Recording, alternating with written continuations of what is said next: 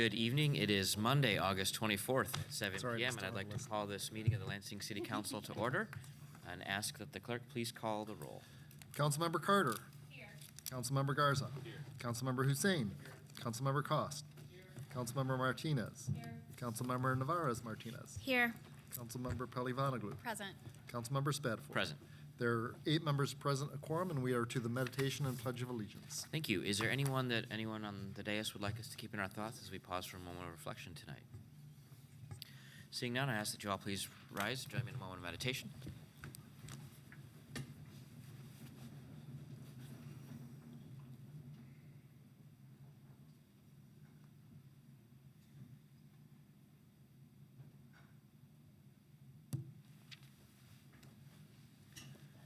I pledge allegiance to the flag of the United States of America and to the republic for which it stands, one nation, under God, indivisible, with liberty and justice for all. You have for your approval the council proceedings of August 10th. Thank you, Vice President Pelivanoglu. Thank you. I move the proceedings of August 10th, 2026 as presented. Thank you. There's a motion before us. Any discussion? Seeing none, all those in favor, please say aye. Aye. All those opposed? Motion carries. We are to special ceremonies and presentations, and we have a tribute in recognition of the NAACP Freedom Fund celebration. For that, we will turn to Councilmember Carter. Thank you, President Spadafore. Would anyone from the NAACP please join me in the well?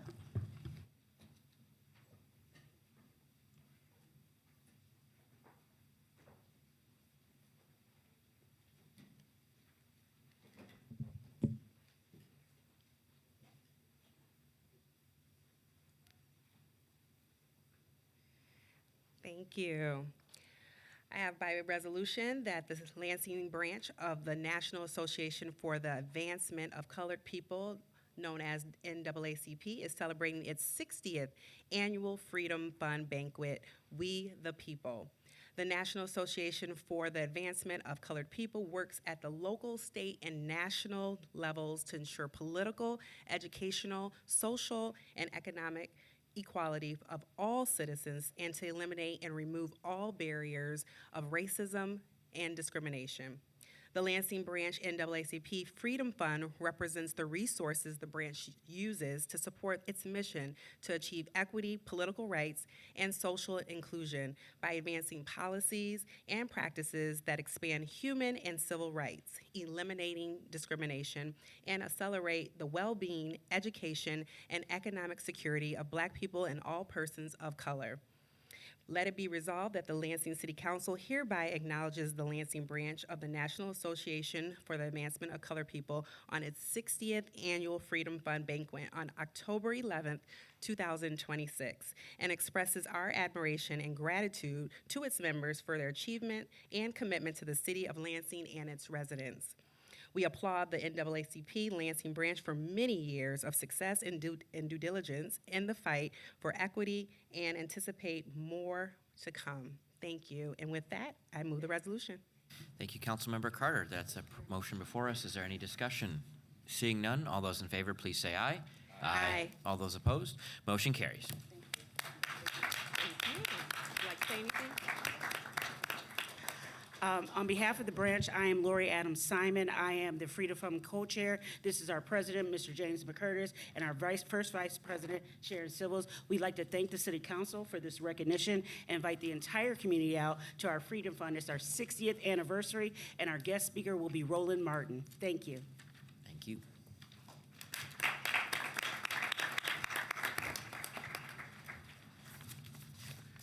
Okay, we are to comments by council members and the city clerk. Are there, Councilmember Martinez?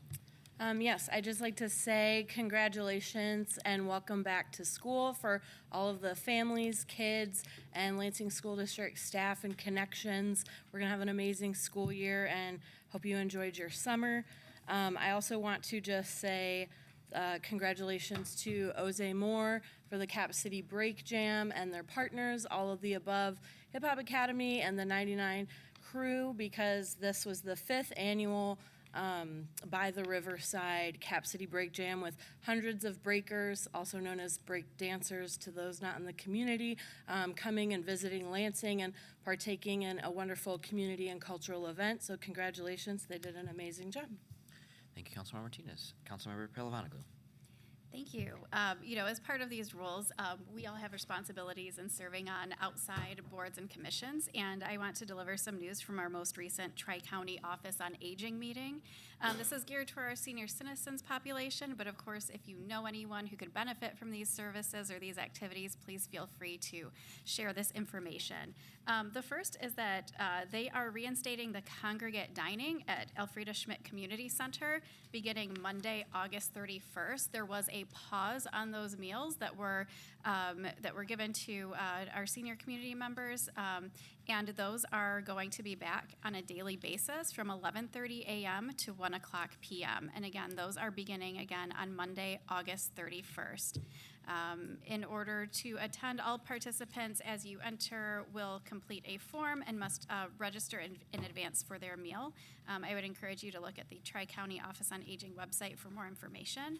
And also, I know this is a bit ways away, but on Wednesday, September 30th, from 9:30 a.m. to 11:30 a.m., again for our senior citizen population, at the Elfrida Schmidt Community Center, Kroger Health is going to partner with us, and they will be on site with a range of vaccinations that are going to be offered to our community members. Walk-ins are welcome. If you do have a prescription insurance card, please bring that with you. Vaccinations that will be offered include the flu vaccine, COVID-19, pneumonia, RSV, shingles, hepatitis, MMR, and many more types of vaccines. So if you know someone who could benefit from that, again, that is Wednesday, September 30th from 9:30 a.m. to 11:30 a.m. Thank you. Thank you, Councilmember Palavanaglou. Councilmember Cost. Thank you. I just wanted to touch on a couple things real quick. We had some concern over on the east side about tree trimming. BWL had marked a bunch of trees for their maintenance through the lines. I was able to meet with BWL and the tree folks, and we were able to work with some of the neighbors there, but we will also be having BWL at the contact constituent meeting for the first ward to discuss what trimming means and what their scope of work is and what those markers mean, because it was very confusing, I think, for a lot of folks. So that will be the second Saturday in September, because the first is a holiday. So that's going to be the 12th at 11 a.m. BWL will be there to discuss the tree trimming and, what you can do as a homeowner if you don't want something trimmed that's not in the line. And then, again, that'll be at Allen Neighborhood Center, so thank you. Thank you. Others? Councilmember Hussein? Yep, just very quickly, we are back at it September 12th, 10 to 12 noon. This will be the third ward constituent contact meeting. We do have a one-time location change because the Elfrida Schmidt Southside Community Center that we typically meet at is not available June, July, August, and September on Saturdays. So in any event, we'll be meeting at 5135 Pleasant Grove Road. This is Fire Station 6. Again, that's at 5135 Pleasant Grove Road, right at the intersection of Pleasant Grove and Jolly. So we certainly hope folks in Southwest Lansing make it out to that meeting. And then beyond that, mark your calendars for September 20th. We are going to celebrate this year's annual kind of installment of the Southwest Fest. So this will be 2 to 5 p.m. September 20th, at La Mulata, which is located at 5334 South MLK. So think food trucks, video game trucks. I believe there's going to be music, food, face painting, things of that nature. So again, that's 2 to 5, September 20th at 5334 South MLK, which is the La Mulata restaurant. Thank you so much. Okay. Thank you, Councilmember Hussein. Councilmember Carter. Thank you, President Spatafor. There was a wonderful Legacy of Magic event this past Saturday. It was in honor of the Johnson family, not just Irvin Johnson, but the full Johnson family, of all of their contributions that was made over several years within the Lansing community. But the biggest win was over $800,000 awarded to the YMCA on the west side. So that helps with the complex expansion as well as the rededication of the West Side YMCA, and then as well having Dustin Hurt recognized for Muralmatics that will be doing a beautiful mural on the side of the building. So just congratulations to the YMCA and its efforts. And again, this will be a great facility for the expansion for our youth. So thank you. Thank you, Councilmember Carter. Councilmember Navarez-Martinez. Yes, so also our constituent contact meeting is, we're taking a break for the summer, and usually they're the last Thursday of the month. The last Thursday of the month is the 25th of August, but I know people are busy with back to schools and teacher meetups and all the things. And so we'll be back on September 24th. Thank you. And that does it. Mr. Clerk. Thank you. We are to community event. Actually, no, I do have a couple of things. Kaylin Burke, who has been our intern for the past several months, tonight is her last night with us, so thanks. We are sending her out with a bang and a busy evening, so thanks for all your assistance over the past few months, Kaylin. I think she's hiding way in the back there. Also, the Martin Luther King Commission is having a march on the Capitol this Friday, August 28th at 5:30, beginning at the Lansing Center and ending at the Capitol Lawn. So invite people to participate in that. And with that, we are to community event announcements. If you have a community event, we'll give you 1 minute to tell us the details of your event.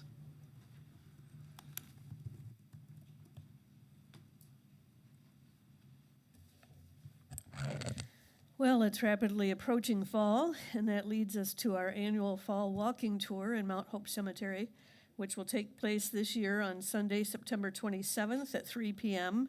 Our tour title this year is Little Lives Lost, and we will be featuring 15 persons under the age of 18 who passed away and are buried in Mount Hope Cemetery. There are some really interesting and intriguing and tragic stories. So if you're interested at all, that's again Sunday, September 27th at 3 p.m. in Mount Hope Cemetery for our annual fall walking tour. Thank you. Thank you. Other community events? Hi, this is your annual reminder that the last week in September, September 26th and 27th, is the Anishinaabe Friendship Center's annual powwow, Dance by the River powwow. So please come out. It is a free event that is open to the whole public. There will be vendors and delicious food, and it's a great opportunity to learn about a culture if you're not familiar with it. Thanks. Thank you. Other community events? So I've got a couple.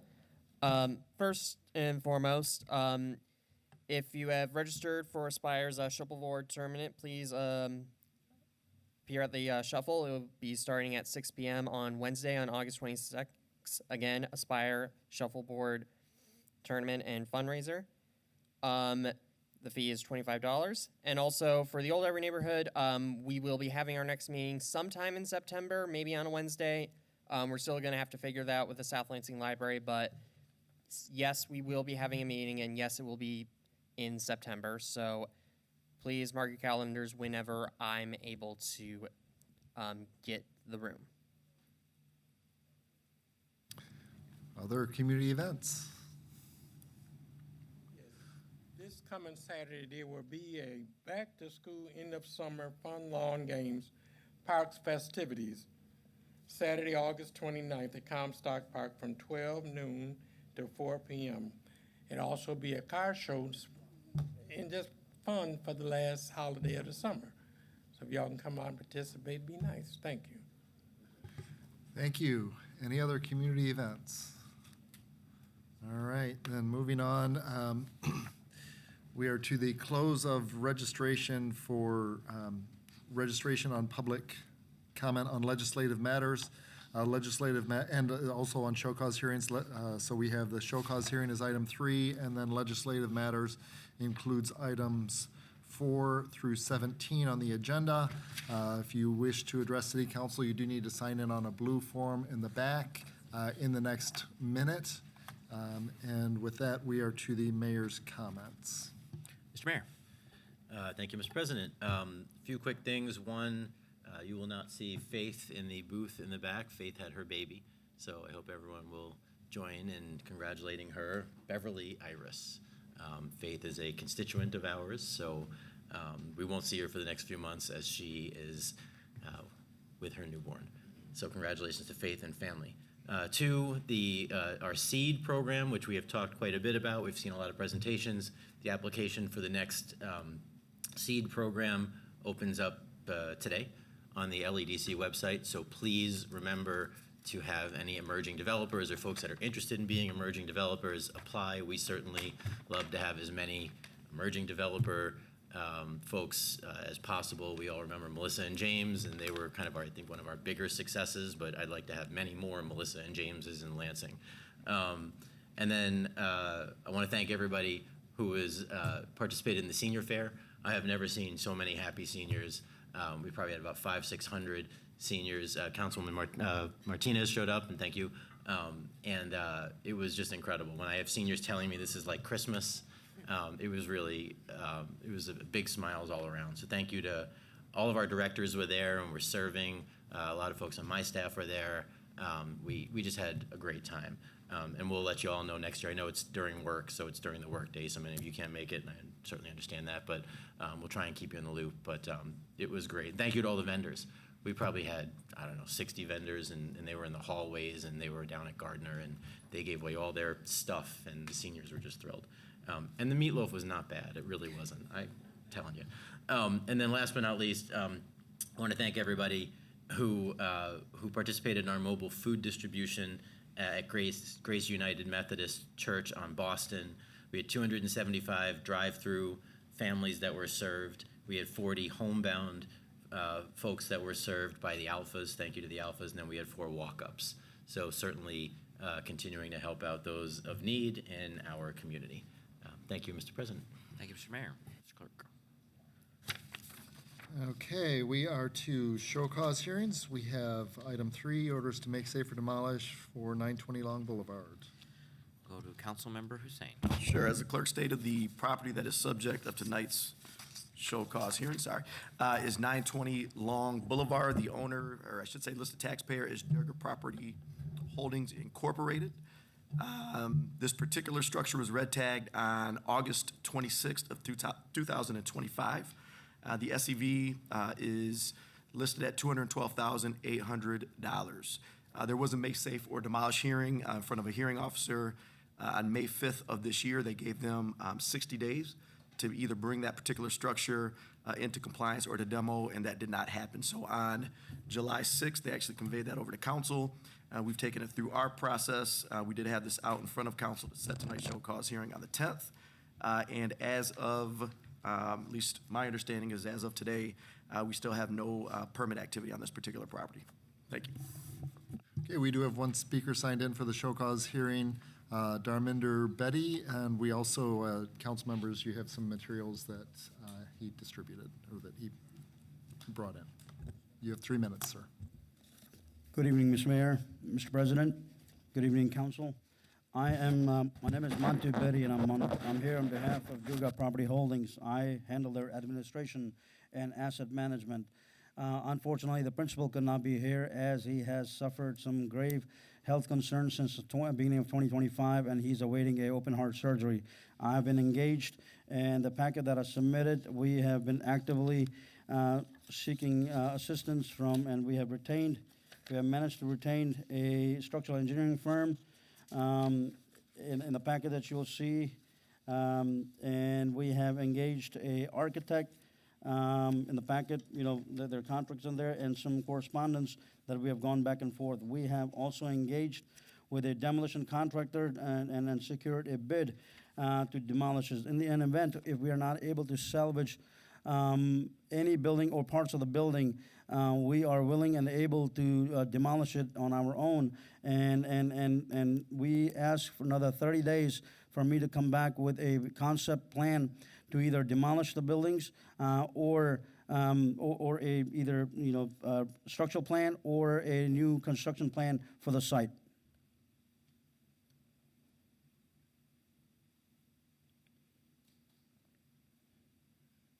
That'll be all. Thank you. Thank you. On the referral of the show cause hearing? That'll go back to the Committee on Public Safety, next meeting on September 3rd. Okay, then we are to public comment on legislative matters. Again, that is items 4 through 17. All right, before we get started, I want to make note, thank you, sir, very much. Thank you. Have a good evening. We have a pretty full room, and there's televisions on outside the room with the meeting being televised, as well as we have overflow downstairs. If you do wish to make public comment, make sure you sign up, and if you have to head downstairs to watch, make sure to note on your public comment form. I guess they told you that out back. We have notes that folks went downstairs, and we'll call them up, give us plenty of time. So before we begin, though, I want to read a statement. How this portion of the meeting works. It's your time, all of you here, to address the City Council. City Council generally does not respond during public comment. We listen to the comment. This is a business meeting, so we do ask that everyone maintain decorum. Please avoid profanity, personal attacks, or disruptive behavior. Because this meeting is broadcast, profanity can create compliance issues and may result in the speaker being cut off. We also ask that there be no applause or demonstrations during public comment. This helps ensure that everyone feels comfortable speaking, including those who may hold different views. We really do appreciate you being here and sharing your perspective with City Council. And with that, I will turn it over to the clerk. Okay, first we have Brad Hoogley, followed by John Warm.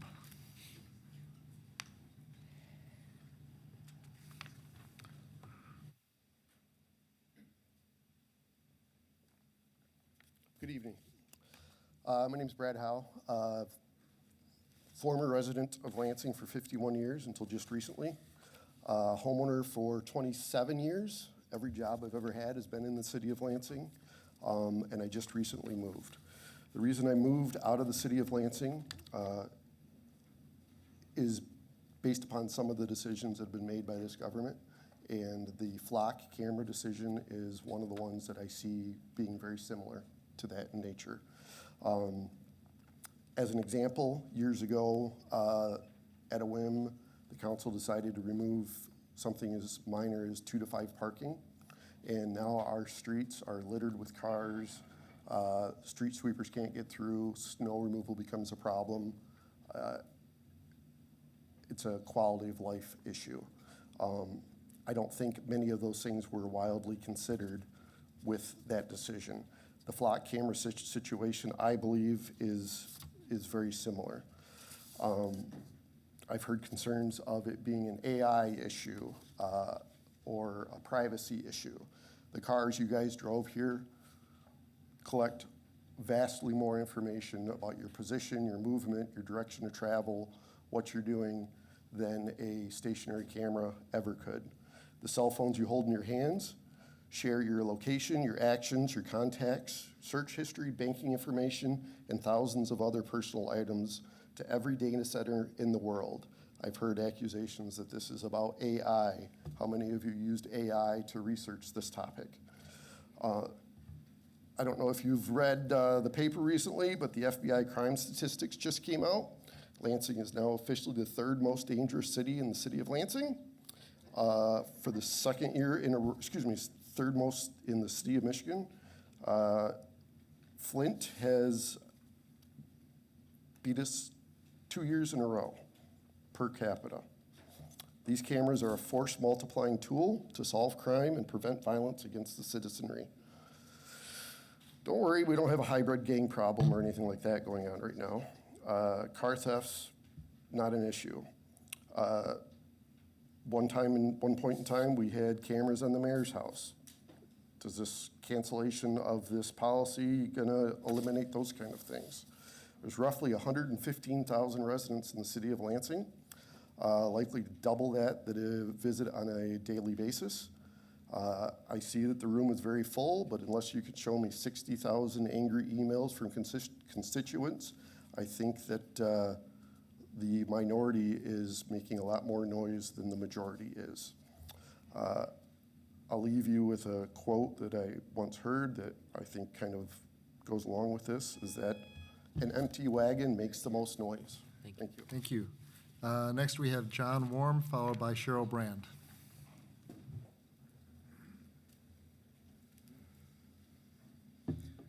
Good evening. My name is John Warm. I'm a longtime resident of Lansing. I helped found and run local nonprofit Lansing Syringe Access, which has been helping our neighbors since 2018. I own a local small business that pays taxes every year to the city of Lansing. I am an artist who regularly contributes to the vibrancy of my neighborhood. I am a true member of my community. I am here today with DFLOC Lansing to present a coalition letter, which you all should have received back there, signed by over 20 businesses, community organizations, and nonprofits in opposition to the presence of AI-powered mass surveillance in our community. The opposition to this technology is vocal, determined, and growing. Public scrutiny on this issue has never been higher, and rightfully so.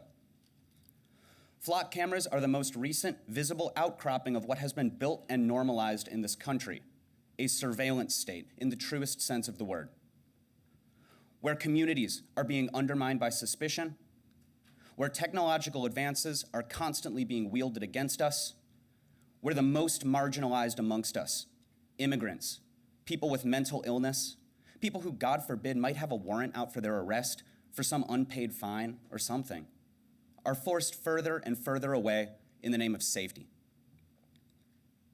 Safety and freedom are and likely always will be in dialogue with one another. The quote we hear often is that those who sacrifice freedom for safety deserve neither. And to me, that doesn't ring true. We sacrifice freedom for safety in many ways, at many different times in our lives, as individuals and as communities, just as we give up on certain ideas of safety in the name of freedom. It is in these moments that we need to be able to talk about this with ourselves and with each other. We need to have our concerns listened to. We need not to be pandered to. We need not to be lied to by corporations like Flock, by our police, by anybody. The concerns that surround Flock safety and AI-powered mass surveillance are, as a whole, real. They are backed by examples and evidence, and we are not willing to make this sacrifice any longer. We are calling on our elected officials in the name of transparency and accountability to pass this resolution and to immediately remove all infrastructure related to these things. We call on you to make a commitment to cease the use of all AI-powered tools of mass surveillance, pass the resolution, file an ordinance, change the law, do something to honor and respect the citizens of this city that you represent. Live up to your values. Get the Flock out of Lansing. Thank Folks, as I said in the beginning, please avoid from demonstrations to encourage robust discussion. Thank you. Next, we have Cheryl Brand, followed by Zachary Spurlock. Privacy is a necessary function of a free society, and while individual liberty was sacrificed on the altar of safety with the Patriot Act, this current government regime is weaponizing every opportunity to make money at our expense. There are intentionally no regulations, safeguards, protections, or consequences from data centers or mass surveillance. For some time, there has been overwhelming evidence of the nightmares of both. You were told Flock would help with stolen vehicles. That did not happen. These are not crime-solving tools. They are weapons to terrorize my neighbors. There is an infestation of abuse and trauma upon the people. I have never seen a warrant, and I, as I imagine everyone in this room, have never given permission. In a city where cameras are banned from photographing cars running lights, which I support, you destroyed our rights to privacy and safety for lies. Anyone with access to the encryption codes and Flock has our data, and audit logs are pulled from Flock software and not Amazon Web Services where that data actually resides. Flock is relatively tame compared to some of the other players, and they all have surveillance devices, scan plates, faces, body movement, capture Bluetooth devices, record voices, and are developing new horrors every day, not to mention the high percentage of errors in that data. No substitutions, no half measures, no concessions, no ALPR mass surveillance of any kind. I want an independent audit of every piece of data collected, how it was used, who used it, including every individual or agency our data was shared with, and that is thousands. Every abuser must be held accountable, and yes, it was abused. This entire system is an abuse. I also want all data collected, destroyed, not accessible to anyone reaching for it forevermore. The number of those traumatized or worse because of these monsters I cannot even estimate, and until they are gone and the data destroyed, the harm will continue. I would suggest every person in the city file a FOIA for a list of every instance they were violated. Thank you, Councilman Cost, for the resolution. Initially, you were told there were safety nets and how the facts had changed. Unfortunately, no, the facts had never changed. You were manipulated, deceived, and lied to, just like the data centers. This resolution must pass and all surveillance removed before we can breathe. We have been violated, and you, Mayor Shore, and LPD need to earn back our trust. Making all this happen is only the first step. The fact that council has exposed us to both data centers and AOPRs, I am horrified as to what the next shiny bauble before you will inflict upon us. You all represent us, period. Must we set up community reps to attend every meeting to act as your moral compass? Because the very least you should do is not hurt us. Pass this resolution. Thank you. Next is Zachary Spurlock. Folks, I'm going to ask you one more time to please stop demonstrations. We will have to remove people for disrupting the meeting. Zachary Spurlock, followed by William Lawrence.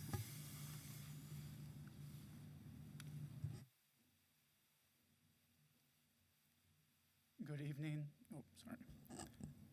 Good evening, Mayor Shore and members of City Council. My name is Zachary Spurlock, current Precinct 36 delegate and soon-to-be candidate for City Council at large. I'm here tonight to speak against the use of AI-powered surveillance cameras in Lansing. I want to be clear that this is not an argument against public safety efforts.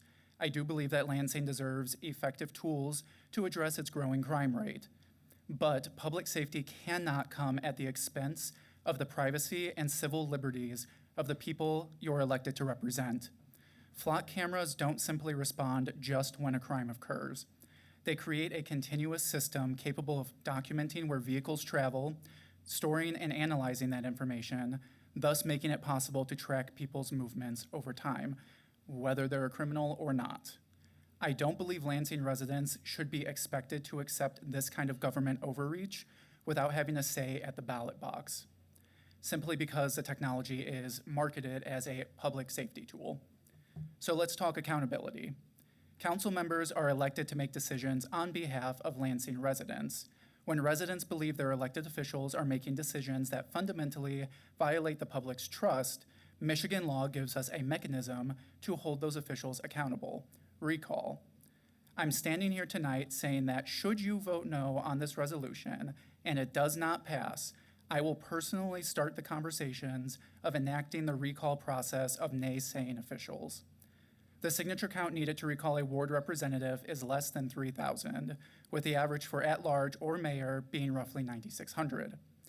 A recall isn't a threat, but a reminder that any given elected office ultimately belongs to the people.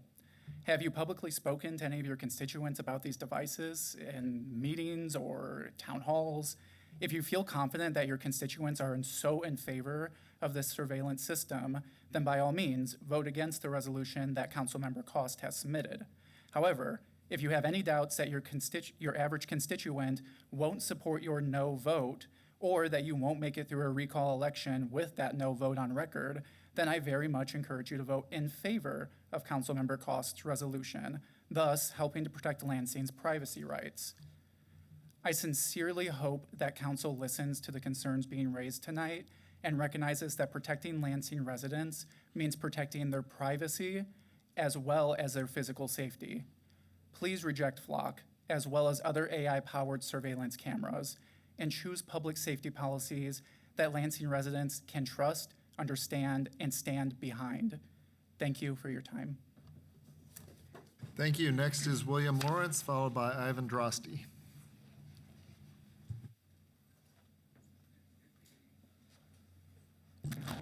Hi, to the members of the council, Mr. Mayor.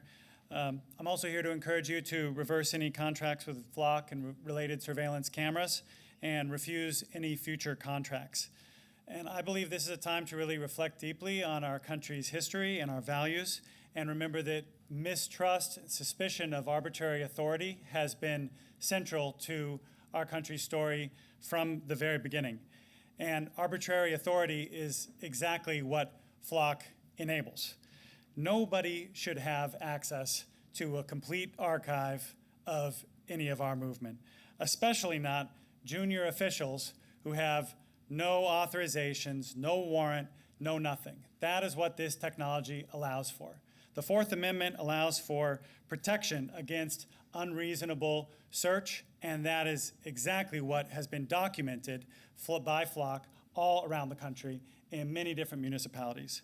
We're talking about surveilling peaceful demonstrators, investigating women seeking reproductive health care, feeding data to ICE as a loophole against agreements not to collaborate, even stalking exes outside of any sort of due legislative process or bounds of appropriate behavior. These are just some of the documented instances for which Flock and related cameras have been used in recent months and years all around the country.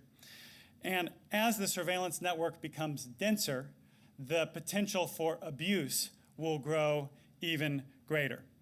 And boy, is it going to take a lot of data centers to process all that data. This surveillance state is un-American. Let's just call it what it is. It's un-American. And while I am a Democrat, I think it's time for us also to draw on our small r Republican and libertarian history that exists in this country and recognize that this is not a partisan issue. People from all political persuasions have deep roots in the mistrust of arbitrary authority and this kind of mass surveillance that is being constructed before our very eyes. Our forebears would shudder to see this authoritarian dragnet that is being created. So it's time for people of all political tendencies to remember a very old American slogan, which is, "Don't tread on me and don't spy on me." Thank you to the members of the council, and I hope you do the right thing on this issue. Thank you. Thank you. Next is Ivan Drosty, followed by Kimberly Glass.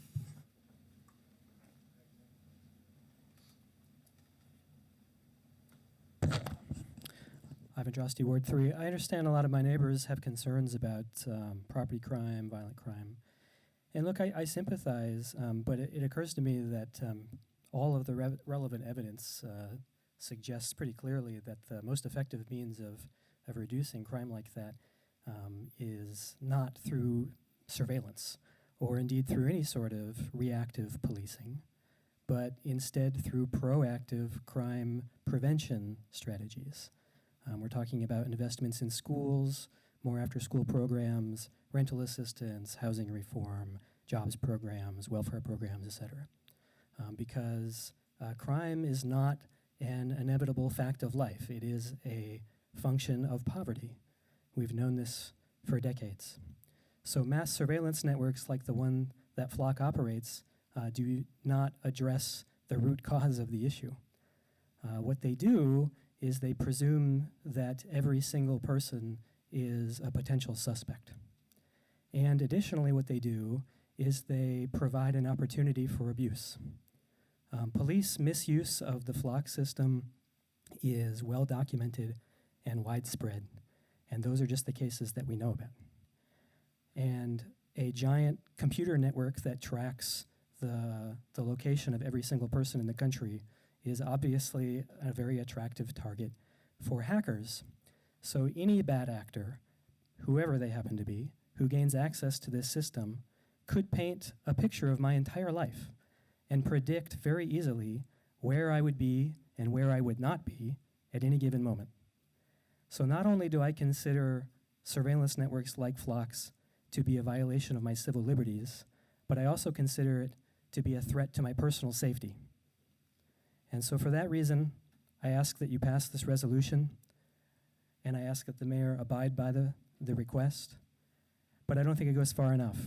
So I would like it if this council at least explored the possibility of an ordinance to outright ban the deployment of automatic license plate readers and really any sort of AI-powered surveillance network in the city of Lansing.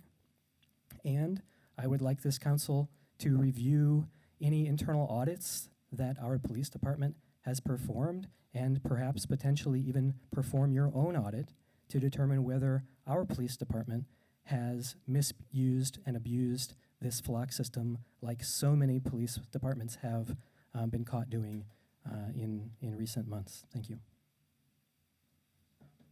Thank you. Next is Kimberly Glass, followed by Dusk Blankenship. Hi, my name is Kimberly Glass. I'm a longtime Lansing resident. I live in Ward 2, Precinct 17, and I made a mistake on my way over here. I was driving in a rush to get here after trying to prepare dinner, and I saw that I usually take Aurelius down to Clemens, and I hit Michigan Avenue to come downtown, and it hit me that I was going to pass right under Pennsylvania Avenue by Sparrow Hospital, where I know there are flock cameras, and I have taken to adjusting my routes through the city to avoid the cameras. They make me extraordinarily uncomfortable, like many of my neighbors. They are a civil liberties violation because of the data collection concerns that other speakers have brought up, and I'm sure many more will. But, you know, I do think about domestic violence survivors. I do think about communities of color, immigrants, and also children. None of us can consent to our data being provided. Now, I'm here in a public forum of my own free will, and I'm happy to be in front of a camera. Not really, but I'm happy to be here to support my community. One thing I've found about Lansing is that our communities are what keeps us safe. Our nonprofit organizations, the many different neighbors that I wave to on my daily walks, when I go out running, I've gotten to know the people in my apartment building. I've been there for 9 years. We all know each other's names. We, you know, go to the recycling center together, or, you know, that's what keeps us safe, getting to know our neighbors, and these cameras do not. I was looking up a little bit of history from way back, and I came across an ACLU report, and I'll just read briefly. Lansing, Michigan. In a comprehensive report released today, the American Civil Liberties Union of Michigan asks the city of Lansing to remove all government surveillance cameras installed in residential neighborhoods. Since 2008, citing the detrimental effects on privacy, the unjustified cost and ineffectiveness of surveillance cameras, the report, Eyes in the Sky, Lansing Residential Surveillance and Its Intrusion on Privacy, urges the city to protect residents from privacy invasion and abuse. Now, this was from 2012, and that was a very different issue, but I've seen those old signs on the trail where I see other runners and bikers, and there's safety in our community, and the flock cameras, I feel rob our city of that safety specifically. I want to thank Councilmember Cost for introducing this resolution, and I appreciate all of your time, and I hope that you will vote to remove flock cameras from our city, to terminate the contract, and whatever actions you can take to keep our city safe. Thank you. Next is Dusk Blankenship, followed by Nicholas Zandy.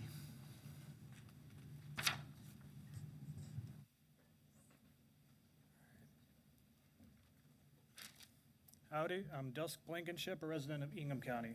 I want the end of LPR and AI-powered mass surveillance, not just flock, but other contracts in the same vein. Automatic license plate reader is deceptive and dishonest as a term. It's mass surveillance without consent. It ignores the will of the people when we've already had that law where you can't just have red light cameras ticket people. And yet it's move first, or it's act first, and then ask for permission after, and hijacking public infrastructure. The term ALPR is wrong. It is biometric of people's bodies without consent. It is behavioral prediction without warrant. It is unlimited access to our citizens' information from any law enforcement, regardless of jurisdiction and regardless of their qualification around the country. Speaking of said data, biometrics, behavioral assumptions, and data is all handled by a third party, further obfuscating accountability, privacy, and safety, especially safety if flock was ever hacked, which it has been before, and it will be again if you just handed all this data. All of this is predicated and completely reliant on AI. AI-powered predictive software that attempts to predict behavior and make assumptions of people. AI is notoriously inaccurate, imperfect, and incessantly in need of correction. Giving something so much broad overreach without accountability, without accuracy, without due process, without consent is a violation of rights, data, and privacy. Putting all citizens into a database based on suspicion to make flash judgments on them using inaccurate software is lazy, is irresponsible, and demeaning to citizens. It shows disregard for the governed and a lack of concern from those who represent citizens. You want more safety? Invest in schools, in public transport, in works, in resources, and give people a brighter future. I want you to give people the American dream, not a data harvesting nightmare built on suspicion. Thank you. Thank you. Next is Nicholas Zandy, followed by Soren Nordlicht. Thank you. I'm Nicholas Zandy. I am the president of the Old Everett Neighborhood Association.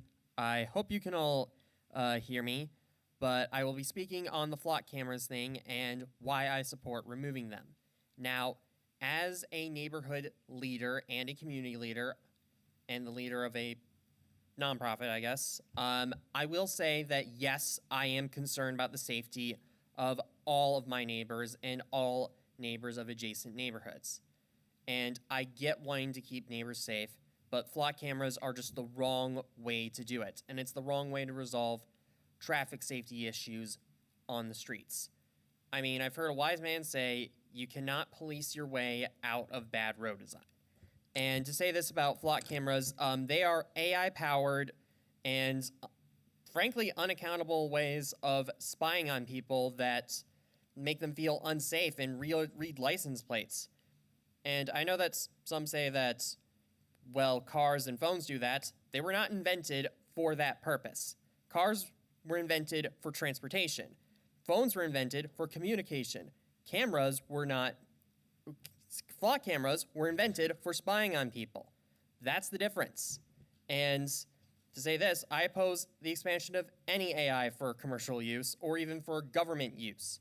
So I would ask that we consider better ways of actually issuing road safety problems to prevent car crashes from happening. And that is increase the amount of actual, let's say, boulevards so people can cross. That was a good addition on MLK Boulevard. We should see more of that throughout the city. Plus it created more green spaces. Second, we should really consider reducing the amount of lanes in our roads so that, and to increase the amount of bike lanes so that we can have streets that are a bit more similar to that of Amsterdam. So those are, and third, we should consider expanding some of our routes within the city of Lansing. And I've talked endlessly about Route 6 and how it needs to be expanded to not only the clerk's office, but also the Alfreda Schmidt Southside Community Center, as well as the McLaren building, all in the, Forest View neighborhood. Those should be considered to better improve our streets, but not flock cameras. Those are heavily dangerous, especially considering that ICE is apparently misusing them in very dangerous ways. So we should really get rid of them now or never, or maybe a little bit later, I don't know. But we seriously need to get rid of them. That's all I'm gonna say, and I'll yield the rest of my time. Thank you. Next is Soren Nordlicht, followed by Sean Farnham. I'm a little short. Evening, Council.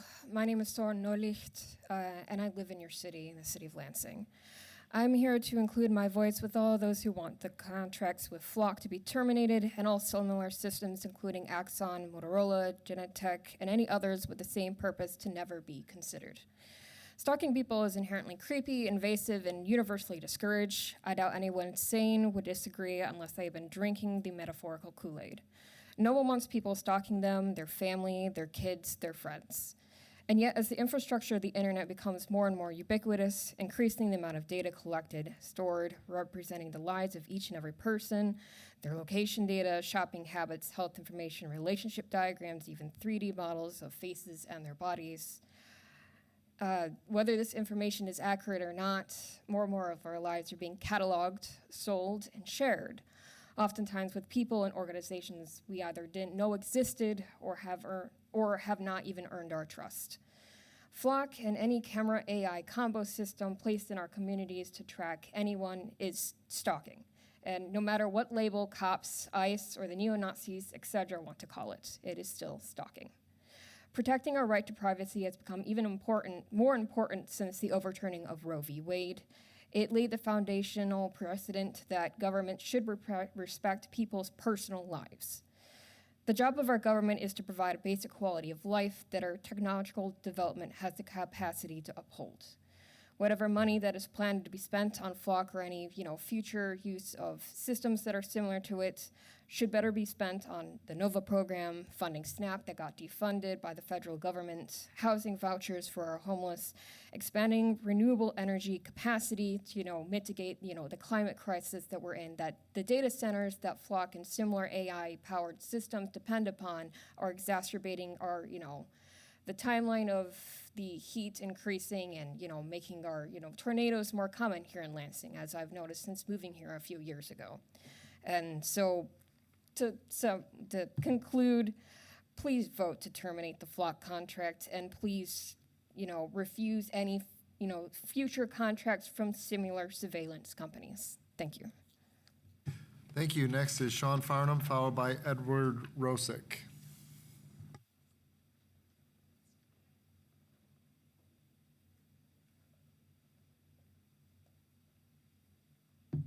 Hello, members of City Council. My name is Sean Farnham, and I'm a resident of Lansing, as well as a staff member for the Ingham County's Housing Trust Fund, but today I'm speaking for myself.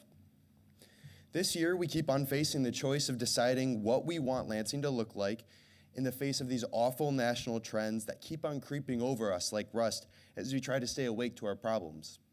Voting yes on Proposal 15 will give our communities hope that the city can be adaptable to changing course and to regain our trust. Do we want to be at the behest of data centers, surveillance cameras, and increased corporate control in our city? I don't believe that we do, and I believe that this city council can make the hard but correct choices given how Deep Green was handled ultimately this year.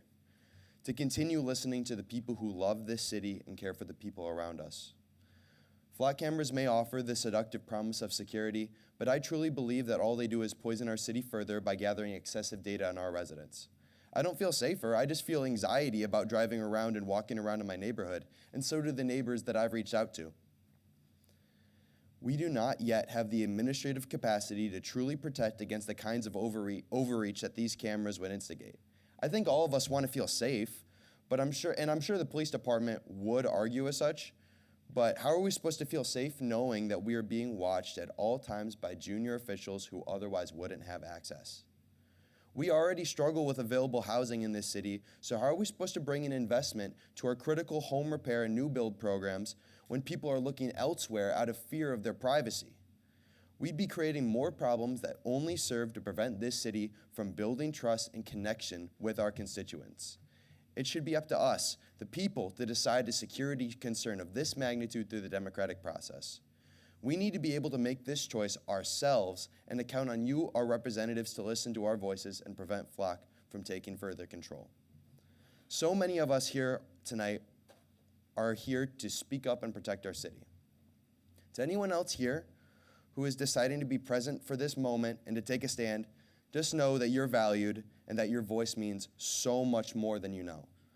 I'm glad you're here, and I'm proud of you. If you're afraid or nervous to speak up tonight, I urge you to stand up and do it anyways because the moment calls for it. You can make a difference here tonight to show your community just how much you care. We need to take the time to protect against this larger tide of breaches against our personal privacies, so I urge you to vote yes on Proposal 15 and deflock Lansing. Thank you very much for your time. Thank you. Next is Edward Rosick, followed by Joanne Galloway.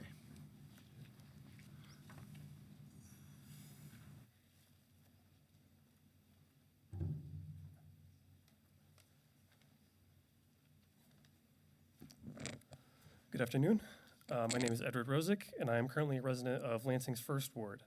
I am asking council members to approve the resolution calling for the removal of Flock safety cameras from the city, and I am also asking the council to reject any future contracts for similar technologies. I believe that these Flock cameras and AI-powered surveillance tech in general are an invasion into our privacy that ultimately do not make us much safer. While Flock may say that their cameras are a useful tool in solving crime, Studies that have been done by companies besides Flock haven't shown a significant increase in solved crimes using this technology. Even if these cameras did work perfectly 100% of the time, which they don't, and even if the data stored in these systems was 100% secure, which it isn't, I still wouldn't support them because they lay the groundwork for a Minority Report style pre-crime surveillance state. Flock has recently released a set of changes that are supposed to help to ensure that the data they collect is not misused, but at the end of the day, it is still a private company with warrantless access to sensitive information that we did not opt into sharing. I do not trust a private company to responsibly handle such important information, and I do not trust law enforcement officers to hold each other accountable in the event that this information is misused. I'm confident that everybody here wants to live in a safe city, but I also think it's important to consider how we want that safety to be achieved. Do we want a city built on suspicion and a feeling that we're always being watched?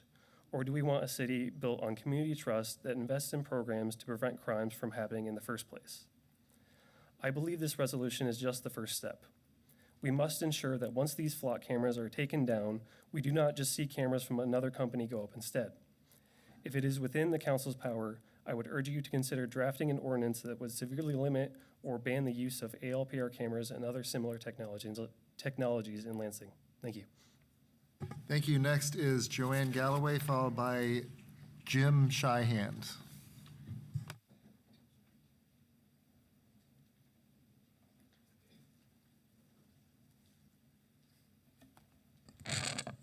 Good evening. Such a treat to be back here. It's been a long time since I've been able to come to a council meeting. I'm Joanne Galloway. I live in Ward 2, and I was encouraged to come out tonight. It's probably been about a year since, well, it's been longer, honestly. It's been a year since I started talking about like what's with all these cameras everywhere I go. And it's really made me feel very uncomfortable that I'm being watched in so many places. And initially, when I tried to talk to a city councilman from another city about it, I was quickly discounted in that, well, they've helped us solve 6 or 7 crimes in the last year. I thought, okay, that's great. But as I learn more, I have to ask, at what cost, right? I mean, our privacy is being taken away from us. Our rights are being violated. And I'm so glad to see this issue being brought forth here in the city. And I understand that a resolution here only encourages you to potentially take action here for the city. But I hope that as the community continues to work together, that we maybe put pressure on the businesses like Meijer and Kroger that are monitoring all of our movements as we come and go from their businesses as well. So I'm here tonight to encourage each of you to vote in support of the resolution about the ALPRs and just say no to our community being continually mass surveilled. And I also just want to take a minute to update all of you on the consumer's energy easement along Fenner and the cemetery that was given last year, that you guys did a lot of great work on limiting the ability of consumers and the future work that they would do there. And I really think that the big news that I have for you is, as a property owner that's in that same project area who did not give an easement to to consumers, we understand now from a consumer's energy representative that they can actually run the new gas line next to the existing gas line in the existing right-of-way. Isn't that interesting? That was literally the #1 statement from the consumer's rep when he came to our yard a year and a half ago is, it's not safe to run a new line that close to the existing line. We need to have half of your front yard now. So I'll be back to talk more about that in the future, because I think that should really inform future decisions that we make as a city when these utilities come looking for land grabs all along our streets. Thank you. Thank you. Next is Jim Shyhand, followed by Sean Brock.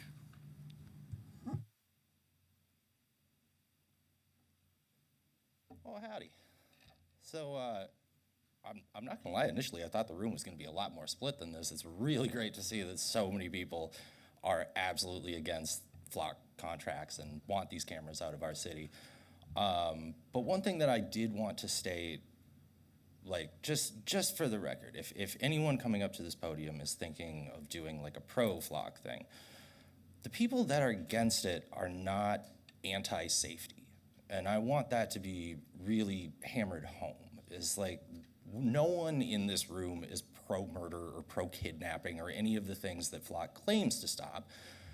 But like, these cameras make us feel less safe as citizens, just constantly being surveilled, waiting for a moment for anyone to pounce to show that we are guilty of this, that, or the other thing is A, against our Fourth Amendment rights, but also just doesn't make anyone at all feel comfortable. And honestly, if you're that terrified of your safety in general, like, why not just report directly to jail? Like, just go there, you'll be totally safe.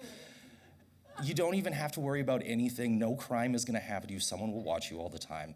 Like, from a safety standpoint, these don't make sense to me in any way whatsoever. They only make me feel less safe, and I would urge the council to terminate contracts with Flock, but beyond that, also make sure that if the contracts are terminated, please also take the cameras out of our city as well.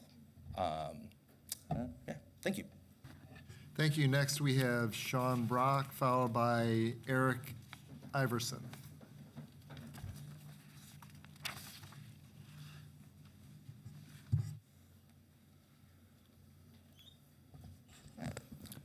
Good evening, Council.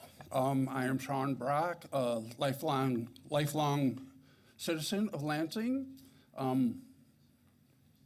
For the most part of the 57 years that I've been alive and a resident of this town, I've been very proud. But I want to say that 1984 was written as a fictional book, not a guideline. This is watching people and bringing us closer and closer to a complete fascist state where you don't really need any reason, but we don't agree with how this person thinks, so we can keep an eye on them. That's not right. That is un-American. That is not what this country was founded on. That is not what this state is supposed to stand for. That is not what this city is supposed to be. And as someone has mentioned before about running for, if you don't want to actually represent your constituents, there are people out here, myself included, who are considering thinking about taking your job. We need leadership, not being watched 24/7, worrying about, oh, wait a minute, did I accidentally do something and the cops are gonna be at my door because maybe I said something that somebody got offended by. These cameras, this technology is not making anybody safer. In fact, it's making us more unsafe because, as Ben mentioned too, this system has been, and will be again hacked, and somebody's gonna get this information that none of us want to have. Thank you. Thank you. Next is Eric Iverson, followed by Mateo Cleary.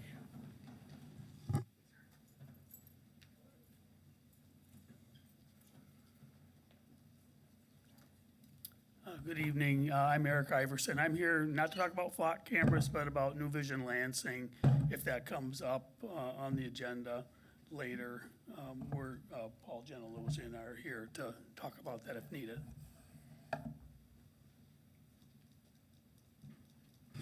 Thank you. Next is Mateo Cleary, followed by Peter Newman.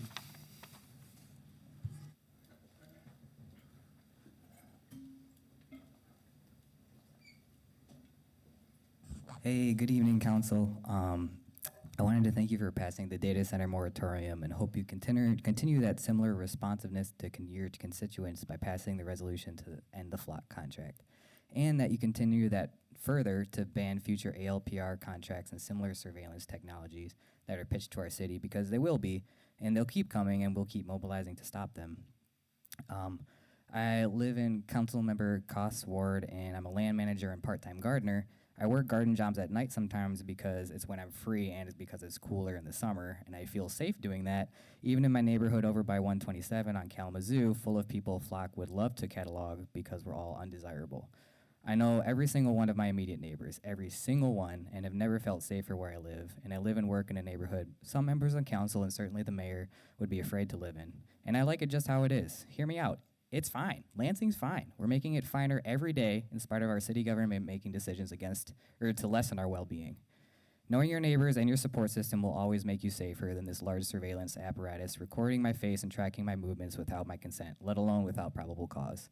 I don't want to live in a city where all members of the public are considered potential criminals that need to be tracked, and I don't live in a city like that because I know so many of the beautiful people living here and delight in meeting more every day.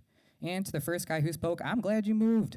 I have a 2008 Honda and bootleg my iPhone so they can't track me, and I don't want them to. Maybe you're weak for leaving because our downtown parking is bad.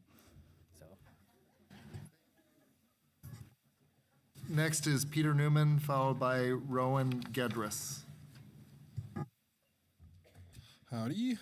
I'm a resident here in Lansing. I live in Ward 3. I work in Ward 4. I'm a mail carrier. So I'm out in the community every day. I know what it means for the community to actually like you and respect you and not be scared of you. And I'm not scared any time ever walking around. And I work in Ward 4 North Lansing. It's not the nicest place ever. There have been multiple shootings in the past couple years on my route. And if there was a camera at every single intersection, that wouldn't make me feel any safer. That wouldn't make me feel any better. I wasn't going to say anything about the first person that said something, but since the last person did, I will. This is the first Lansing City Council meeting I've ever been to. I should have been to ones before, and I plan to continue coming, getting more involved. I'm sure I'm not the only one here that's in that place. And we all came out here because we're very concerned about something. We're not crazy. Like, we're not like conspiracy theory loons worried about like the government putting microchips in our arms. Like, this is a real thing. And we're all here in Lansing. Are you all gonna listen to us, or are you gonna listen to somebody who literally said he moved out of the city and whose biggest problem seems to be cars in the street? I got some bigger problems than that. I think we all do. And I didn't really prepare much, so I'm kind of going off the dome, but I guess the last thing I would say is the data it's in. Like, we've known this for decades now, that this kind of surveillance and like prevention doesn't make crime go down. Like, doing a crime, it's fundamentally an irrational thing. It's not a rational thing. So if the punishment for stealing a Snickers bar was death, somebody would still do it because they're not thinking right. That's like nobody rationally considers, I better not do that because the flock cameras are going to catch me. That's just not how humans work. So I yield. Thank you. Next is Rowan Gedris, followed by Cody O'Neill.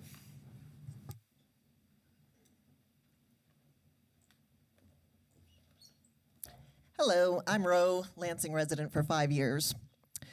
America's motto is that we're the land of the free, but we're actually the opposite. We are the most incarcerated nation on earth, with 25% of the world's prison population, despite being only 4% of the world's total population. It's not because America is so full of criminals, but because Americans are so criminalized. We have a lot of laws in this country. According to legal experts, we all unknowingly break at least 3 of them a day. It's only recently that all of this behavior is being recorded.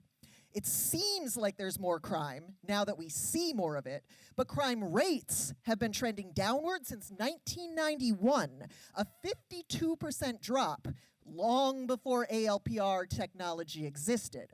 So what do we need Flock for? We're already safer. All we're doing now is labeling more people as criminals while giving up our civil liberties and paying for the privilege. It's a useless expense for the city. Now, policing has a known problem with disproportionately targeting marginalized people, And now they have a shiny new toy to aid in that. Computers give the illusion of being unbiased, but they're programmed by humans with biases. Computers just do it faster and with less accountability. They say, if you have nothing to fear, you have nothing to hide. But people are still entitled to privacy, even when they're doing nothing wrong. Or as I like to say, you don't need to have a weird birthmark on your butt to be upset when someone tries to pull your pants down. The Fourth Amendment was put in place to protect us from warrantless searches, which mass surveillance falls under, even if the founding fathers had never heard of a camera, much less AI-powered video cameras that are always on, always recording, and trying to predict future crimes. The founders couldn't see the future any more than ALPRs can, because no tech, no matter how advanced, can actually see the future. They just guess, and guesses are often wrong. Flock says their error rate is 7%. Independent studies say it's closer to 37%. These errors lead to false arrests, which can lead to lawsuits, which cost us taxpayers money that we could be using to improve our city, all while Flock can just fly away from the consequences. But we don't have to let them. Around the country, cities have been canceling their Flock contracts and banning mass surveillance tools. And as Michigan's capital, we should lead by example and do the same. And also stop entertaining every new snake oil salesman who comes your way. Not all tech is progress. If you're going to lead us, you need to stop getting taken in by snazzy marketing every other day. Thank you. Thank you. Next is Cody O'Neill, followed by Kyle Richard. Hello, I'm Cody O'Neill. I am a resident of Ward 1, and I urge you all to pass a resolution in favor of revoking your contract with Flock and to refuse to engage in future contracts with other automatic license plate reader corporations. Further, I think this is just the first step of many. Next step would be to pass an ordinance to make sure that Flock cameras and other similar technologies can't be used within the city of Lansing. In a January resolution aiming to protect Lansing residents from unlawful and violent acts by ICE agents, City Council said, the City of Lansing has adopted policies intended to ensure that city resources are not used in ways that harm community trust or public safety. And the city has a responsibility to use its voice to advocate for practices that uphold civil rights, human dignity, and transparency for all residents.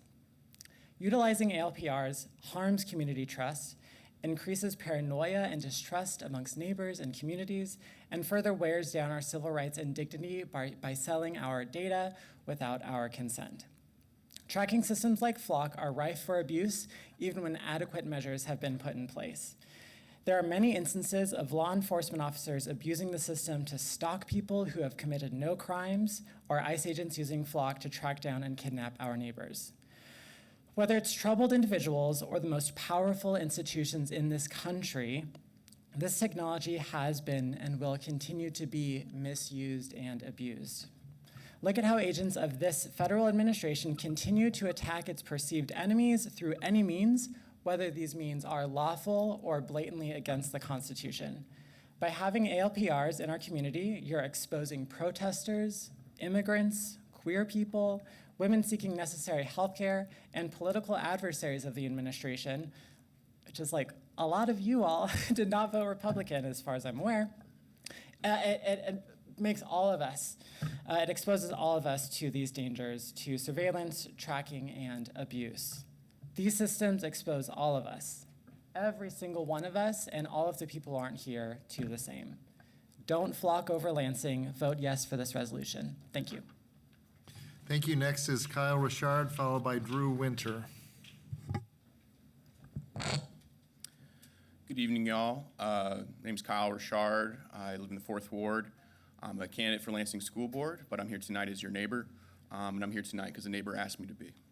I'm speaking in favor of item 15, requesting the termination of all city agreements with Flock. I'm thinking about, today was the first day of the school year, and this year I'm working at Eaton Rapids Middle School. I'm in the autism resource room. That's the room I was in last year, but this year there also, we weren't able to get a teacher for students who are labeled as emotionally impaired, and so the emotionally impaired students are also being put in my classroom as well. And so I'm thinking a lot about what makes my classroom safe. And when I think about what makes my classroom safe, I think about the snack drawer. I think about, we just got new chairs in my room. And I think that makes us safe, because the old chairs, you could unscrew the screws a little bit, and that's not so safe. When I think about what makes my classroom safe, I don't think a camera would make it safer. And I want my students to not only to be safe, but to feel safe, right? It's not just about physical safety, but social and emotional safety.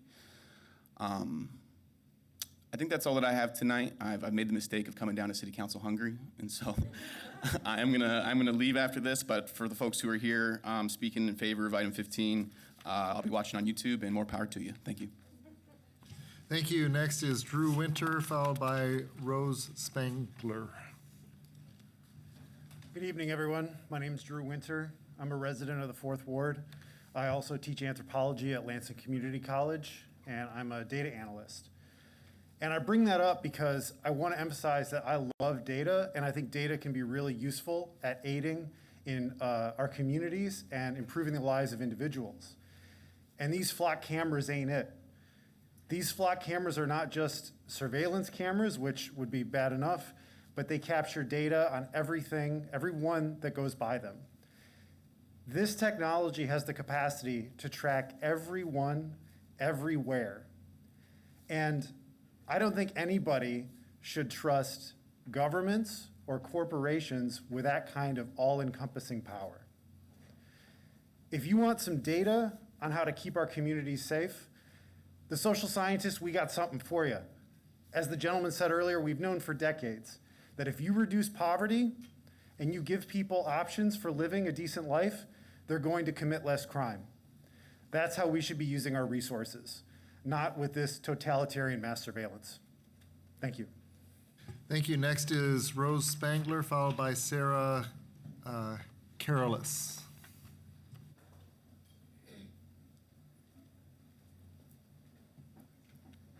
Hi, my name is Rose Spangler. I live right here in downtown, and I'm tired, so I'm going to keep it short and sweet. I'd like to see the city remove all flock cameras and reject any sort of mass surveillance. And honestly, I don't really want to see the city financially support any sort of big technology company who cares more about money than the safety of our communities and environment. Thank you. Thank you. Next is Sarah Carolis, followed by Nikolai Trudeau.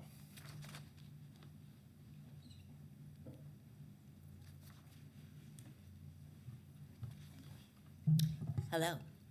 My name is Sarah Croyley, a local community member and artist.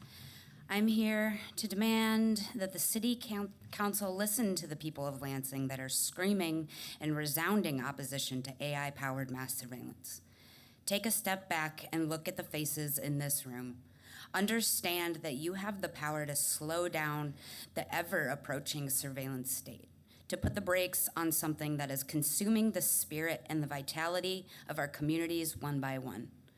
Lansing Police Department and numerous departments across the country have already proven that they are not to be trusted with these cameras. The people of Lansing do not want this. We are better than this. Frankly, it would be an embarrassment to have our city continue to fall foolishly victim to Flock's silver-tongued masquerade of so-called safety. These weapons are used to drive a wedge deep into the heart of the community you claim to want to grow and protect. Be a city that others can look towards, that they may take their own steps to saying no to a life of being haunted by AI mass surveillance.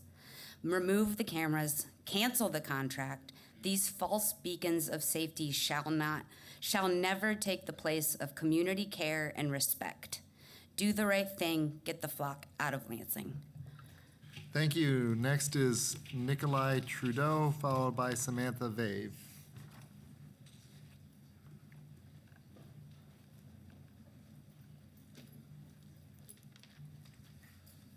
Hi, Nikolai Trudeau, homeowner, Ward 1. I've lived here on and off, but mostly on, for a decade after attending MSU for social relations and policy. I encourage you to reject a surveillance state by canceling the flock contract and refusing any others that come along. There have been ample documentations of errors and misuse by personnel across the country. I don't want to live in a way, I don't want my neighbors to have to live in a way where we're incentivized to keep an arsenal of personal receipts of location data, of dash cam footage, so that we have a chance of refuting faulty evidence when we're accused of crimes.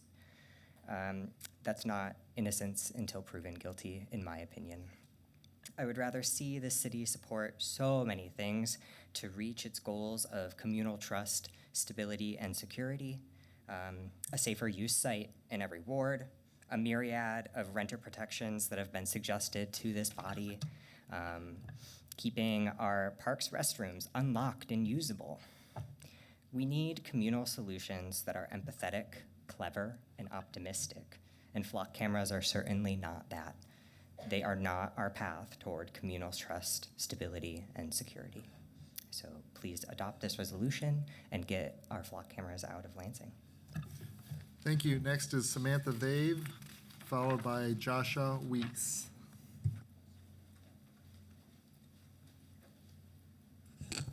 Good evening. I'm Dr. Vave, a former LCC trustee, a local small business owner, and a Lansing resident. I'm here to speak out against the flock cameras and any other surveillance cameras or surveillance technologies. We know people in the police department and hired by private companies can have violent backgrounds, not to mention that people are casually breaking into these systems on YouTube. These cameras are not just a violation of privacy, they are dangerous. A victim can be stalked by their abuser. Not too long ago, I watched a kid get shot outside my front window. It was horrifying, and I wanted to leave, but I love Lansing. And what I can tell you is that a camera would not have stopped that shooting. You know what would have?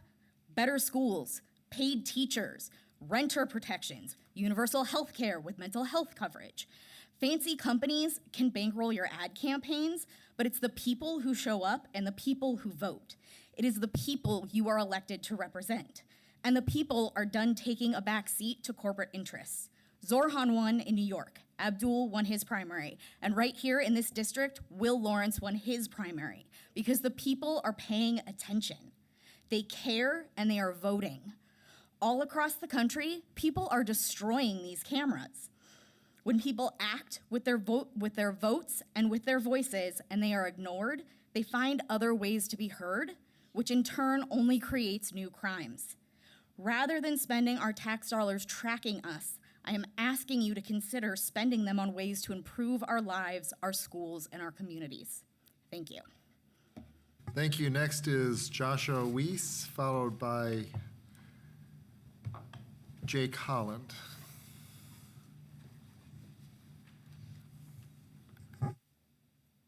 Hello, my name is Yasha. I am a homeowner here, and yeah, I'm very discouraged. I was very discouraged to see that these surveillance system was put in place without any foresight as to what the consequences might be of this tracking, constant observation, and how this data set is accessible.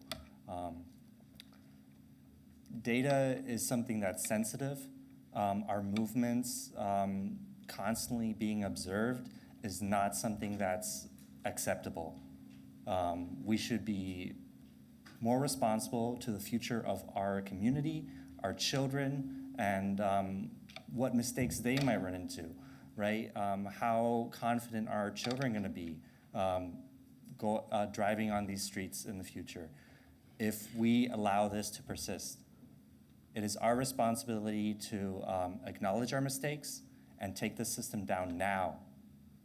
Thank you for your time. Thank you. Next is Jake Holland and then Steve Monty.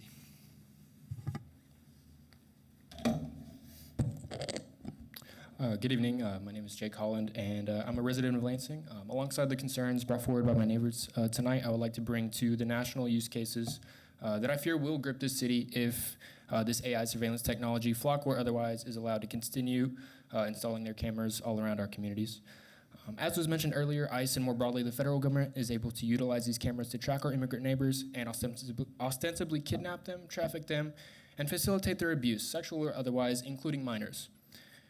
Local police across the country have been caught using these networks to stalk their exes, carry out personal vendettas, and otherwise encroach upon the safety and privacy of their neighbors. Dozens of our black neighbors across the country have been lynched over the past year and have at an increasing alarming rate. And this surveillance technology has been noticeably absent from the investigation into these racially motivated lynchings. The DOJ has been cracking down on political dissent in violation of the First Amendment, and I'm terrified at the prospect of our own local government aiding and abetting the violation of our rights to peacefully protest and speak our minds no matter the subject. The federal government has slowly but surely been attempting to erase our trans neighbors' existence, and this technology may one day be used to track them in order to prosecute them for some trumped-up charge in order to remove them from our society. This technology is not centered around safety at all. Rather, its intent is to lay the foundation for an AI-powered panopticon that can fully control every movement of every person in this country as the Epstein class slowly drains us of every ounce of energy that we contain. Please pass this ban on Flock and move forward on a ban for all similar technologies. Thank you. Thank you. Next, we have Steve Monty, followed by Spencer Gravel. Hello, Steve Monty, Lansing resident. I've seen all you guys for the last 10 years or so. If someone were to follow your children home every day, park outside your house, spend the night outside your house, wake up and follow your children to wherever they went in the morning, whether it was school or the playground, and they followed them, took pictures of them everywhere they went for the entire day, and then followed them back to your house, took pictures of them, and then spent the night at your house, that would be stalking. So why is this any different when we have complete strangers with this sort of access to the lives of ourselves, our children, our colleagues? But you guys all know this. I don't know if your classes in high school, your literature class, didn't read Orwell, and I hope you guys would comprehend what that warning was. Maybe the history books didn't teach you what happened with the Gestapo when they were using surveillance to pursue resistance. There are times when governments become tyrannical, and it is of utmost patriotic to dissent. And the current administration is putting an iron foot on any form of dissent. They're labeling people terrorists. This council voted for it to be a sanctuary city. So what happens when you're all terrorists and your movements are, completely available to the new Gestapo? But I think you all know as people that this is wrong and this is against the Fourth Amendment. But as council members, I want you to understand why it's wrong. You guys deal with all kinds of mundane matters, make safe or demolish or get this pilot or do that. And the results have not a lot of real implications in terms of how the public view you. You can kind of vote with impunity. Those times are done. We saw how you voted on the data centers, and we're watching how you vote on this. If you think people aren't awake, if you missed the record turnout in the primary election, you're sorely mistaken. We will replace every one of you who does not represent us. Furthermore, canceling a Flock contract is a starting step, but you need to prohibit all AI-powered surveillance. This is common sense. And you guys, that's going over your head, or you just don't care, or you don't think there'll be repercussions, but vote and see. I urge you to support this resolution, and I know some of you won't. I know some of you would proudly build, mass execution chairs as long as it was union funded. But the time for accountability and awareness is here. We're watching you, and we're here to stay. Thank you. Next is Spencer Gravel, followed by Oliver Stroud. Hi, I'm Spencer Gravel. I live right here downtown, and I'd like to add my voice to those supporting the resolution against the Flock cameras. I think it's clear by now that these are tools of repression and abuse. They have serious problems with security and accountability. They don't make me feel safe. I trust my neighbors a lot more than I trust right-wing tech oligarchs. And I think for people who are marginalized, the threat is much greater to them than it is to me. And I would like to encourage you to support getting rid of the flock cameras. I think they are a threat to us all. Thanks. Thank you. Next is Oliver Stroud, followed by Caitlin Strokowski. Hello, my name is Olivier Stroud. I keep hearing that flock cameras are for our safety. And I just want to point out that the first time I ever saw a flock camera is at a local picnic area. And I don't understand what that has to do with safety, but more concerning, the next place I saw them was in a community-made resource center. And I don't understand what we need to protect or what safety has to do with making sure our neighbors have diapers for their children, food, water, books. And it just is extremely frustrating how our tax resources are being used. And I'm really tired of them being used to continuously hurt our neighbors rather than help them, because we really do. I keep on hearing we're a poor city, and I mean, we don't produce as much as other cities, but we produce a lot, and we really could put them towards better things if we weren't, tracking and surveilling and harming each other. So that's it. Thank you. Next is Caitlin Strokowski, followed by Frank Heverin. Good evening, council members, as well as Mayor Shore. Thank you, first of all, for even being willing to hear out the public's opinion on this extremely important topic. I'm coming to you both as a Lansing resident for the last 8 years, homeowner for the last 2, member of Ward 4. And in July of 2021, I was also a witness to extreme violence that happened in Lansing. Unfortunately, I witnessed a shooting that later resulted in a fatality over at the intersection of Malcolm X and MLK Boulevard. Unfortunately, like I said, the person passed away. I could have very easily been a bystander who was unfortunately subject to that violence. And I'm still going to stand with the constituents here and say that I do not believe that flock surveillance would have prevented that violence. We know, statistically speaking, that improving resources in terms of housing, like we are trying to do with the pods, increasing access to supplies to be able to feed and clothe and be able to nurture our communities, that many local organizations have taken the time and efforts to be able to increase for our citizens, are the things that make us safer. Having open conversations with other members of our community, like we're having now, make us safer. Mass surveillance does not make us safer, especially when you consider how vulnerable those can be to, as other constituents have had, hackers, people with nefarious intentions who are the folks who are employed to be watching these flock cameras and to be surveilling us. Your constituents are making it very loud and clear that we do not support this type of mass surveillance. At bare minimum, the pace that we are going with AI and with this mass surveillance is just too fast.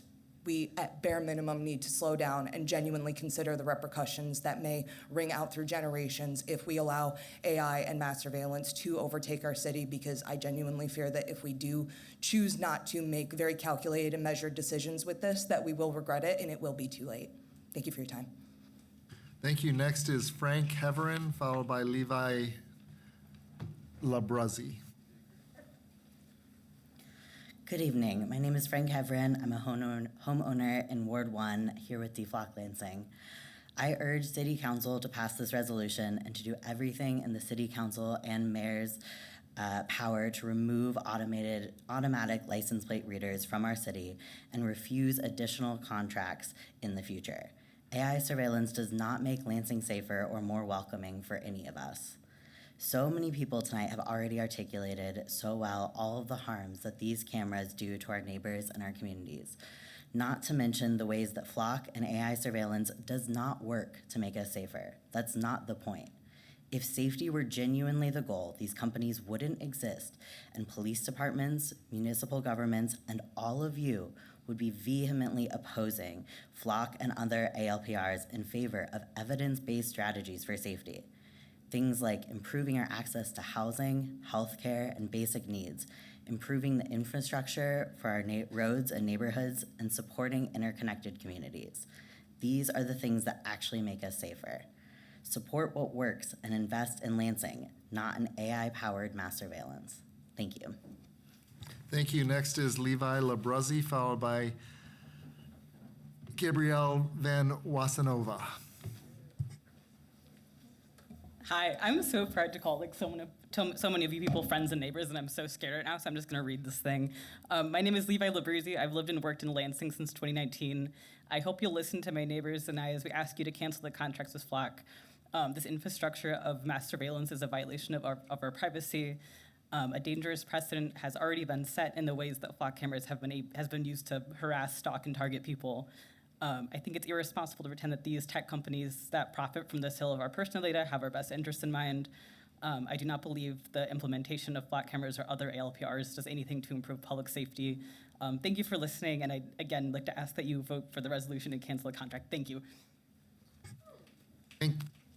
Thank you. Next is Gabrielle Van Wasanova, followed by Faith Bradley. Hey, what's up, everybody? Is that hot in here, or is it just me? My name is Gabby Van Washanova, and I'm a PhD candidate in philosophy at Michigan State University, where I teach courses on feminist theory and bioethics.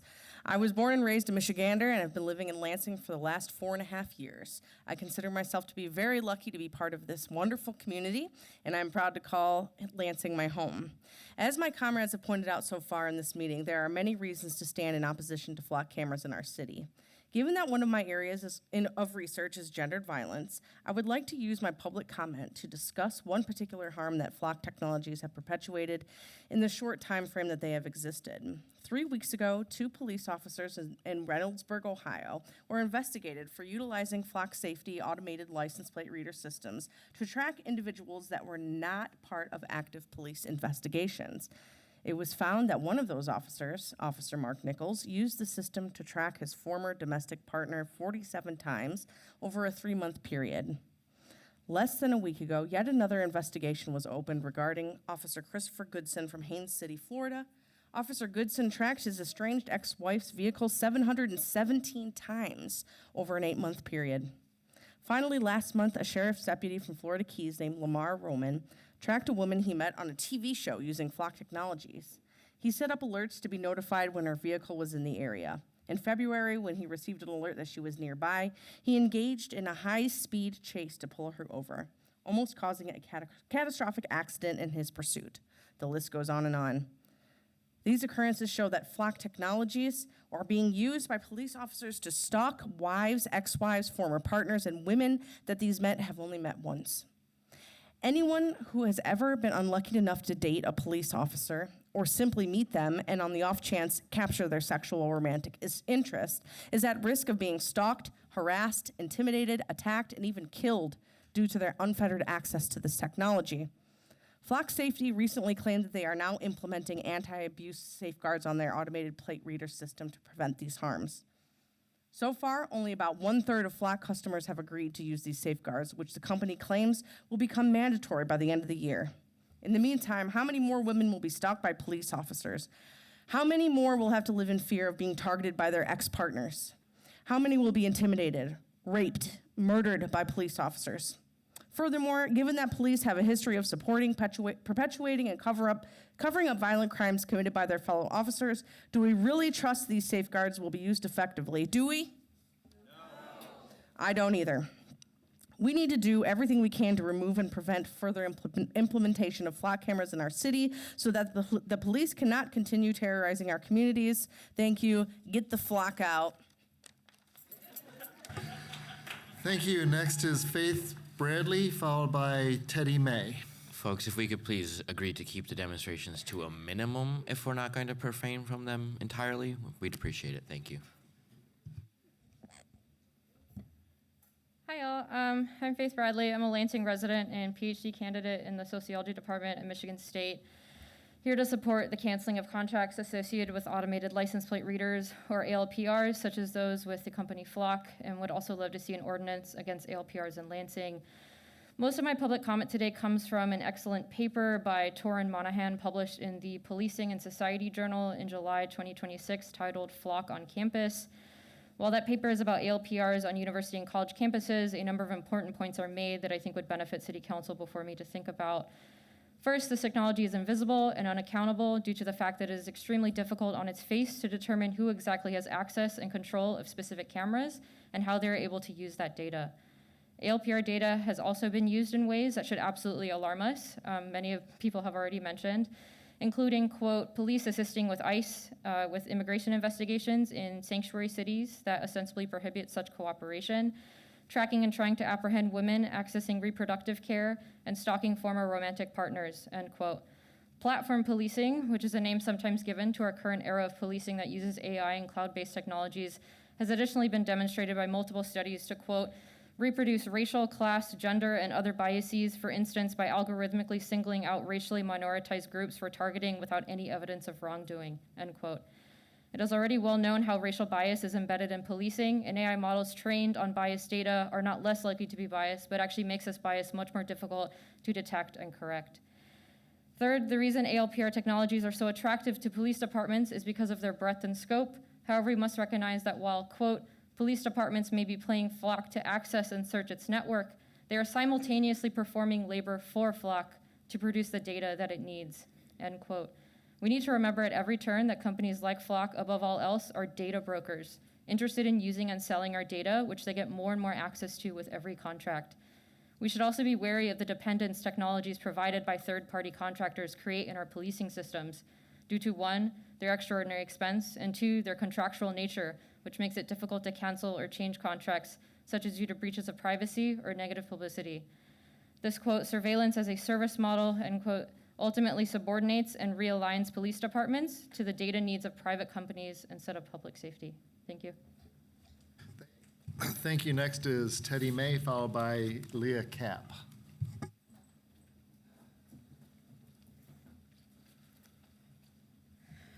Hello, I'm Teddy May. I'm a social worker living in Lansing, and I'm concerned about my community members' safety because of Flock cameras. I'm planning to use my time to list the officers across the country in this past year that have been documented cases of abusing Flock or other ALPR cameras for domestic violence purposes and or stalking. I don't want to be worried about someone with power following me or my loved ones without my knowledge or consent. Deputy Nathan Rome in Jefferson Parish, Louisiana, stalked his ex-fiancée using Flock cameras to track her license plate more than 3,200 times over the course of several years. In Pasadena, Texas, Sergeant Michael Pallitz resigned while under investigation for misusing the department's Flock camera system. Officials told local news outlets that Pallitz was using the cameras to track and stalk a female officer. In Sumter County, Florida, Detective Brandy Almany was fired after allegedly using Flock and other police databases to track her husband's ex-wife. Deputy Tony Lewis, Coz Navian Stubbs, and Joseph Calloway all resigned in Bibb County, Georgia, after multiple accounts of stalking using ALPRs. In Reynoldsburg, Ohio, Officer Mark Nichols resigned after an investigation found he had searched for domestic plates of a former domestic partner. Former Police Corporal Kareem Lynch in Greer, South Carolina, was fired after an internal audit revealed he had allegedly used the department's Flock system to monitor the whereabouts of a subordinate who was also an ex-partner. Paige Forte, a supervisor in the Conyers, Georgia Police Department's Real-Time Crime Center, was fired and charged after allegedly using Flock camera system to monitor her domestic partner's location. Officer Ellie Hammond in Malden, South Carolina, was fired after using Flock cameras to track a former romantic partner 166 times. Patrolman Dustin Bazo in Alpharetta, Georgia, used the Flock system dozens of times to track the whereabouts of a former romantic partner employed by the police department, as well as another officer who he mistakenly perceived to be a romantic rival. Officer Elizabeth Snowman in Mooresville, North Carolina, used Flock cameras to stalk her boyfriend's ex-wife 31 times. Officer Emily Paccio in New Bedford, Massachusetts, was served a personal protection order by her ex-girlfriend for stalking, and she was able to track her through the use of Flock cameras. And lastly, Michael Foltz in Brevard County, Florida, the 2025 Deputy of the Year, resigned after one of several forms of misconduct, included stalking his ex-girlfriend via Flock cameras, was revealed. Thank you. Thank you. Next is Leah Kapp, followed by Al Gager. Hello, my name is Leah Kapp, and I have lived in Lansing for a decade. and I own a house in, I think it's Ward 4. It changed recently, though. I have worked in the tech sector for most of my adult life. I am a Linux systems administrator with a specialty in data migrations, a job title that most folks probably won't recognize. So to put it plainly, I work in data centers.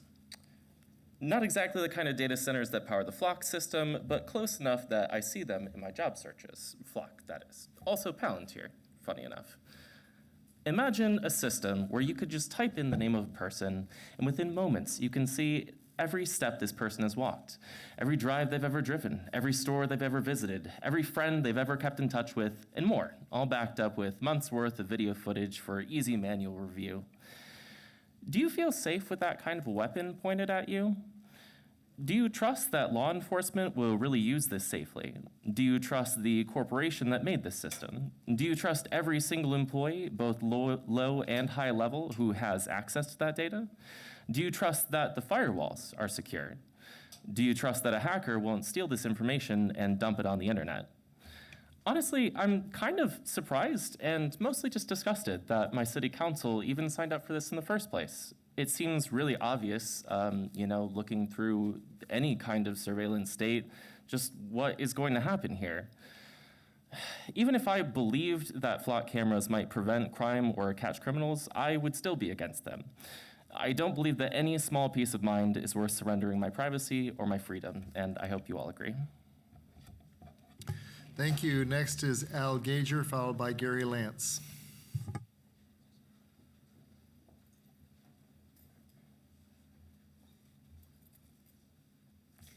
Hello, my name's Al. I'm a voter in Ward 1, and I'm here today to support the resolution presented by Ryan Cost for the termination of Lansing Police Department's contract with Flock, and to further encourage a commitment to ban the use of all automatic license plate readers in the future. I believe that Flock and similar ALPRs set a dangerous precedent. We've already seen cases across the country of people abusing this technology to stalk current or former romantic partners. ALPRs have been used to aid ICE, track people crossing state lines to access healthcare, and to note who has attended protests. All of this data being accessible before a crime was ever suspected or committed. How anyone can see this as anything other than a blatant violation of our Fourth Amendment rights, I don't know. LPD initially gained funding for Flock cameras through an auto theft prevention grant. While the long-term efficacy of this is yet to be proven, I think that it's become clear that their use has caused more harm than good, especially based on the conflict that's caused in our community that we've seen examples of here tonight. Effective crime prevention comes from building trust, appropriate access to resources, and even other types of infrastructure that do not infringe on the rights of those who have done nothing wrong. Effective crime prevention should not include AI-powered mass surveillance from third-party companies with shady at best data practices. Again, I urge you to support this, support Mr. Cost's resolution, and I further urge City Council to put pressure on Mayor Andy Shore and LPD to find a way to do their jobs without violating the rights of the citizens that they are supposed to serve. Thank you. Thank you. Next is John Sofredo, followed by Joshua Epperly. And I need, please, for Gary Lance and Ariana Norton to see my staff in the back of the chambers for some clarifications. John Sofredo.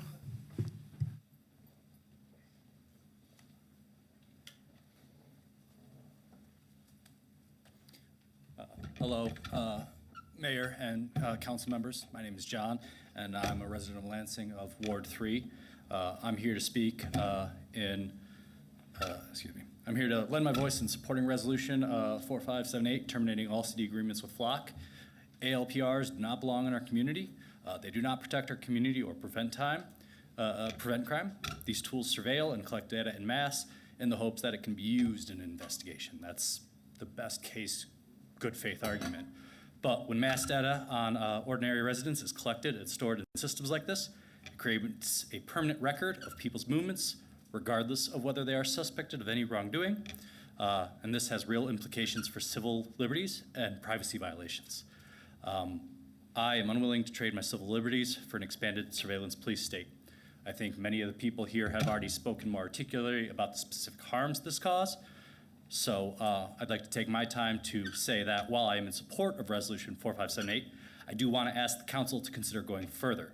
Currently, there are no teeth to the request. I encourage the council to consider adding a timeline for the termination of current flock and other ALPRs. Additionally, it would be more powerful to include repercussions or other requirements for not taking these steps once the resolution is approved.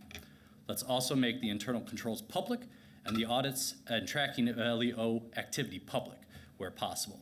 The citizens deserve to know, without the tedious steps of a FOIA, when law enforcement staff is violating the internal controls and abusing the system currently in place. Many people today have already documented and shown examples of this happening. I think this is an important key element in the proposal. Thank you very much for your time. Thank you. Next is Joshua Epperly, followed by Justin Tokarski.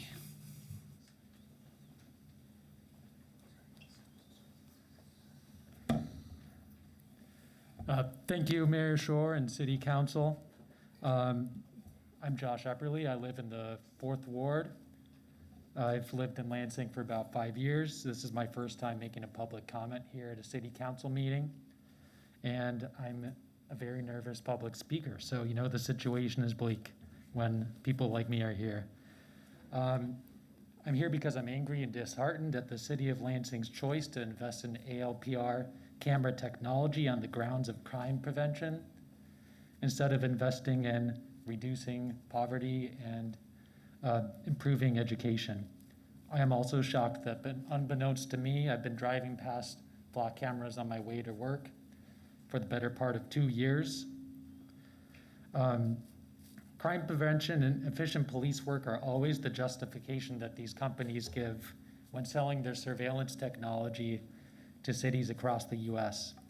Particularly, Flock loves to tout the rare instances that their technology has been used by the police to find abducted children. I'm not here to argue that there has never been a case where ALPR cameras have helped to solve a crime. I'm arguing that the harms these technologies pose vastly outweigh any potential good they might bring. Rather than being a boon to police departments, ALPR cameras are frequently inaccurate, routinely abused, and highly ethically dubious. In communities nationwide, we've seen Flock and other ALPR cameras used to continually harvest the data of citizens without their consent and make predictions on who might commit crimes. The information these cameras gather is stored in databases with weak cybersecurity and purposely opaque data retention policies. These databases can be accessed by out-of-state law enforcement and federal agencies overriding jurisdictional authority and leaving open a backdoor for ICE agents to raid our immigrant communities. Additionally, since license plate recognition systems rely on AI-driven machine learning, these cameras are prone to high error rates. A recent Business Insider report showed that over a 2-year period in Roseville, California, 71% of Flock's license plate alerts to the local police department were based on misread plates. As of last month, the Los Angeles Police Department announced it is ending its contract with Flock after an audit found that they falsely investigated 161 people whose cars were incorrectly flagged as stolen. These examples aren't just gross violations of justice for the victims, but they cost cities millions of dollars in settlement money. We don't trust ChatGPT to write a defense for someone on trial, so why are we trusting ALPR cameras to tell us who we should arrest? I'm urging the City Council to vote to discontinue Lansing's contract with Flock and other ALPR cameras. Thank you. We have Justin Tokarski next, followed by Darren.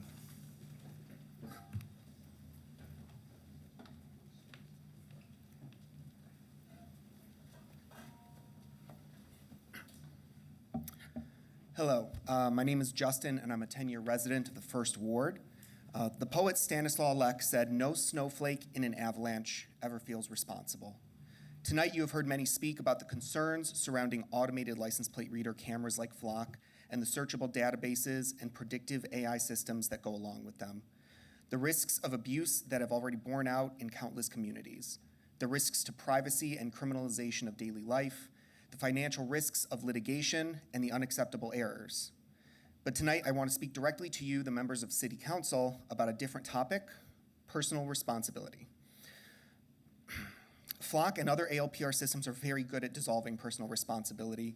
When a plate is misread and a family is approached at gunpoint because they are suspected of driving a stolen car, blame the system, not the people who should have been double checking. When innocent behavior is flagged as possibly criminal, blame the system, not the people who should have done their due diligence in vetting the information. When mistakes are made, deflect. It's not my fault. But that dissolution of responsibility does not only extend to those using the cameras. Everyone with a hand in their implementation bears some of the burden, though the temptation to wash our hands of it is strong. You legislators have a choice tonight with this resolution. You can join with us doing our part to fight against this surveillance overreach and abuse, against threats to privacy and the well-being of our city, or you can be part of the avalanche, convincing yourselves that when you hear about the next abuse of the system, the next Lansing resident mistakenly arrested because of a camera error, the next multi-million-dollar lawsuit the city has to settle, that you don't bear some of that responsibility. Thank you. Thank you. Next is Darren, followed by Leah.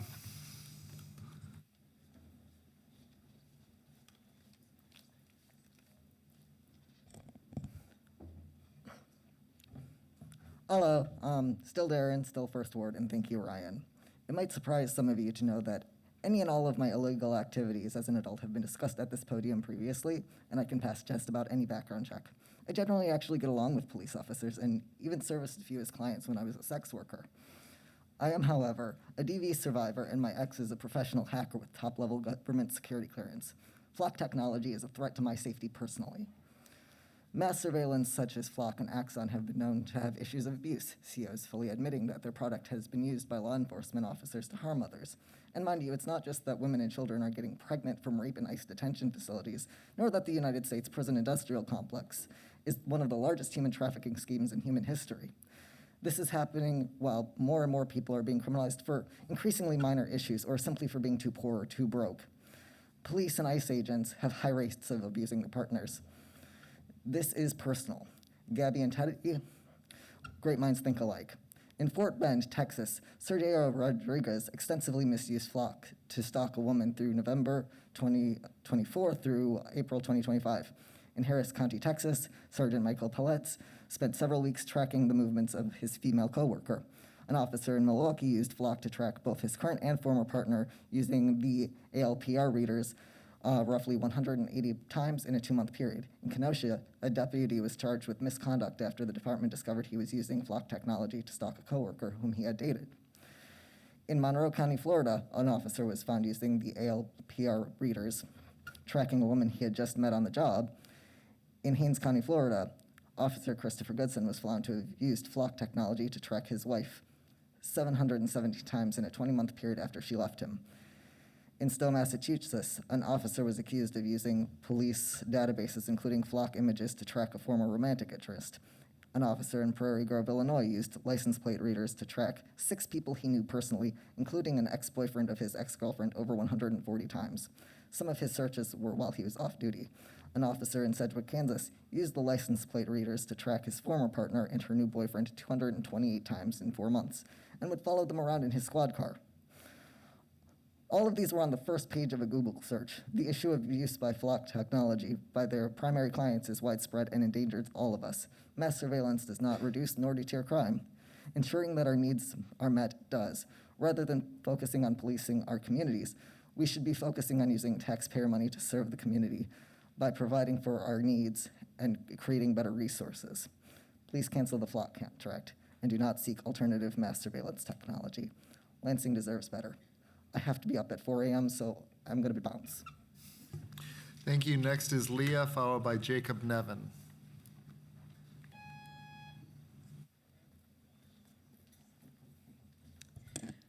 Hello, my name is Leah Lilly. I live in Ward 9. My family has lived in the greater Lansing area for over 150 years. My great-great-grandfather helped build the state capitol that's across the street.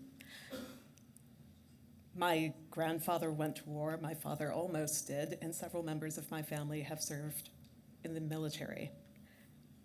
This is not what they were fighting for. In the military, we work to engender ideals of unit cohesion, and trust. And by constantly policing people in your community, you are not engaging in building community trust, which I'm assuming is a goal of this body.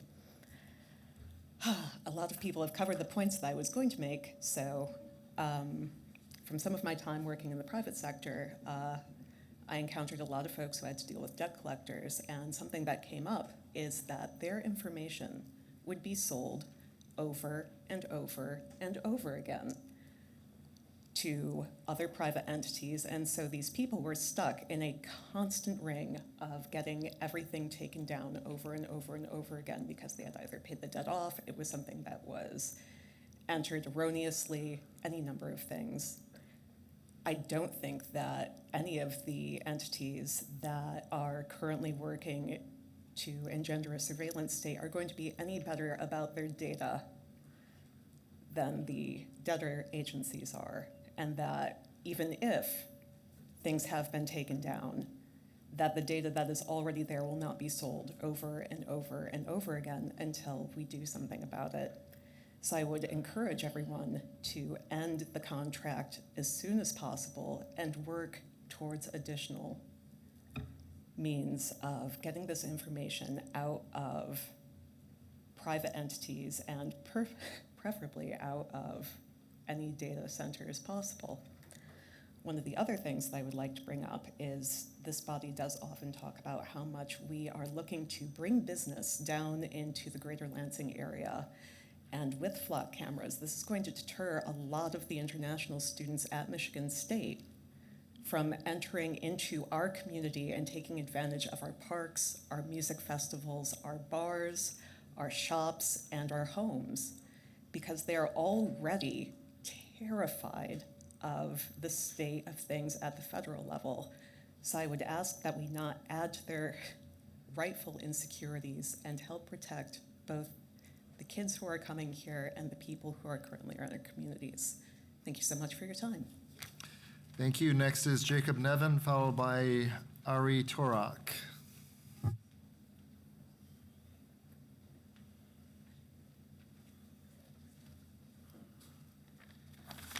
Thank you, Council. Thank you for taking the time to hear us, and I appreciate you having the courage to engage in this conversation instead of going along with the flock. The bottom line here is that surveillance has a chilling effect on speech and assembly, which is one of the most important rights we have in our country. And also, we are the capital of our state. People come here to protest, and they speak their voice and engage in political dialogue, and we need to make sure that we don't have chilling effect on that speech. I understand that we want more tools for law enforcement, but the whole city and its visitors shouldn't be on probation to do it. Oligarchy benefits when we don't pump the brakes on invasive technological development like this. I urge you to pass this resolution and serve your community without sacrificing or compromising its privacy to do it. Thank you. Thank you. Next is Ari Torak, followed by Ella Veronica Garza.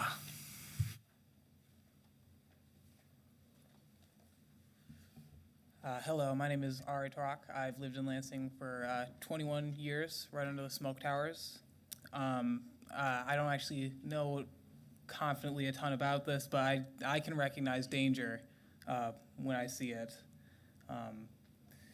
They can, at any moment, turn this into a fascist-type dictatorship and prosecute people like trans people like me and follow us home, follow us to our places of work.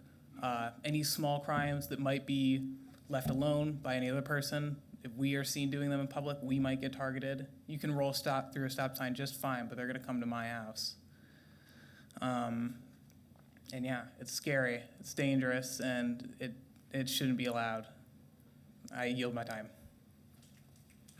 Thank you. Next is Ella Veronica Garza, followed by Carolyn Chewy.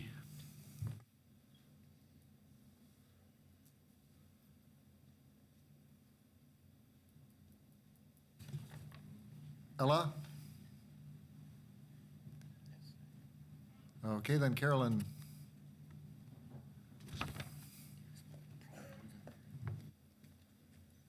Hi, good evening. So I live in downtown Lansing, and I go to MSU to work every day. Every day I pass by flock cameras that monitor my commute to work. Although this happens in East Lansing and not in Lansing, the point is that it does the same thing to millions of other Americans across its over 100,000 cameras across the flock network.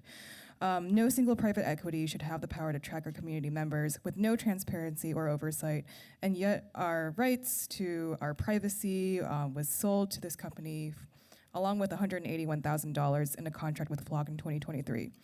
I and so many others who have been so moved to speak during this meeting recognize what a gross violation of our privacy that is.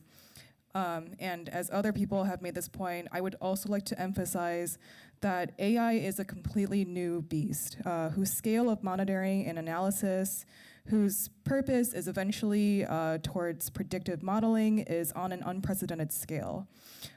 In the time as many things in our political landscape grow more hostile and authoritarian, for example, ICE, please join the over 30 cities that have now refused to work with Flock. Do not be the ones responsible for bringing in a new era of AI-driven mass surveillance. Please vote yes on the resolution. Thank you. Thank you. Next is Mercedes Kelly, followed by Sedgwick Ennerock.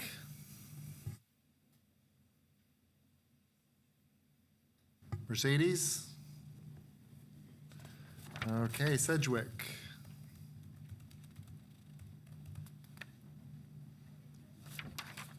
Okay, Mercury Rose, and then Sean Gumpa. Everyone who was downstairs and had signed in to speak has been let upstairs. Mercury Rose, followed by Sean Gumpa. Hi, my name's Mercury Rose. My pronouns are they, them. I am a business owner and a homeowner here in Lansing, and I've lived in Lansing over a decade now. I really love the city. I chose it. And there's so many reasons to cancel the contract with Flock and to not renew with any other similar technology or company. And to make for sure that those cameras are brought down, not just that we cancel the contract, but that the cameras are removed, the infrastructure is removed. And people have listed so many reasons that are really important, and I think I'm just gonna speak to what initially came up for me. So one thing is they're called automatic license plate readers, which is very misleading. They are not just reading our license plates, they are creating profiles on us. They are tracking what our make and model of the car and things like my, bumper sticker. So me and everybody else that has a bumper sticker that looks alike can be put into a category together. And then if that's not something that administration likes, we could be targeted for that, which is pretty creepy. And the fact that it's creating a profile on us and then tracking us from place to place. That's very different from something that's like a CCTV on a closed circuit. I used to work in retail, and we had our loss prevention folks, and they had our CCTV, and that's a very different system. I don't like that one either, but very different. Not infringing on my rights in the same way that building a profile and tracking me across locations and municipalities is. It's every time I go online and I visit a new website, it asks me what's my cookie tracking preference? And we worked hard to get that put into place because we recognize that our privacy is something that is meant to be protected. It's part of our freedom and autonomy, right? And every time I get on there, I say, don't track my cookies. I don't want you to build a profile on me and sell it from one data broker to another so that you can sell things to me more effectively and target me more effectively, right? Know more about me and have this profile by strangers, right? I don't need that. So it's creepy, right? And when I'm driving in my car, that's the place where I'm my grossest self. It's at the end of a long day, that's the farts are happening. I'm picking my nose. I do not need to be watched there. Do you want to be watched there? Right? And I work as a therapist. I'm a business owner. I said that, right? So let me finish with this. It damages our sense of psychological safety when we feel like we are always being watched. It increases our stress, anxiety, and creates a fear of judgment. And that can trigger self-censorship, right? It can trigger conformity and lower trust in others. We don't need less trust in one another. We need less trust in large companies who are making all their moves off of greed, not off of our humanity and our connection to one another and our community. Thank you. Thank you. Next is Sean Gampa, followed by Ariana Brown. Hello, my name is Sean, and much like the last speaker, I love Lansing. I consider myself a Lansing fanatic. I've had the pleasure of living in multiple places in our great country, and least of which is Lansing, which has prompted me to make the decision that I'm going to live here for the long haul. I'm planning on living here for the rest of my life, and I even made the jump to becoming a homeowner here, and I think I'm going to live there forever. I speak to my friends who live in large cities like Chicago, San Francisco, New York. I can video call them and show off our access to the river. I can show off like all of the beautiful flowering trees, how much we're in love with spring. I can show community gardens. And I just really do love this place. And it's not just all of what we've built as a society in the city, but it's also the people here. I mean, just take a look at the people that showed up to this city council meeting. We've got data center scientists, and we've got our own potential representative for US Congress speaking about something that is very inherently local, but grand in scale. I think that like if I ever needed a crash course in how ALPR technology works, I received it here today. Everybody here seemed so well researched and made such great points as to why this technology is perhaps not safe. It doesn't do what it purports to do. Maybe it has a lot of vulnerabilities to be abused. But as people are speaking, I think to myself, like, what are you guys thinking when you're hearing this? You know, as our city council members, you are put in a position where you are responsible for our well-being. And so I can see the allure that if Flock does even a fraction of whatever it says it does, which I tend to not believe they do a reasonable enough fraction, it would be considered a win because you could potentially solve some violent crimes, make our society safer, and basically make our lives better. And I mean, I want for nothing more than for you all to have a win. So I just want to leave you with this. Today, all the people that spoke, as researchers they are, we may show a particular bias, but if you look at other people of other biases, throughout our society and throughout our city, we all seem to agree that Flock is not a good technology to use. And so I think it would be a good win to put Lansing on the map and as a forward-thinking city to Thank you. vote yes. Ariana Brown is next, followed by Aline Collegian. All right, hey, how's it going? So thank you to Councilmember Cost for introducing this resolution. You guys have seen me before, and something that I've said to council before is that as we're getting more chaos from our federal administration, we need more stability from our local government. This is exactly what that looks like. We don't have local control over flock cameras, and we can't by just the nature of how they operate. So that means that any jurisdiction that decides to have a problem with someone in Lansing, like, you're not protecting the people in Lansing. You're making them more vulnerable to systems of power that you don't understand and can't control and are changing. We're gonna have other problems coming down the pipeline. I don't know if you guys have looked at all the food recalls and stuff, but there's gonna be more chaos coming from our federal government. There's gonna be more attacks on immigrants. There's gonna be more attacks on trans people, and now is the time to stand up with our community and recognize that this is a technology that does not value humanity. Just the word flock, like a flock of sheep, like we're livestock that have to be managed instead of citizens that can manage ourselves, that can determine our future, that can build a city and a future and a community together. So I guess that's kind of the question is like, do you see us as a flock of livestock, or do you recognize that this is your community of human beings who love each other, and we actually do love you too when you love us back? There's a lot of love in this room. So please choose the people of Lansing over big tech corporations that think of us as sheep. Thank you. Thank you. Next is Aline Collegian, followed by Elizabeth Chiravelli.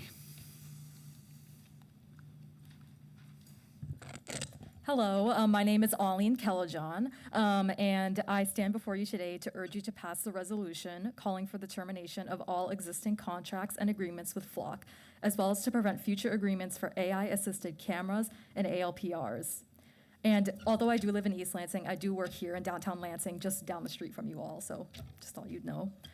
As an older member of Generation Z, I grew up hearing parents, community leaders, and teachers inform us about how to be careful online, as apps like Instagram, Snapchat, and YouTube emerged in popularity during my childhood. Common advice I remember includes don't share your address online, don't share your full name online, and don't message strangers.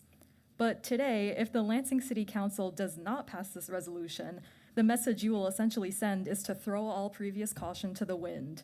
Who cares about online safety when ALPRs can take photos of our children and sell their biometric data to nefarious third-party companies? In Dunwoody, Georgia, Flock employees watched surveillance video of a children's gymnastics class and children's classrooms at a Jewish community center through July 2025 to September 2025 to gather data for police clients. Flock employee Randy Gluck frequently accessed cameras in the gym and pool areas. Flock Vice President Bob Carter frequently accessed cameras in the gymnastics area. Random grown men have no business spying on children, especially when these children are in situations that child predators could easily take advantage of. These sick employees are the types of people behind ALPR technology. And a lot of folks here today have talked about how police officers have abused the use of this biometric data technologies from Flock and other ALPRs, so I won't get too much into that. But I will say that as many folks know who study history, sociology, etc., it is well documented that American law enforcement agencies, including ICE, avoid accountability when they harm and murder innocent civilians. Flock cameras, ALPRs, and police officers often make deadly mistakes. And a question that I would like you all to consider is if the city of Lansing can actually afford these errors. Flock cameras and AI-assisted camera technology do not and will not keep our children and communities safe. We the people say no to a surveillance state. Thank you.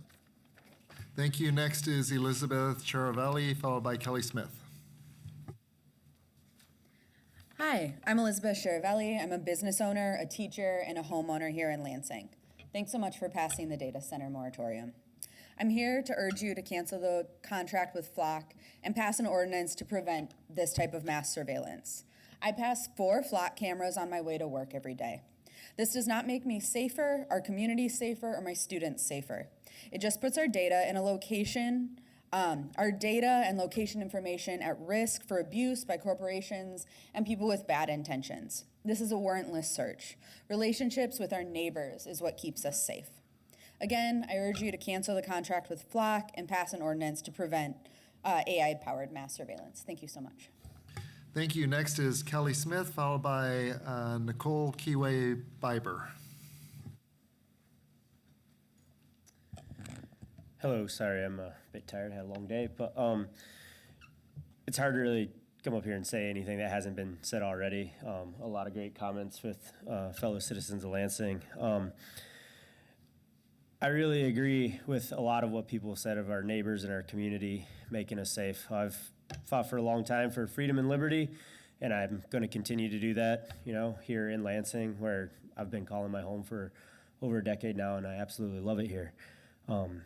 A lot of people in this room I've met over the years in the East Side neighborhood where I live. Thanks, Ryan, for doing such a great job over there. There's lots of ways to make our community safer. As an arborist, I obviously a nerd about trees, and we just planted a whole bunch along Michigan Avenue. There's a lot of studies I implore you to look at how large trees produce a lot of reduction in crime and better mental health for its citizens. Maybe we get some water on those on Michigan Avenue. Some of them are dying out. But I really liked, I I think it was the first gentleman who spoke tonight, spoke in favor of Flock, but so far that's the only person I've heard. And he made a few points, and I'm glad he did, about how a lot of people use AI to formulate arguments or to do research, how we have phones that track our every movement and all of these things. And I think he makes a great point about that, and it's actually something I consider, and I regularly think to myself, should I be using AI right now, or should I be doing my own diligent research, reading peer review, other things of that nature? Perhaps I need to be on my phone less, or leave it at home when I go for a walk with my dog to talk to my neighbors, right? Unfortunately, with Flock cameras, I don't have the option. I don't have the freedom to turn that information off. The information gathering is constantly happening. Identifying data that even the TSA allows me to opt out. When I go to fly nationally, internationally, and they say, can we take your picture? I go, no, thank you, because I don't think that's relevant information that anyone should have. And even in a post 9/11 world, I'm allowed to opt out of that. I can't do that with Flock. Knowing my neighbors is something that I pride myself on. I don't agree with all of them. There's some I disagree with, but I know their names. I know what they're into. They know what I'm into. And I feel like we're able to come to conclusions that benefit both of us. However, I'm going to always be associated with my neighbors, regardless if I want to or not, with Flock. And right now, we live in a world that's moving towards fascism. If you can look to Minneapolis, where we had a war of cameras where the police didn't like being videotaped, and they murdered that man in the street. I want to be able to move freely in my community, and I want to be able to create associations with my neighbors without being looked at by former Proud Boys who now work for ICE. Thank you. Next is Nicole Kiwe-Biber, followed by Ava Anderson.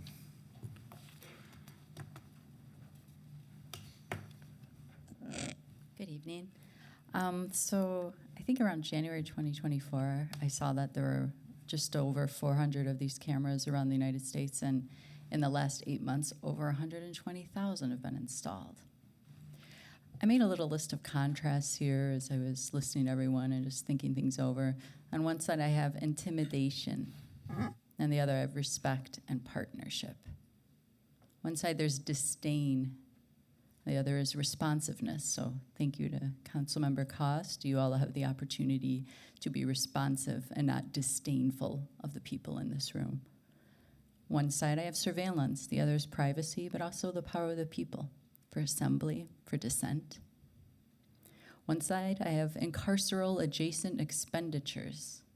On the other, I have uplift the social fabric, a vision of unity and connection and goodwill and a baseline dignity. One side, I have, you could ignore our clear stance tonight and dare further outrage, or you could align with the values that have been spoken tonight, invite further collaboration, cultivate the possibility of trust. So, like so many tonight, I ask that you terminate the Flock contracts, remove that physical infrastructure so no other private corporation tries to step into the role of state-sanctioned surveillors. Stop treating Greater Lansing people like a problem to be intimidated and contained. Show us you prioritize the will of the people. Don't try claiming to care about our safety as a cover for ill-considered contracts. Being spied on, tracked, stored in an opaque database so AI data centers have a nefarious purpose does not make anyone I know feel safe. We are not the threat. Big tech overreach is. Vote yes on the resolution. Go ahead. Thank you. Next is Ava Anderson, followed by Stu Camp. And after that, we will be heading to our virtual participants.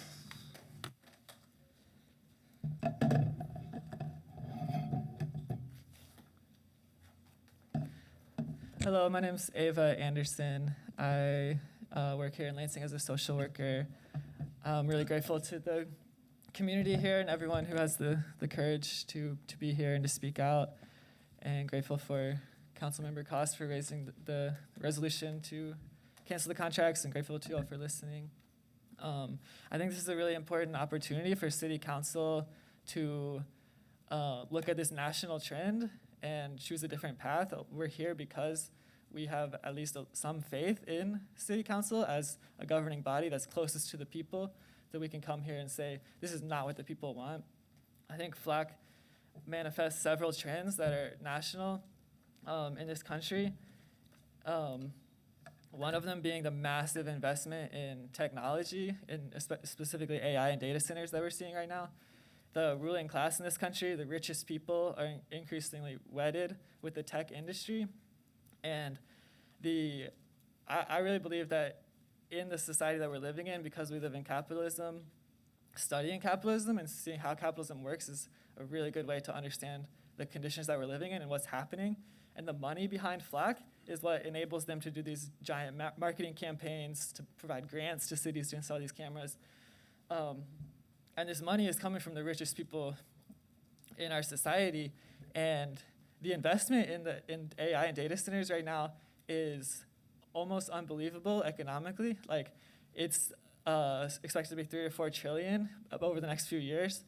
And that's, I read that it's the biggest peacetime investment in the world, in history, that no country has put this much money into anything other than war, and that this amount of money is more than any of the last century's cycles of industrialization.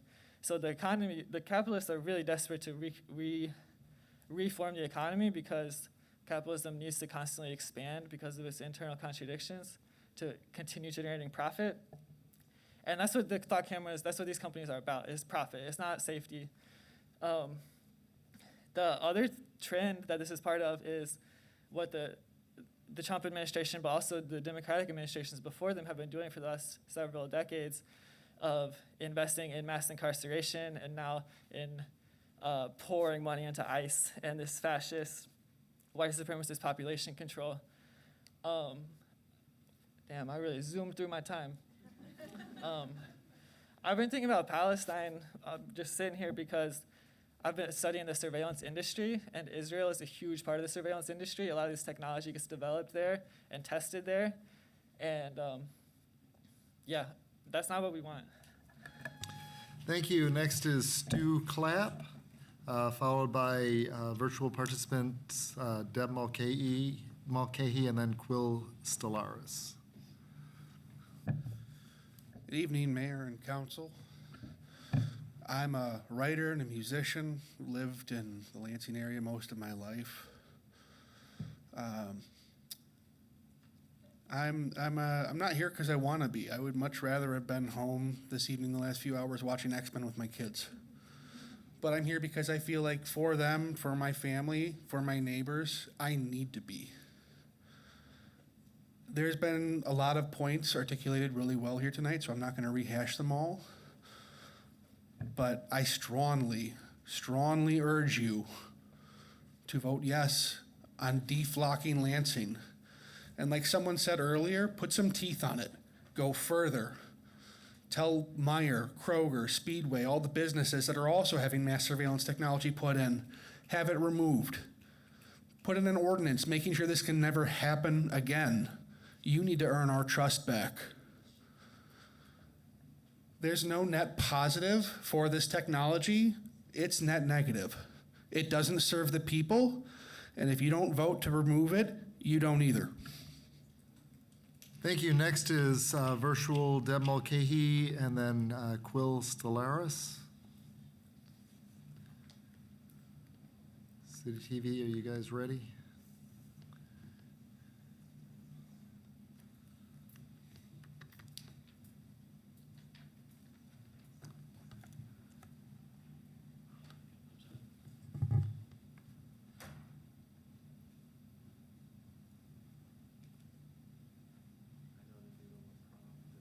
Hello?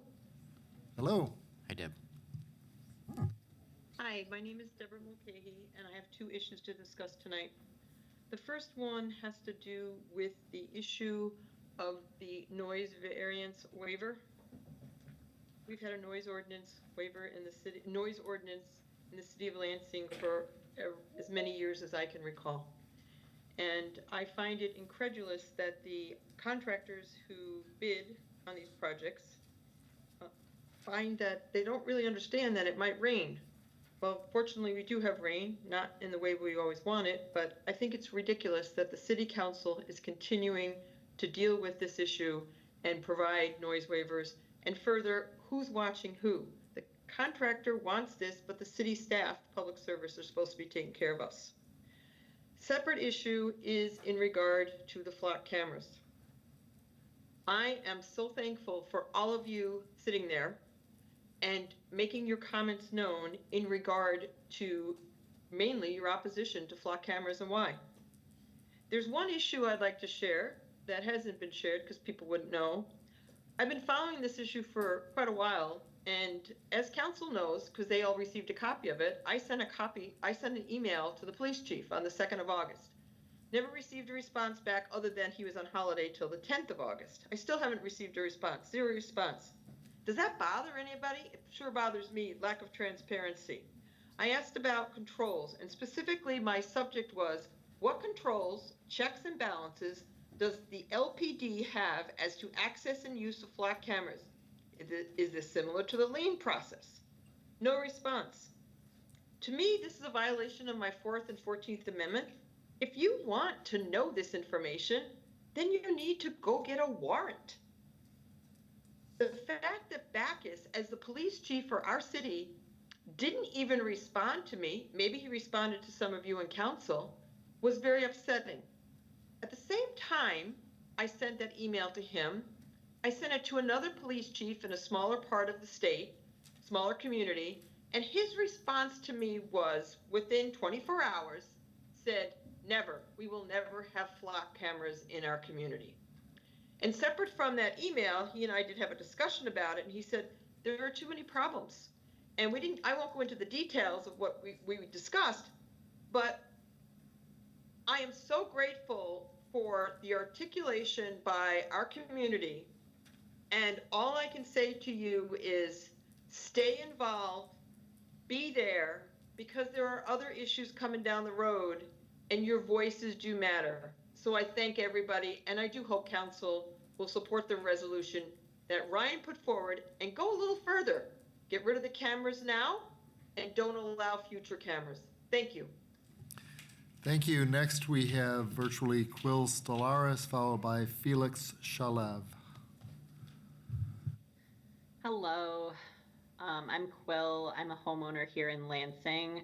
I've lived in the capital area for my whole life. I work in community engagement, so I work with and for the people of the Lansing community every day. And I just love my community so much. That's why I'm here to express my support for not only the removal of the flock cameras, but also the banning of AI surveillance systems in the city of Lansing. The people in my community that I care so much about deserve privacy. They deserve to have their rights respected. And AI surveillance just doesn't serve them in the way that it claims to on the box. There's a lot of fear right now. You can feel the anxiety about things like this in the air. And I know from conversations with my friends and my neighbors that I'm not the only one who feels the persistent strain of being watched. I know people have pointed out how creepy it would be if a person tracked you the way that Flock does, but I also want to encourage all of you on the City Council to think critically on how personal this feels for your constituents. Speaking person to person, it is violating to have details about you tracked and harvested. Every one of the people talking today has their license plate and location and personal information up for grabs. As a fellow human being, I hope you can recognize that the people of Lansing should not have to experience this. I really thank you for taking the time to hear us on this. And I really urge you to deflock Lansing and to do so mindfully to prevent issues like this from causing damage like this has. Thank you so much. Thank you. Next, virtually, we have Felix Shalev, followed by Gabby Shalev.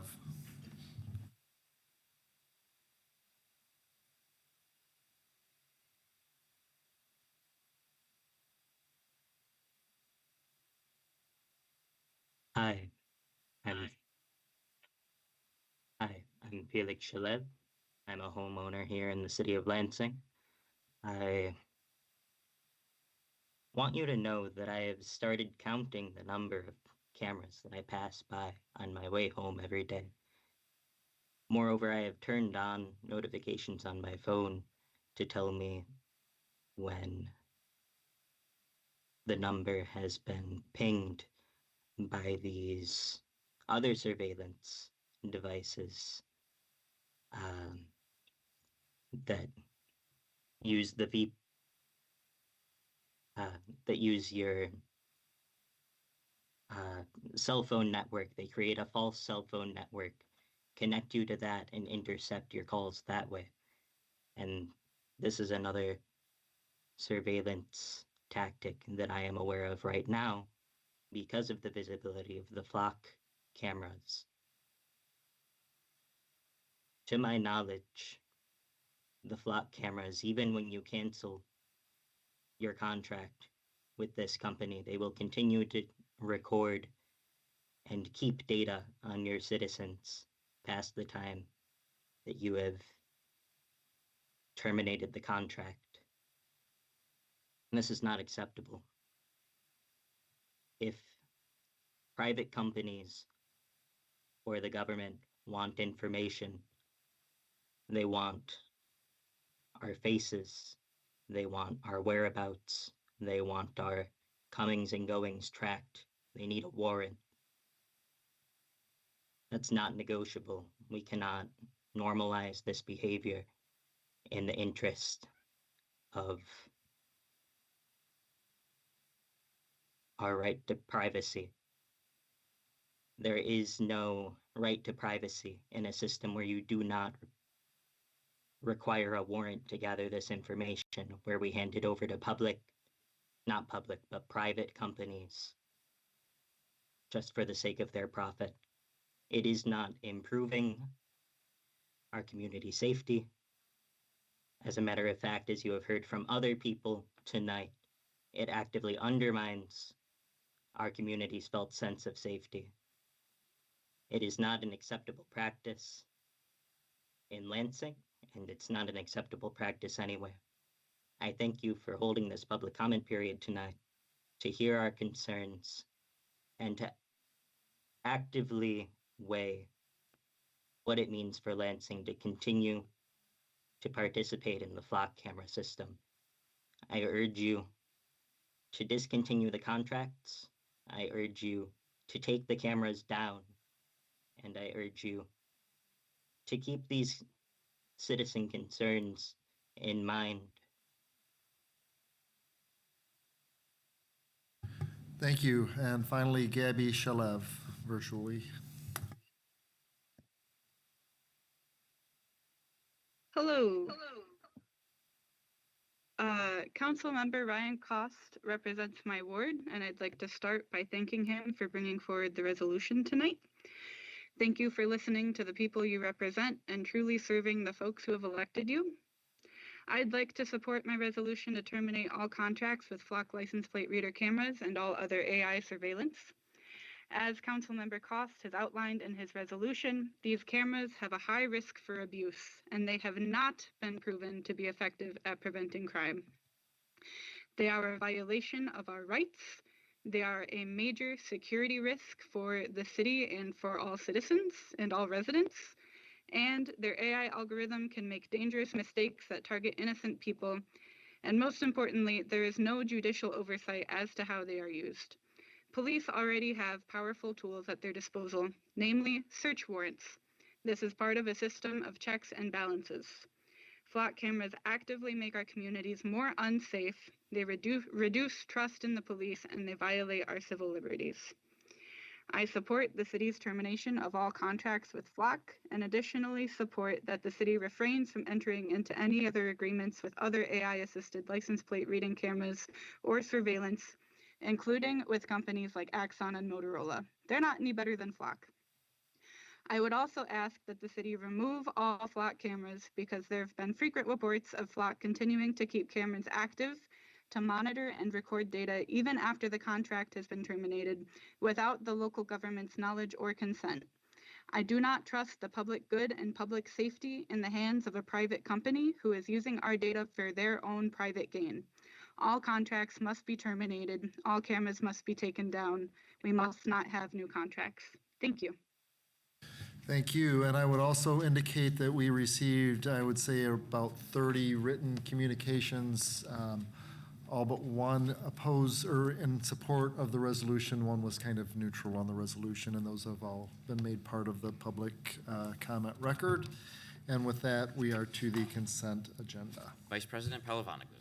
Thank you, President Spatafor. I would like to remove item 6 from the consent agenda and place that under resolutions for action. Mr. Kirk, please note. Thank you. With that, I would move to approve the consent agenda as presented. So proper motion. All those in favor, please say aye. Aye. All of the motion carries. Okay, then we are to item 6. Item 6, Vice President Palavanagu. Thank you. Item 6 is the noise special permit submitted by Lovett and Stark Excavating, Inc. to allow for combined sewer overflow, the CSO project. And it is the noise waiver that they are requesting to work on Saturdays from 8 a.m. to 4:30 p.m. beginning on August 29th of 2026 through October 31st of 2026. Just to give the community an idea of where this activity is taking place.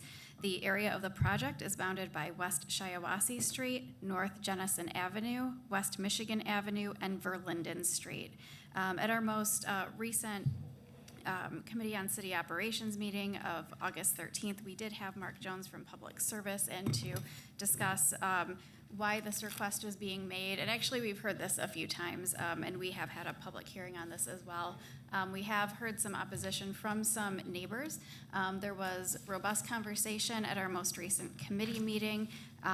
The item did pass through committee, however, it was not a unanimous vote there. So with that, I would like to just note a few items, and then I would go ahead and move that.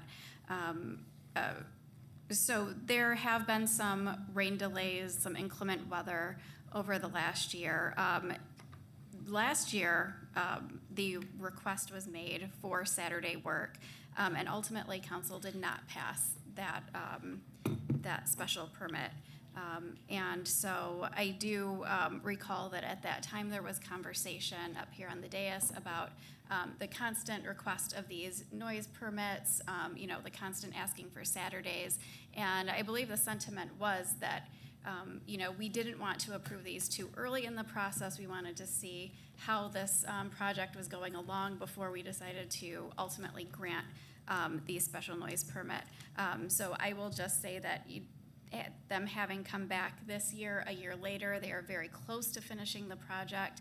At this point in time, it could look like those 10 days are on a Saturday, or they are tacked on ultimately to the end of this project, which I believe should be finished somewhere by the beginning of November, late October. With that, I will move the resolution. There's a proper motion. Is there discussion? Councilman Cost. Just quickly, President Spatafor, I'm going to vote no on this. I voted no in committee. I've heard all weekend from the neighbors on my phone. They don't want work on Saturdays. I don't blame them, so I just will continue to vote no on this issue. Thank you. Councilman Carter. Yes, I just want point of clarity. So with this noise waiver, this is to shorten the process by 10 days, or what would that timeline look like? So we're at they are at the end of the project, almost to the end of the project. They have requested Saturdays to meet the end of the project a bit more quickly than if they did not have Saturdays. And they also expressed that the contractors that they're working with in their normal working schedules typically include Saturdays. So then to exclude Saturdays, again, would extend the overall completion of the project. Because they expect to get it done within the next few months, we are told. They're asking for those Saturdays through October 31st. It's their expectation that they would be able to finish it a bit more quickly if they had Saturdays involved at this point. Other discussion? Seeing none, all those in favor, please say aye. Aye. All those opposed? No. I believe motion carries 5-3. Okay, we are to item 14, Act 5, 2026. Councilmember Navarez Martinez. Yes, so this is the use of right-of-way and use of air rights, the 200 block of South Grant Avenue. So New Visions Lansing will utilize the South Grant Avenue right-of-way to place a parking deck connecting their 28-story Grand Tower building located at 217 Grant Avenue and their 6-story parking ramp located on 211 South Washington Avenue. And they'll use the right-of-way to place foundation columns for the parking deck. I also understand that there's an amendment that was added to the resolution. There's a proposed amendment, and I'll turn it over to the city attorney to clarify. Thank you so much. Yes, this is a little bit out of the order of how this normally would happen, but I am requesting that there be a brief amendment. I have printed versions for everybody to look at. The only thing that's being added is in the between the second to last and last. Second to last and last whereas. Between the second to last and last resolved, there is just one more resolved paragraph that's being added to contain the actual compensations being paid to the city. This is a number that is calculated. I worked on this with the assessor to figure out the number of dollars. It's $7 per square foot. That's based on the average value of the adjoining parcels of land unimproved. So if they were dirt, and that's what would be the one-time payment in exchange for the easements that are being requested to be granted, we need to have that in the resolution so that then the easement agreement contains that correctly because it's a grant of an interest in property. So I was very focused on getting the actual physical description of the easements and especially the one that is in the air correct, and I missed that I didn't include the $7 per square foot. So my request is that you amend that resolution to include that language and then proceed to vote on the actual question. So if you're amenable, Councilmember Navarez Martinez, I'd ask for a motion to approve the amendment. Okay, we have before us a motion to amend the resolution. So we're voting on the amendment right now. All those in favor, please say aye. Aye. All those opposed? Motion carries. Now we have before us the fully amended resolution. Councilmember Navarez Martinez will need a motion to approve. Yep, so with that, I move the amended resolution. It is a motion proper. Is there any discussion further on this? We have folks here if you have any questions, but it appears we will just keep rolling through it. And all those in favor, please say aye. Aye. All those opposed, say nay. Motion carries. Okay, we are to item 15, the flock camera issue. Councilmember Cost. Thank you, President Spatafor. What you have before you is a resolution asking the administration to end their contract with Flock and any other automated license plate reader company and to not go into another agreement with a different provider. I'm not going to read the entire resolution. It's been, I think, pretty well spoken tonight, so I will move this resolution as written. Thank you. There is a motion for us. Is there any discussion? We're going to actually, you know what? We're going to have the chief come down. I didn't see you there, chief, and give a presentation.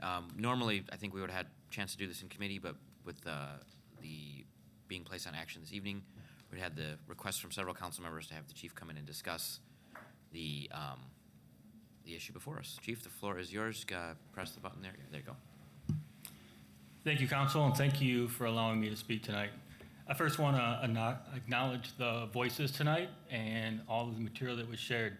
One thing that was said tonight that resonates with me is that every person in this room cares about safety. And I think that that's something that we all find in common, and I loved hearing that comment. So I do want to speak a little bit about the Lansing Police Department's efforts, specifically related to license plate reader technology and our use of the flock camera system. So first, I would like you to know that LPR systems and LPR technology have been in use at the Lansing Police Department for over 20 years, for the majority of my career. And we've had a policy guiding our use this entire time. We are currently reviewing and revamping our policy because we are a state accredited agency. And so every year the state mandates that we add more and more material to our policies to cover the use of certain items or activities.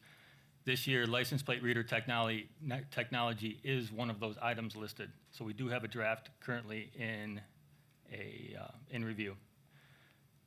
So with our flock cameras, specifically flock LPR cameras, we have 7 locations and 26 cameras. And I've spoken about this before, and our locations are not secret. This was started in 2024 with a grant, and the grant funded 2 years. So we've just started paying that from our own dollars. Regarding flock, our department's been open, and we've been responsible about bringing this specific technology into Lansing. Not only did we pilot our first attempt at this through grant funds, but we selected locations that were based on traffic and crime patterns.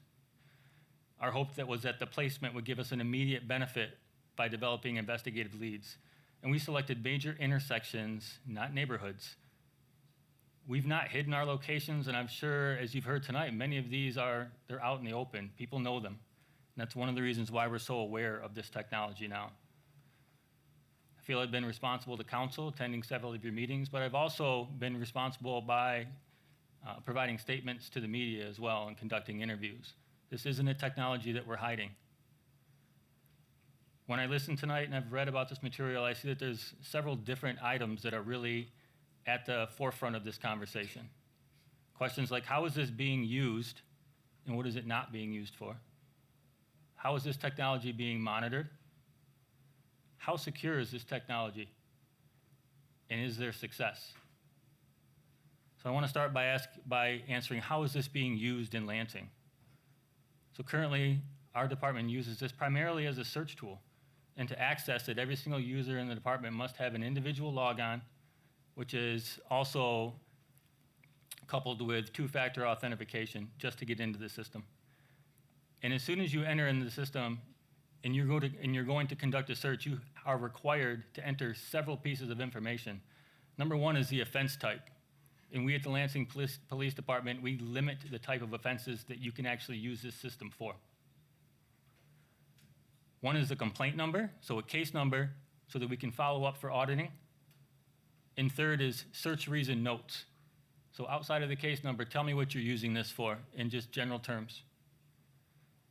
Following a recent change at Flock, we have restricted the reasons allowed for the search.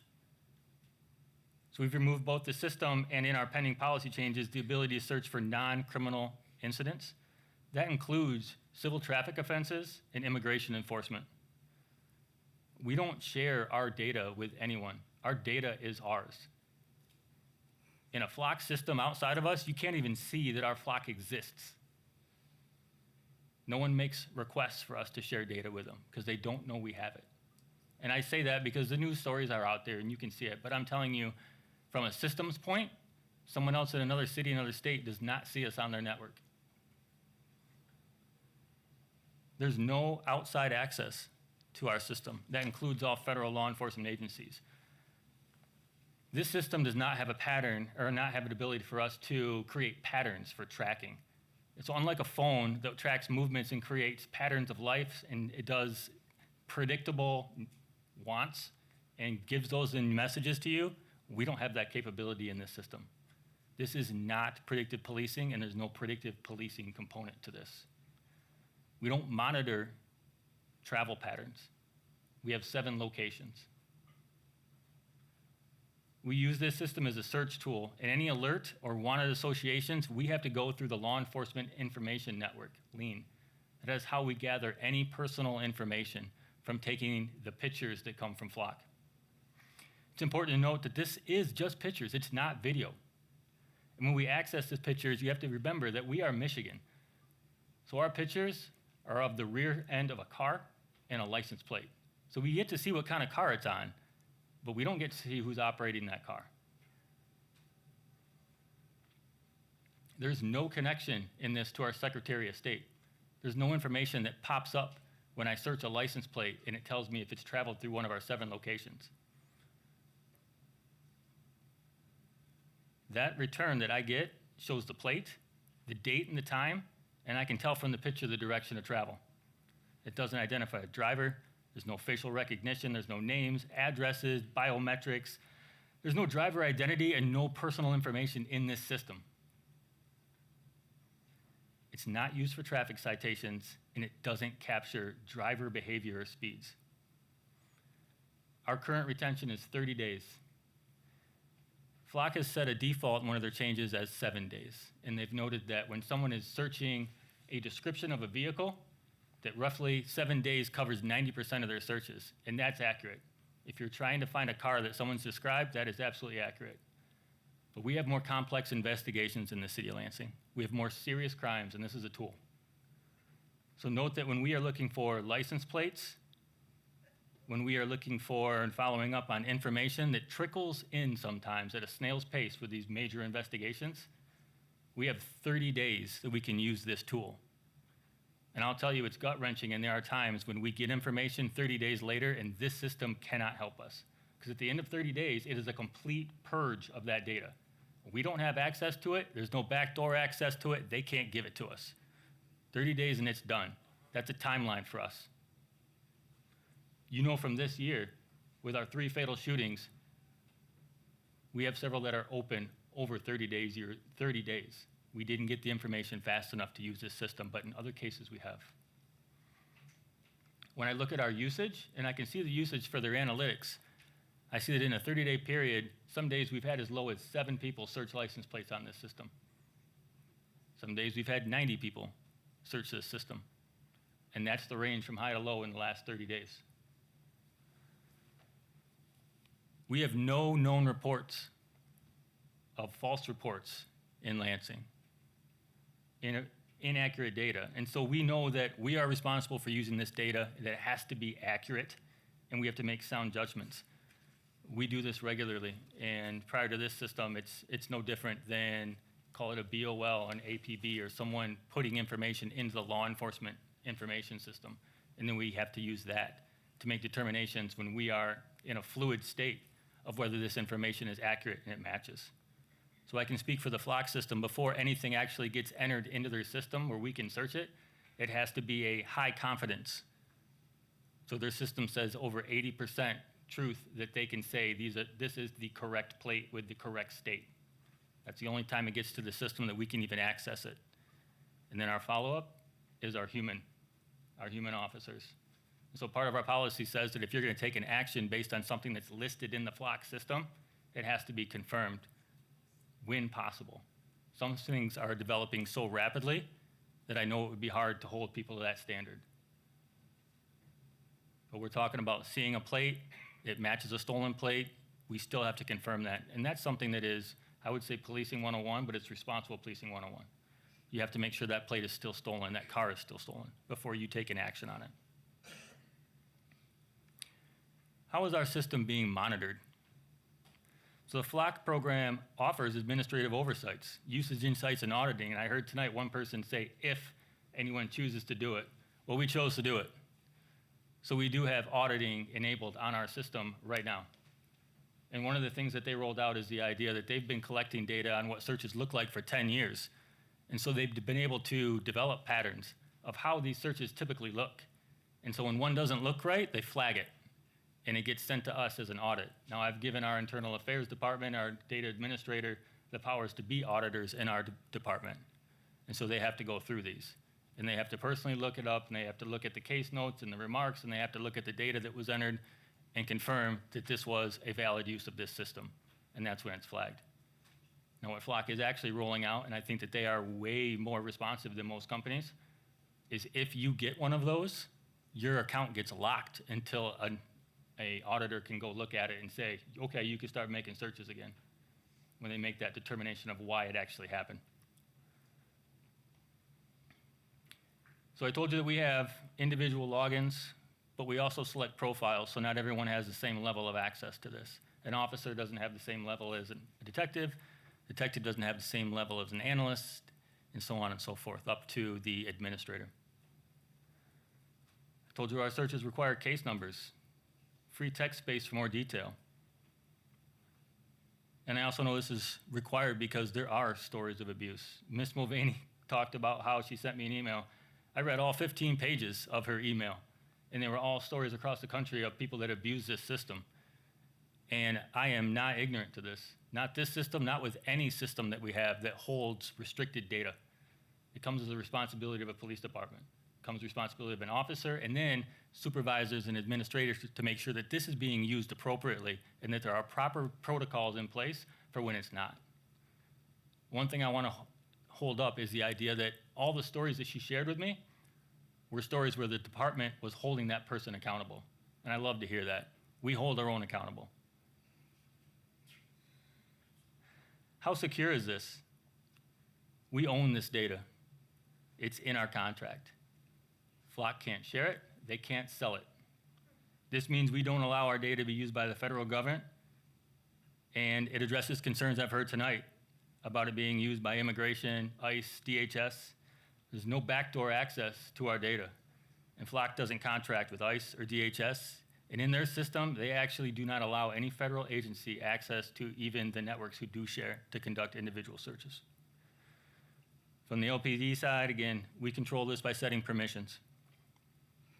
I can relay to you some of the security features that they have, some of the standards that they have. So for example, they've published that they've hired an independent security contractor named Bishop Fox to do a complete analysis of their security protocols. And based on what they've been doing in the past month, I expect that to be published when they finish that. They've implemented security vulnerability disclosure program. This is penetration testing. Our city does this. It's asking people to try to get into this system.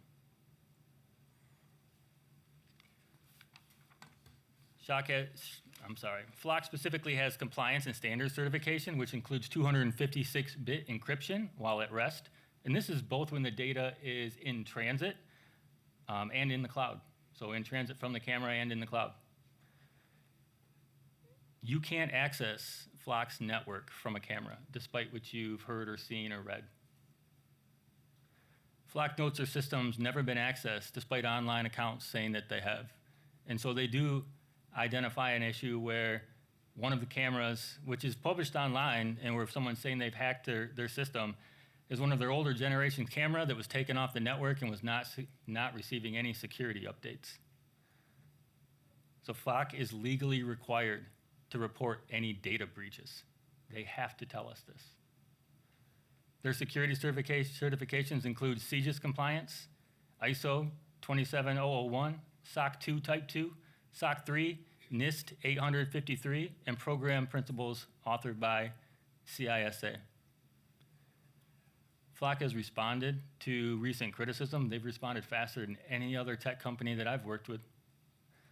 Software has the auditing system, which I told you, which doesn't just bring up and flag searches that we need to confirm, but their audit system tracks every single movement.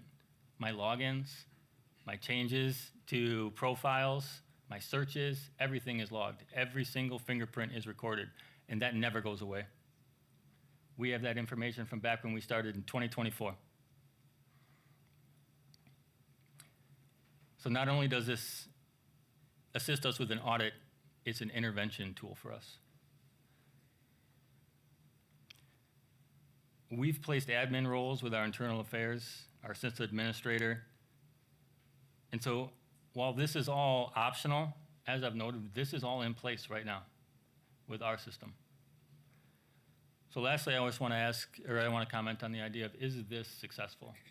So I'm just going to run down a few of them, and I tried to pick just an array of issues where we found benefit to this.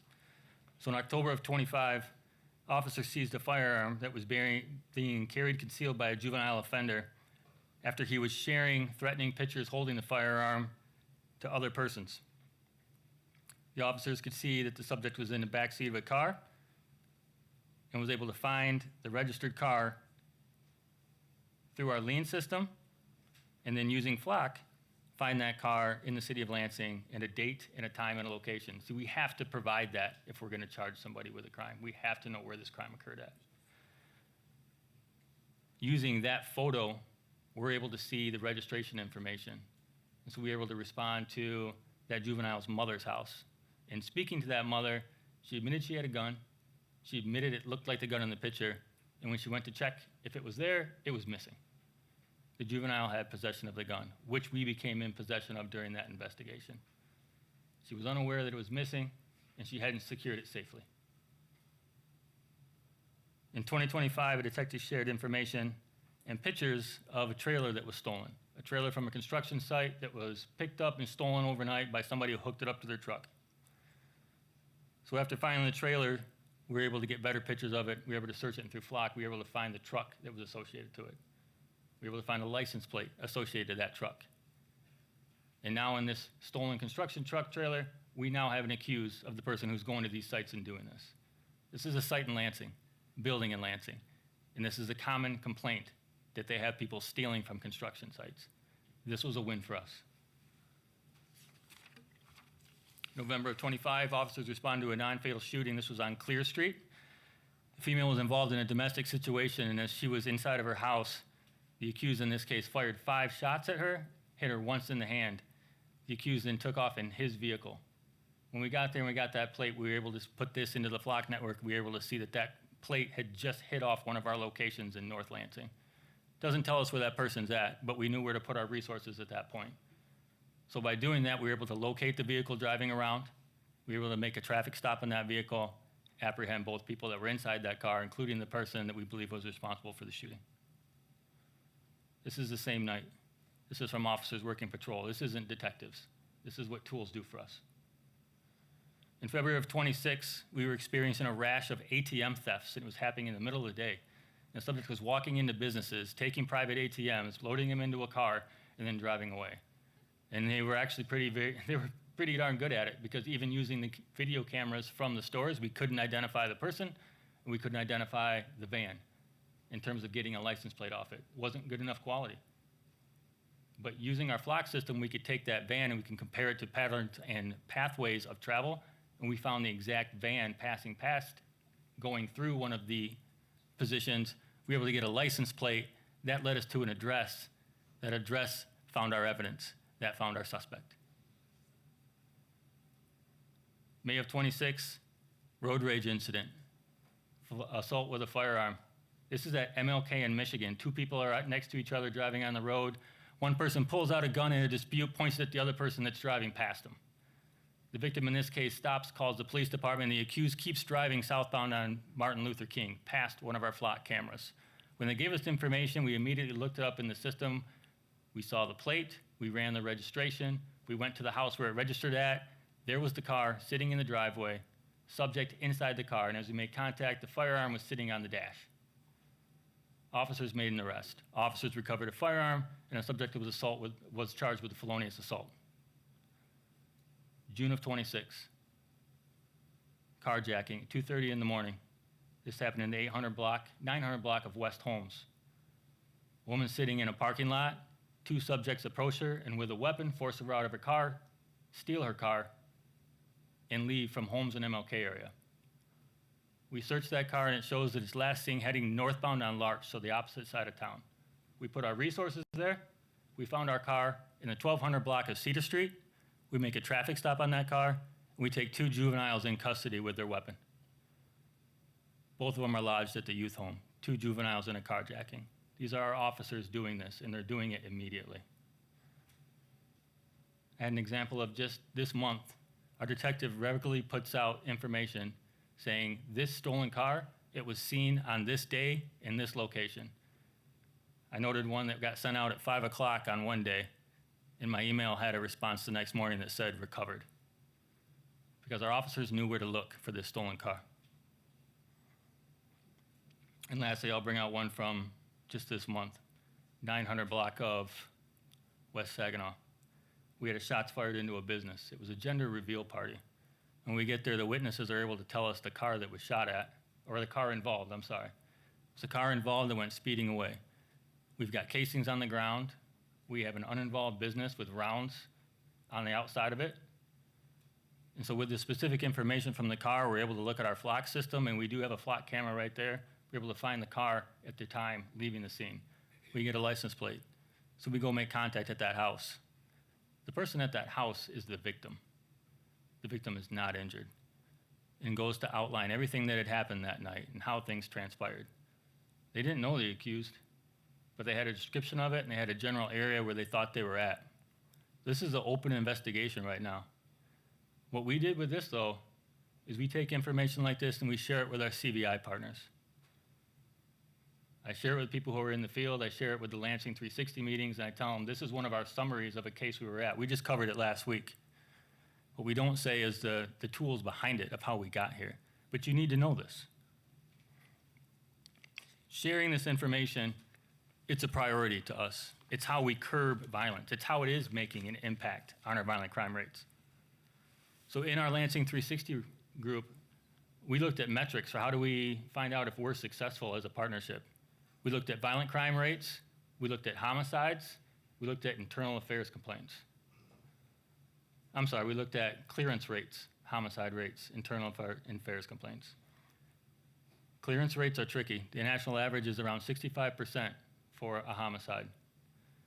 The last 2 years, the Lansing Police Department has closed 100% of cases. It's not by accident. It comes with work, it comes with partnership, but it also comes with tools. Tools that develop leads, something that we can work with, people that we can talk to.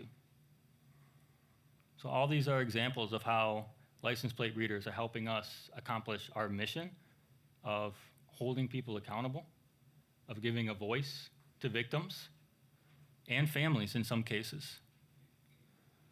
So I'd ask you to look at one location that holds and reports our data, advancepeacelansinghingham.org. They have all of our non-fatal and fatal shootings since they opened, or since they started in 2022, and it goes back farther than that.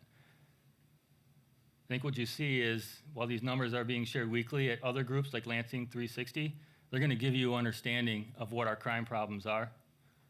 They're gonna show you who is the most impacted by our violent crime, because we include all of our demographics. So I want you to know this tool produces evidence, but it's not entirely for the police. So the last thing I want to touch on is video-related evidence has become not just a standard, but the standard for prosecution. Our prosecutors require it, they demand it, they review it, looking for probable cause, supporting us on our search warrants, supporting us on our warrant requests. But it goes farther than that. Judges demand it. And what I think is rather ironic is a jury of our peers, they seek it. They ask where it is, and they ask why it's not there. And this is our community asking for this. So technology and visual proof is far removed from a luxury in our profession now. It's not a bonus. It's a standard, and we are required to produce it. So cameras remain the first request that I get after a violent incident, and the most frequent request that I get from our community to address their feelings of safety. Thank you. Thank you, Chief. Discussion. Councilmember Navarez-Martinez. Thank you, Chief Bacchus. Thank you, President Spatafor. Question, you mentioned a lot about the safeguards that we have in terms of officers searching the database. My question is, have we had to investigate any officers for misusing the database? No, we have no, we have not. I don't have any identified cases of misuse. Okay, and then this council has, made it known that we don't want to collaborate with ICE, and I understand you said there's no backdoor access to the data, but the data exists. And if the federal government goes to a sympathetic judge and says, you need to turn over the 30 days of data that you have, are we prepared to refuse to comply with a subpoena from the federal government or a federal judge? I'll tell you that the first thing that's gonna go to our legal team to fight back on that will be a court fight. And it really, to me, it's a no. Thank you. Councilmember Cost. Thank you, President Spatafor. Chief, all those crimes you listed that automatic plate readers cracked the case. Would that have happened anyway? Yes or no? No, You don't think so? not a chance. Okay. In April, at the city operations meeting, you were quoted as saying, I can't contribute all of these to our license plate readers, so you don't hold that true anymore. If I'm understanding your question, Councilman, the stories that I relayed have many different components to it. The license plate reader with the picture is one part of it. Because again, there's no data on that picture. We have to access our many other systems to pull out any personal information so that we can then follow up. And we have to get in touch with a person to do something. And I appreciate that, and so I think we're on the same page that it sounds like the automatic license plate reader was not really that big of a piece in solving those things. I disagree with you wholeheartedly, sir. Okay. So you said that there is nobody has accessed our data. And you actually said it repeatedly at the city operations meeting because I think several council members had asked. And so I was surprised to find in the Pittsburgh Police Department FOIA that was released in 2025 that Lansing, and I can share this with everyone, Lansing, Michigan PD has a relationship of access, search enabled. This was from a 500-page FOIA. I spared everybody 500 pages. And I just printed the Lansing because it popped. So are we sure that no one has access to these cameras? I can assure you, and I can tell you that with the information you have right now, when we first developed this in 2024, there was call it an automatic acceptance. Like you wanted to be in this network. We opted out of the network. We are not sharing our data with anyone. That was from 25. So how, the other part is, I checked my license plate online against the, all the databases where they've FOIA'd information. And somehow my license plate locally was hit and dragged into Johnson County, Kansas search for a warrant search. So my question is, how did my plate end up getting drag netted if we're not sharing data with any other department? Like I said, initially there was sharing involved. It was part of the program. We've opted out. That was in 25 too. And so I'm trying to understand here. Look, what makes me mad is we've worked so well together and you didn't bother to pick up the phone to talk to me at all. And you know my background, right? You know my dad's retired from the police department. I've never been against you. I was your biggest fan. And so what's frustrating is I'm sitting here hearing you say how important this particular system is to you. And somehow they have all of these security updates, but they can't have access to that data. It's impossible that they don't have access to that data. But they do all of our security stuff for us, and they're really responsive. So how are they building the entire apparatus for you without taking a little peek at what's inside on the goods? Can you I think you feel how far-fetched that is? You have a background in this. I mean, I think I would have, and I said this in our email responses, I have a hard time feeling that they're thinking that there's a company that isn't going to be able to say, well, let me see what you're looking at when I call them and say, I got a problem with this system, that there's administratives on their side. Look, I have a hard time believing that this company isn't accessing this data. And, I mean, you look at how many cameras Flint has and how many we have.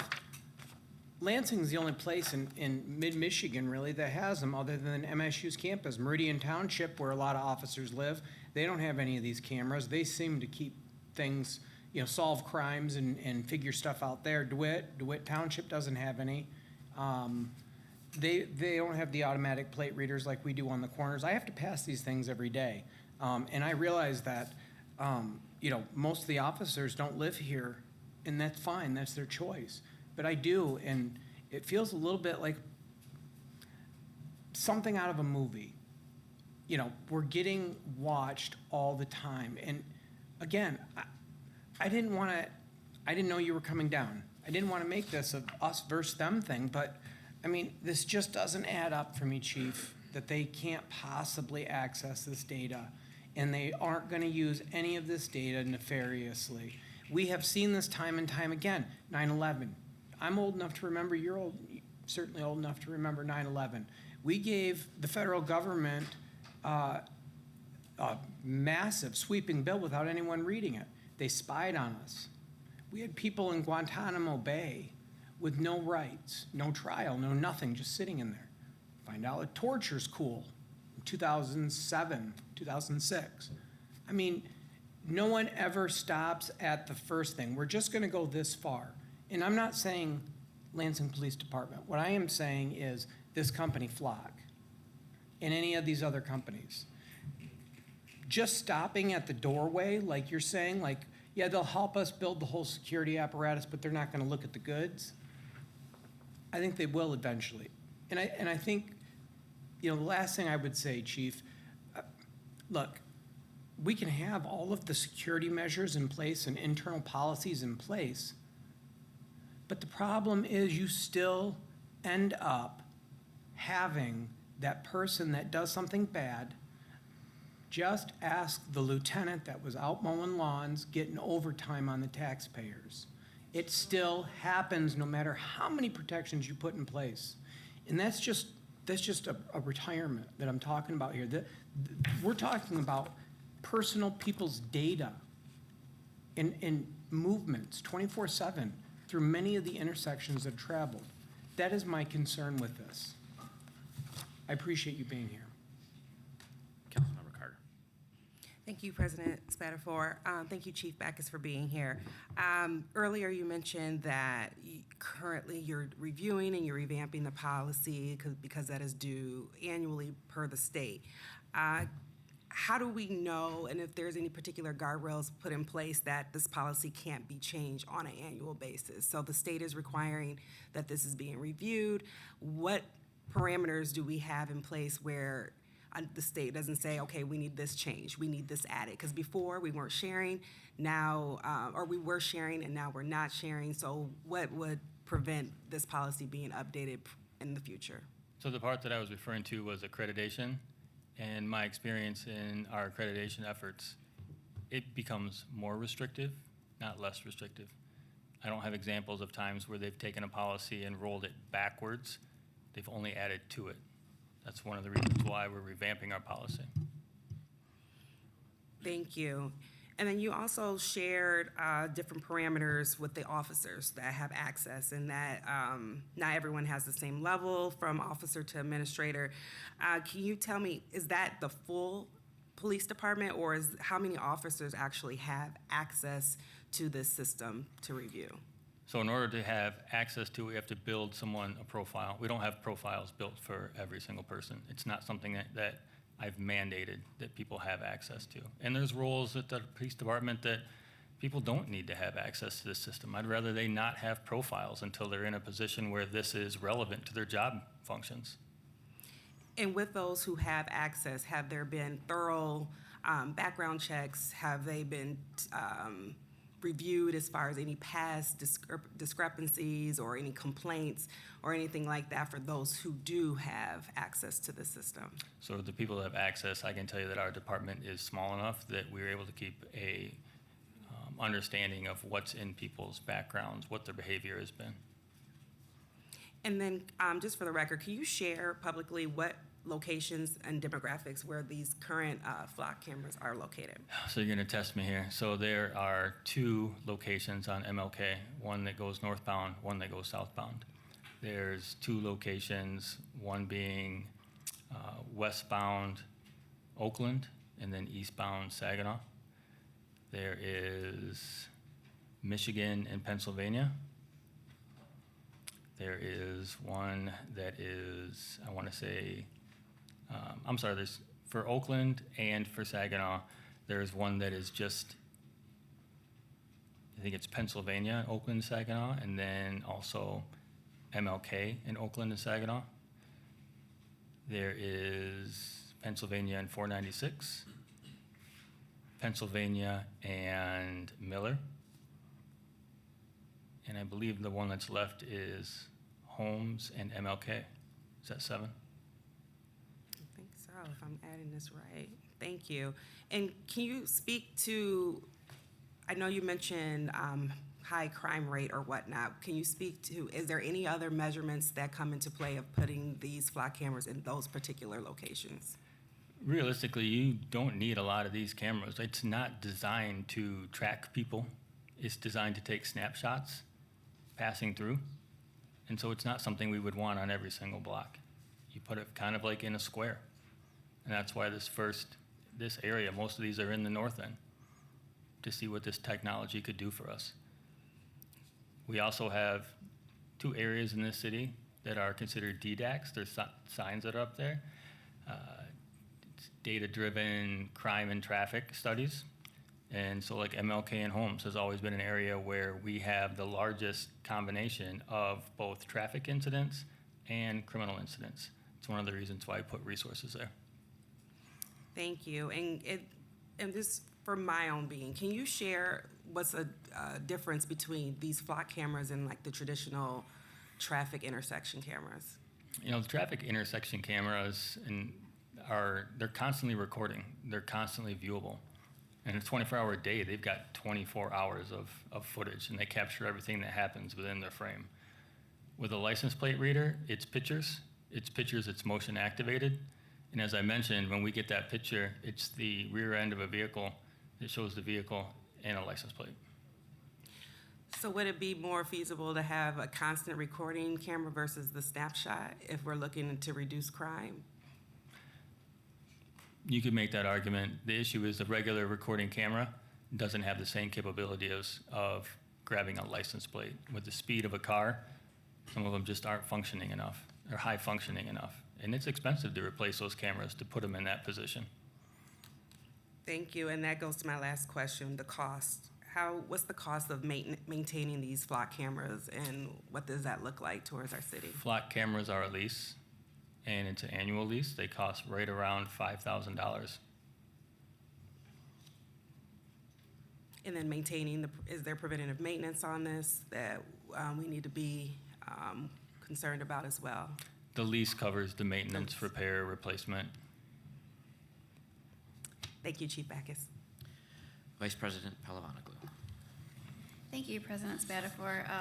Thanks for joining us in the hot seat this evening, Chief Backus. I appreciate you being here. I had a very, very long list of questions, and you have already answered most of them, and colleagues have already asked some of the questions that were on my list as well. So I only have a few more. In your opinion, when we entered this contract with Flock, do you believe the intention was to prevent crime or more so to assist in investigations? I don't see it as preventive in nature unless the presence of it discourages people from using specific areas. It's in response to crime, develop leads. And would you say that the way LPD uses this technology today is for its intended purpose? It's the intended purpose of why we brought it here. And I can't answer that to say that they advertise it as anything different. We're getting exactly what we hope to get from it. Okay, thank you. And then you had mentioned that you turned off the data sharing mechanism at some point in time. Do you recall when that occurred? It's happened in stages, so it's been with the idea that we don't need to share nationally as part of a network. The last one, we had something that was within 50 miles of just our area, thinking that crime is mobile, and we're talking about cars here. But with the unsettlement, the uncomfortable idea of our data and what we do with it, it's been all turned off. Okay, thank you. And I get the point here. Like, it sounds that with the access you have, the controls that you've put in place, the policies that you've put in place, you're doing as much as you possibly can to protect the data, right, within the city as much as possible. But that being said, that you know of, are there any variables within that system that are out of your control? I know that we own the data, we have it locked down in some way. You talked about the encryption, you talked about the fact that we don't share. Are there any variables that you can discuss that are sort of out of our control where data could get out at some point? Not from my knowledge. Okay, thank you. And I do want to acknowledge that we've heard you report on flock camera usage several times since I've been on council. You know, in my third year, I've heard you report out on this at least annually, if not more than annually. And so, but I do appreciate all of the additional context that you have offered. I will say this one is very difficult because I do support law enforcement. I do have a background having worked in our local court systems. And when you say that the prosecutors rely on this evidence to, essentially prosecutors don't tend to take cases to court that they don't have evidence where they feel they can, that they can take that case further and provide justice to crime victims. So I do support your work. I do support crime victims. And I'm also listening to the more global concerns about data in general, how it's shared, cases of abuse. Certainly it sounds like that hasn't happened in Lansing, but it has happened in other areas. So as we continue to have this conversation and ultimately vote on the resolution, you know, those are some things that I'm keeping top of mind. Also, just so that this body is aware, the resolution is just that, right? We're using our voice to speak out on an issue or topic and hoping that, you know, the way we're directing this resolution will be listened to and something will happen. We've done that several times, and so I understand that the resolution doesn't necessarily have teeth. So that being said, I know that there are some items that are being considered within our state legislature right now. There's Senate Bill 1131 that's currently in the Civil Rights, Judiciary, and Public Safety Committee, and House Bills 5492 and House Bill 5493 that are both in the Judiciary Committee. Those have bipartisan support, and what they do is speak to regulation and controls of how these systems are used throughout our state. I do want my colleagues to know, for you to know, and the public to know, that I have also spoken with our city attorney's office.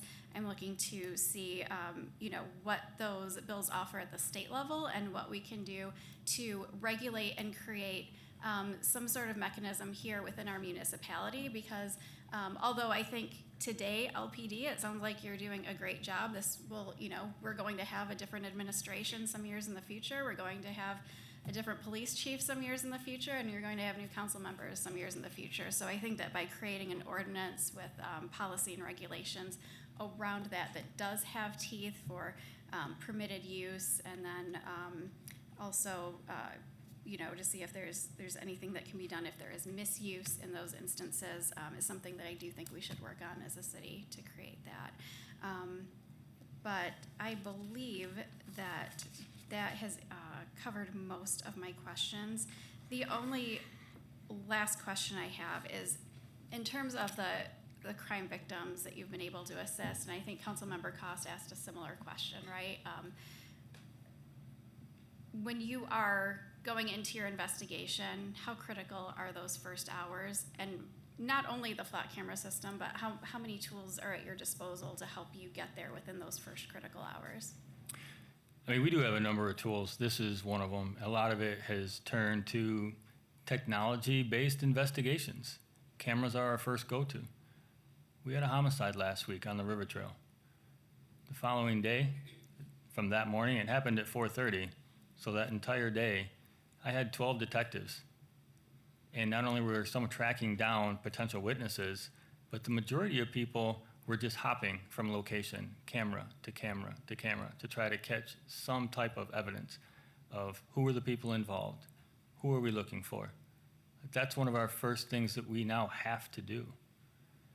So in terms of like how important is this, how important is technology, it's paramount.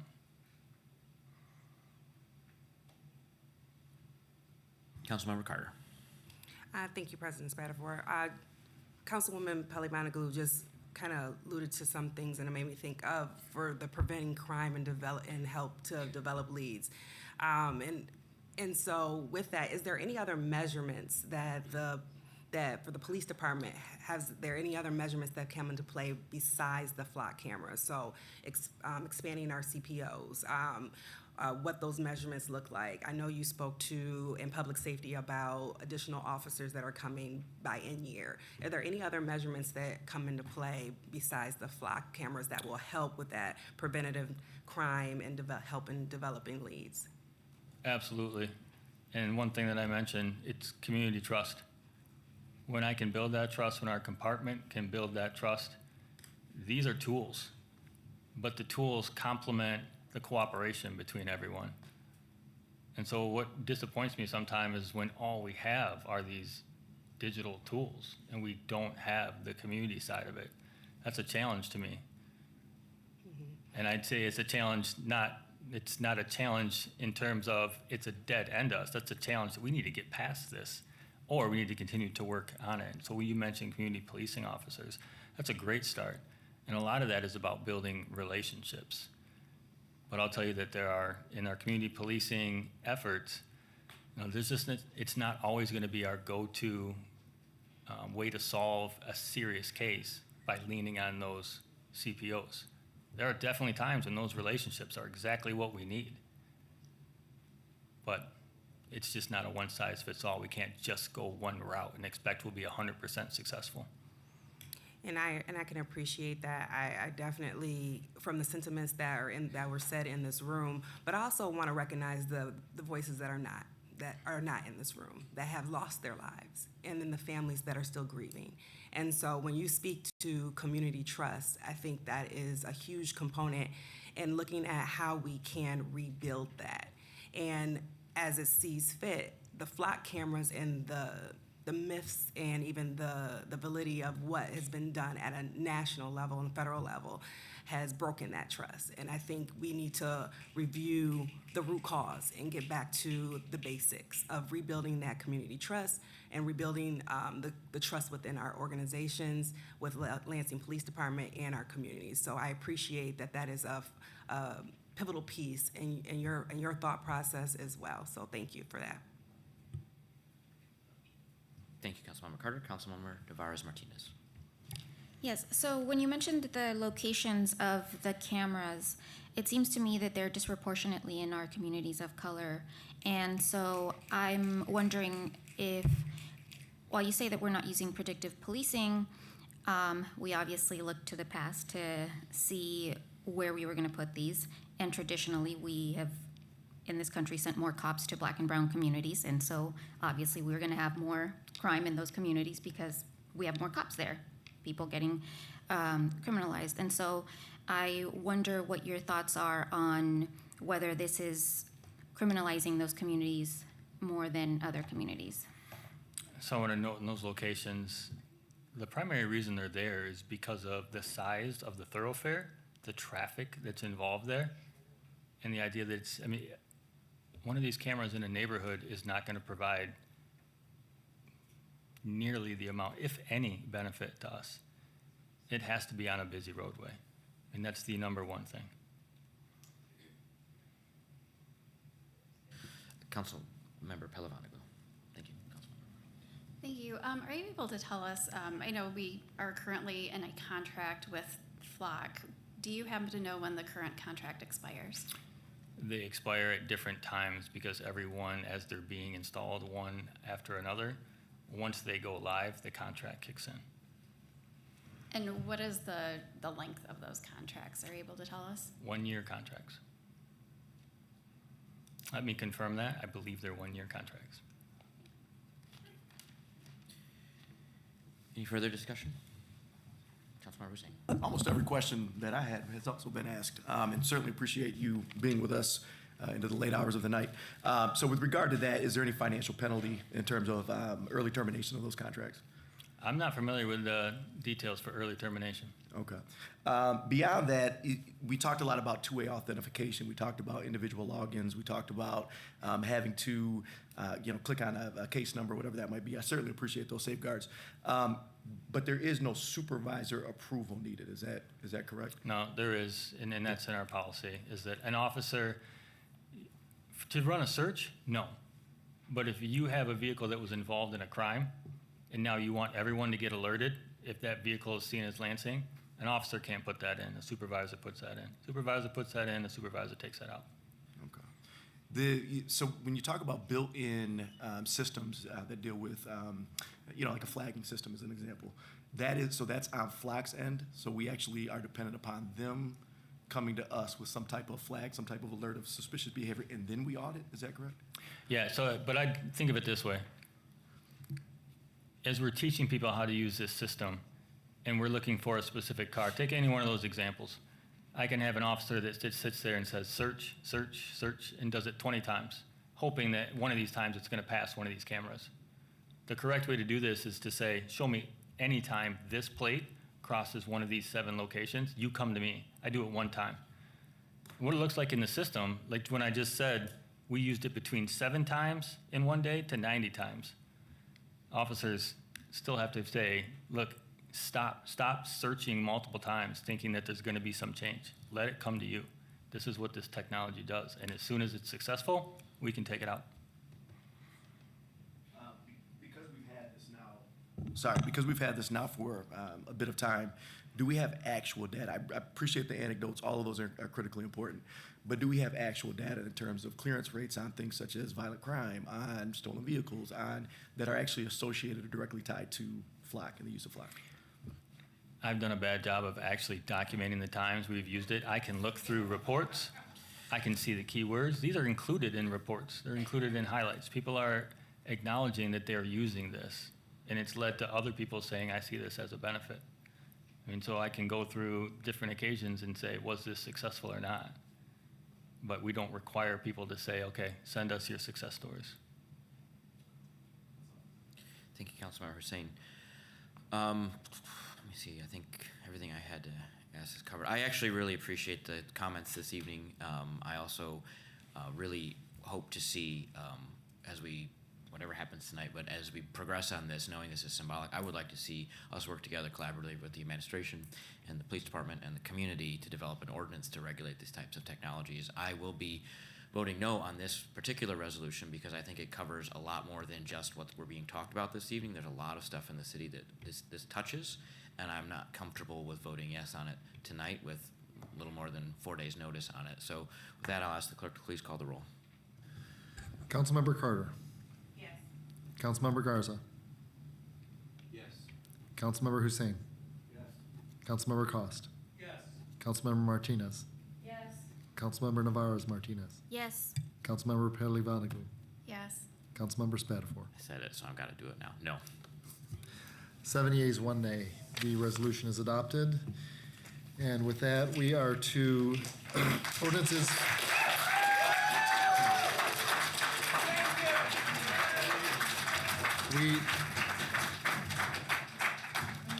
Thank you all.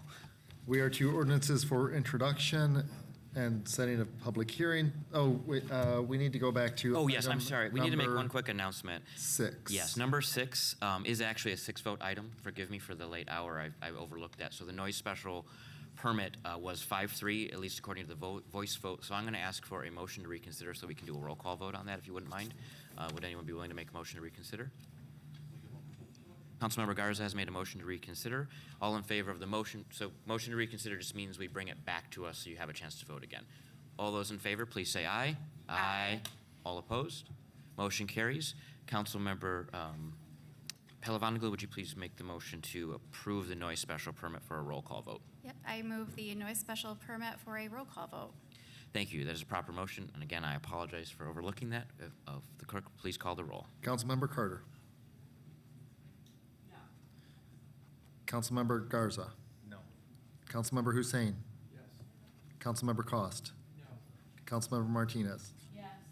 Councilmember Navarez-Martinez. Yes. Councilmember Pelli-Vanaglu. Yes. Councilmember Spatafor. Yes. Okay, 5 yeas, 3 nays. The resolution is not adopted. Just wanted to make sure it was dead. Okay, very good. Thank you. Okay. With that, we are to ordinances for introduction and setting of public hearing. We have an ordinance, item 16. An ordinance of the City of Lansing, Michigan to conform the Lansing codified ordinances to the 2026 revised Lansing City Charter to add new Chapter 2, oh, I'm sorry, I've got the wrong one. Okay. All right, let's start over. Item 16, an ordinance of the City of Lansing, Michigan to amend Chapter 230 of the Lansing Codified Ordinances by adding Chapter 230, Section 230.02 to allocate a portion of those funds from the City of Lansing General Fund budget dedicated to basic human services to provide for assistance and support to ensure safe and secure housing for City of Lansing residents. The ordinance is read a first time by its title and refer to the Committee on Ways and Means. I would actually like to pass the gavel over to Vice President Palavanoglu. And Thank you, President Spatafor. sure, I would like to talk about this ordinance real quick. As you recall, a while back, I introduced one related to data centers. That obviously did not go anywhere, but I did hear from a number of folks about the concept of supportive housing service, basic safe and secure housing. We introduced this ordinance, and basically what it does is it pulls a portion of the HRCS general fund allocation into a new fund to support housing stability and safety. We've listed about 4 to 5 different things that this can be used for: homeowner safety and code compliance repairs, habitability and hazard remediation, eviction prevention and emergency rental utility assistance, staffing and case management and administrative costs necessary to deliver services in the section, and then other housing stability initiatives consistent with the section's purpose. The section will be administered by the Department of Economic Development and Planning. We've worked collaboratively with HRCS, EDP, and the Mayor's Office to put together language we think works. And then we even, if you'll notice, we're targeting 0.25% of the HRCS allocation. However, to avoid disruption of service in some of those agencies and services that we provide, we're phasing it in over 4 fiscal years, and we assume that revenue growth will cover the increase, eventually growing that to a larger pot of money, but not subtracting from the current HRC allocation. So with that, I would move the resolution setting the public hearing. Is that right? Did I do that right? I don't do this often. Thank you. That is a proper motion. All those in favor, please say aye. Aye. All those opposed? Motion carries.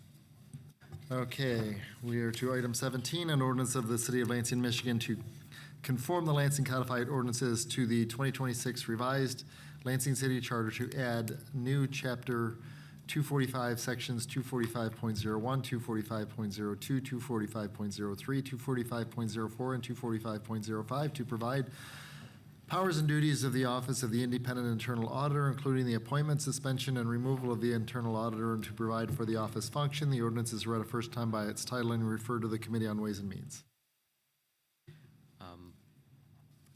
Sorry, I lost my marked agenda here. Sorry about that. Councilmember Carter. Yes, thank you, President Spatafor. So Clerk Swope made a very thorough description. I would like to add that there was some discussion and during committee regarding the changes of the language and how it differs from the charter and then also this ordinance. So OCA was able to speak to that. The time frame structure was a little ambiguous, and so that was also spoken to. The exemption of the courts to reflect how the charter reads was discussed, and then I did raise the question regarding the repeal of the current Chapter 245, which is notated as city market. So I actually will have Attorney Vinker speak on that a little bit more just for the public before I move this resolution for the public hearing on the 14th. Thank you. Yes, I've discussed this with both President Spatafor and yourself. The ordinance as currently drafted is drafted as simply a statement of what Chapter 245 shall be. Ordinarily, we would have included a repealer. It was in committee, we didn't know when it would come out. That repealer ordinance is not introduced yet, but in looking at this and in looking in Chapter 245, we are going to make a short amendment when it comes back after public hearing to just state at the very beginning of this ordinance that current Chapter 245 is repealed in its entirety and replaced with now the language that's in this ordinance.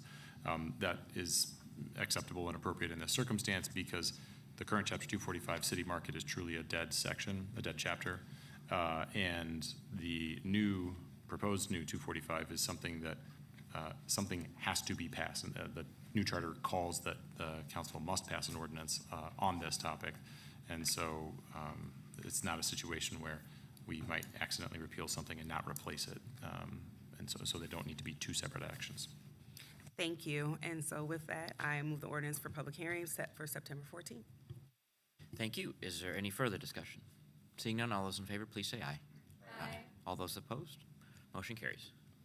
Okay, we are to speaker registration. If you have not had an opportunity and wish to address City Council, we'll give you one more minute to fill out a yellow form in the back for the second round of public comment. And with that, we are to referral items. Vice President Palavanoglou. Thank you. I move that all items be considered as being read in full and that the proper referrals are made by President Spatafor. Thank you. Is there any discussion? Seeing none, all those in favor, please say aye. Aye. All those opposed? Motion carries. From the City Clerk, minutes of boards and commissions. Placed on file. From the Mayor, grant acceptance, Community Economic Development, CSA Program Innovation. Committee on Ways and Means. Grant acceptance and authorization, Michigan State Historic Preservation for Old Town Commercial Association. The Committee on Ways and Means. 2 items on Obsolete Property Rehabilitation Act certificate for 1204 South Washington, Little Rock Ventures. Development and Planning. 2 items on Oprah District 1515 West Mount Hope, TCI Properties. Development and Planning. 2 items on Oprah Certificate 1515 West Mount Hope. Development and Planning. And Act 6, 2026, an easement, drain and culvert easement for the Country Club of Lansing. City Operations. And from the Board of Public Service, both their budget priorities as well as their department priorities. Place them on file. We are to remarks by council members. Any further remarks? Councilmember Hussein. Just very quick, the vote came up pretty quickly. Maybe it's because I waited so long to ask any questions with regard to FLOC. I just wanted to go on the record, because I am accountable to the folks that I represent in the 3rd Ward, and just explain my vote. We all at this dais ran on a number of things. One of those things, typically at the forefront of any of our campaigns, if you will, deals with public safety, right? And one of the things that I have been absolutely adamant about in the last several years of my service is making sure that we are providing the LPD with every possible tool that they can use to make sure that they're safeguarding our communities, right? And protecting particularly our most vulnerable citizens. So the idea of taking a tool out of the toolbox was a bit uncomfortable for me. However, you have to balance, and that's what we did here, obviously. You have to balance, and I think, honestly, most folks that engaged us balanced this and with their own conscience. But you have to balance the impact on public safety with the potential for misuse. My vote in no way was an indicator of me believing that this technology has been misused within the Lansing Police Department, or that there is anybody within the Lansing Police Department at this time that would misuse this technology. But I really appreciated Councilwoman Palavanoglou's statement that we also have to support policy and speak with our own voice that speaks to future iterations of council, future administrations, future chiefs of police, et cetera. The other piece is that no matter how I personally feel about FLOC, certainly the stories coming out are concerning the abuse, the misuse, concerning. But my job, and I always say this, is to deeply engage those that I represent. And on this issue, particularly over the last week, we've done just that. And the opposition really knew, I mean, when you talk about spectrums, it spanned the spectrum. Religious affiliation, age, economic status, the list goes on. I mean, almost every single person that I engaged, and it wasn't just the folks, obviously, tonight, we appreciate you being here, but we have this higher calling to engage on every level and through every channel that we can, and whether it be the emails, whether it be the calls, whether it be going to neighborhood meetings the last few days of last week talking about this, it was almost unanimous. People were absolutely opposed. And because of that, it's inherent, I think, with regard to this particular position, to then represent that position at this dais. So that's why I ultimately supported. I hope that as we move forward and we look at potential ordinance to regulate any of this type of technology into the future, that we do that incredibly collaboratively with the public. That's hard work, but it's necessary work. And then the other piece is I hope we continue to discuss as a council how we're going to support this administration, the Lansing Police Department, to continue to put tools in their toolbox to safeguard our community. But again, just wanted to publicly acknowledge why I voted the way I voted. and certainly appreciate our officers. I engage with our officers quite regularly. And again, I believe we do have one of the best departments in the state. So I really appreciate you guys. Thanks so much. Anyone else? Thank you, Councilmember Singh. Let's go to Remarks by the mayor? Okay, so we have David Moreland, followed by Andrew Ibarra.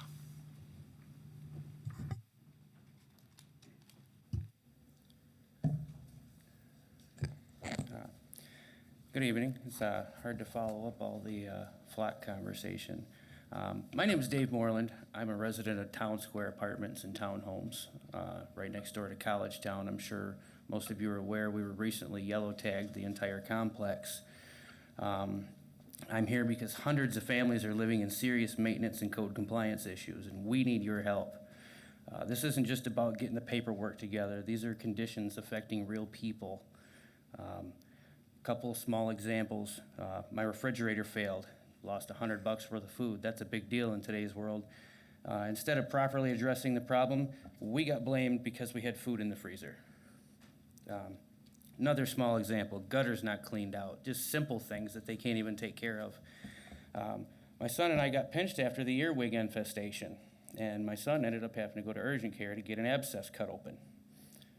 We need these landlords to be held accountable for their maintenance obligations, and we need to make sure that qualified people are performing the repairs to an acceptable standard of quality. Just a brief timeline. August 10th, yellow tags were posted for us being out of compliance at the landlord's responsibility there. August 13th, all the residents received notice that repairs and inspections would take place between 8/17 and 8/28. As of today, the 24th, it's still the 24th, there has been little to no movement on the townhouses. But of course, they were out there threatening to tow people's vehicles away by the time the 17th rolled around. During this meeting, I'm getting texts and videos from my wife that show that they're out there with personal vehicles towing our vehicles away. I don't know any more details than that, what I got in a couple of text messages, but according to WILX reporting, 524 units are yellow tagged. There's already one building that was red tagged for electrical problems, and our 30-day point is September 10th. I understand after 30 days, the city is intending to take the landlords to court instead of moving straight to a red tag. That's from after speaking with Code Enforcement Office. Why I'm concerned, other than what I just discussed, there are additional circumstances I think that deserve the city's attention surrounding this. A search of the Ingham County Public Record revealed that been some real estate and financing developments surrounding the property, including an easement in July of 2025. In April of this year, there was a $43.7 million mortgage applied for on the property, which was assigned August 14th, which was just after they yellow tagged the property. I also understand in parallel there are redevelopment plans for the Health and Innovation Corridor up around the okay. Thank you.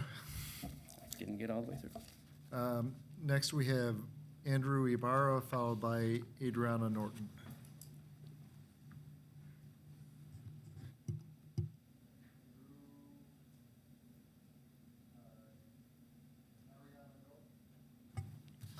Ariana Norton, and then Natasha Atkinson.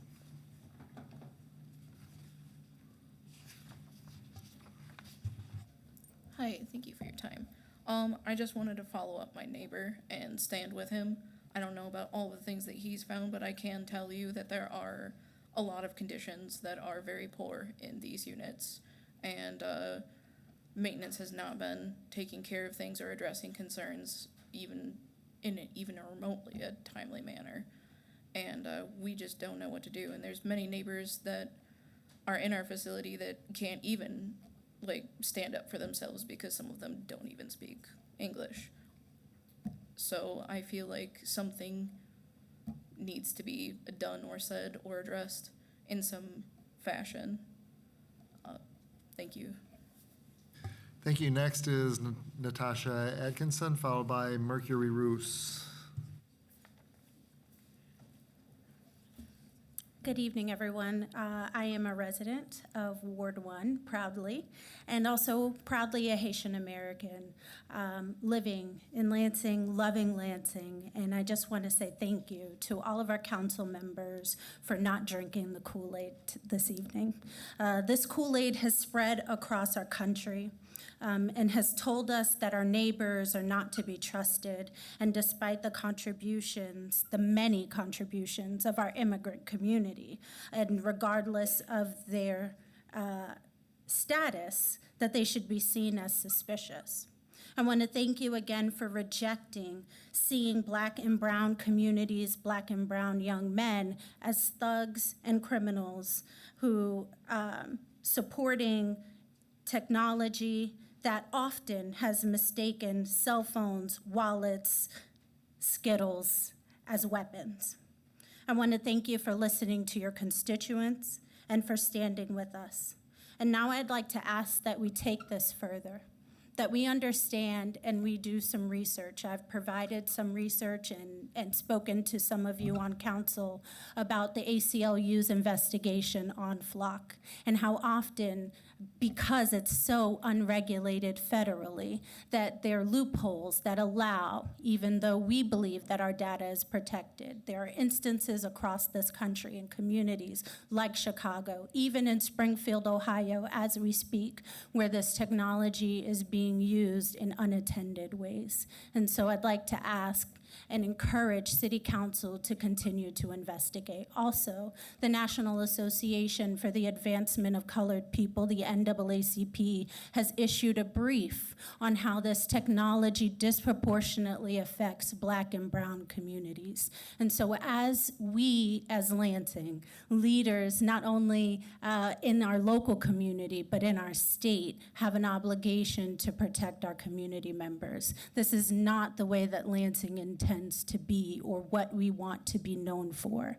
This council and this administration has invested in Lansing Empowerment Network, in the NOVA housing, just in so many different programs that provide for quality of living for our community. And I just ask that we use that money towards things that bring togetherness, that bring wholeness to our community, because we know that that is actually what drives bringing down crime, eliminating poverty, providing resources, and continuing a sense of community, togetherness, and belonging. And so I thank you all. Thank you. Mercury Rose still? Oh, Mercury Rose and then Loretta Stanaway.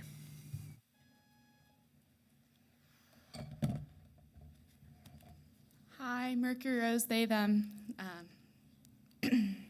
I just wanted to thank you all so much for your vote to cancel the Flock contract, and I really look forward to seeing how we move forward to remove those cameras and to follow through with that action. And I'm gonna be honest, I was pretty frustrated for a minute when the police chief got like over 30 minutes to speak, and many of his points didn't feel like they were backed by like data or sources, but like a vibe. That felt really frustrating. And then to have our council members like stand up and really like ask some questions, like I really felt cared for in your questioning and in the way you like showed up and stayed curious. It's like 11:01 and you stayed curious for us, and I know it's like hard. It's a Monday night. I worked a full day. I'm sure you did too. Like, we're tired, and I just really want you to know how much I appreciate you. I'm excited to see the Flock cameras leave because I do think that they're different than a regular license plate reader. They do track data using AI in ways that are very concerning, despite what was shared. Yeah, and there's another issue I wanted to speak on tonight. Sorry, I'm tired and my brain's moving a little slow, but I last week saw one of the like code enforcing vehicles drive past my house, and I haven't received a letter yet, but I will say my yard is not a lawn. I killed my grass and I'm growing food. And some of the food I grow looks like something you might consider a weed. some of like the native plantain that I very intentionally cultivate because it's a great source of like creating a fiber supplement through psyllium husk, and the sunflowers that I like to use to make jellies and eat their leaves are things that many people consider weeds. And so I am concerned about getting that. And I've been looking at our code. I know we have this like sustainability and this like climate action. I forget what they're called, but like the documents and like resolutions that we've passed, but they're really unclear about what you'll allow for people to grow. So I'm like growing native things that are considered weeds, and I'm like waiting to get this letter, and I'm turning to our documents, our city's words, and like not finding clarity about like, should I be worried or not? And I'd like to see like more clarity around that as we move forward. A lot of the native grasses that a friend of mine is growing in their like native grass prairie land are taller than what's allowed. So there's like conflicting information about what we're allowed to grow like in these resources. So I hope that's something we can work on, and I'll speak on more later. Thank you again for your time tonight. Thank you. We have Loretta Stanaway and then Michael West.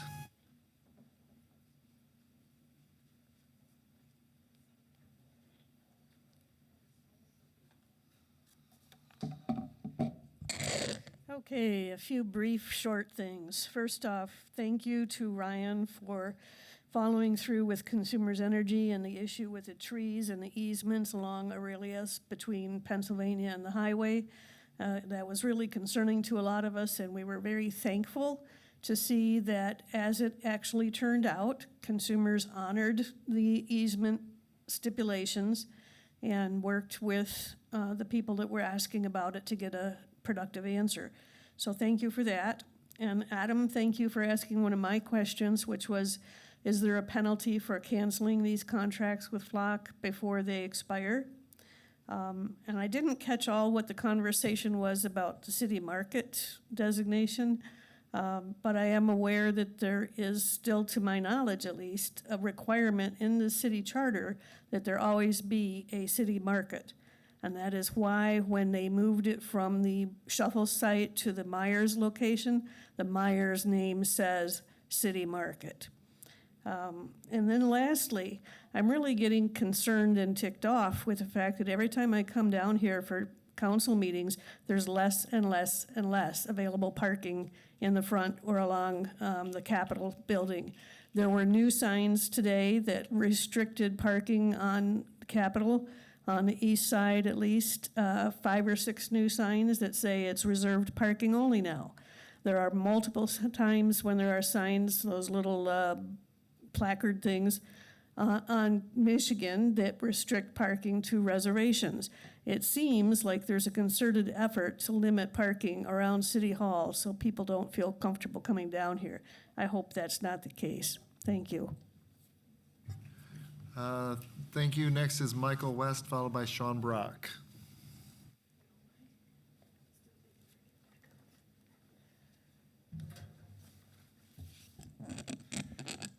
Good evening, Council, Mayor, Pastor Michael West, Robinson Memorial Church of God in Christ, 509 South Charles Street. And I'm standing here today asking the Council for something that should not be controversial. I'm asking for fairness. I'm asking for transparency. I'm asking for communication and the opportunity to serve our community without the unnecessary barriers that we've been experiencing.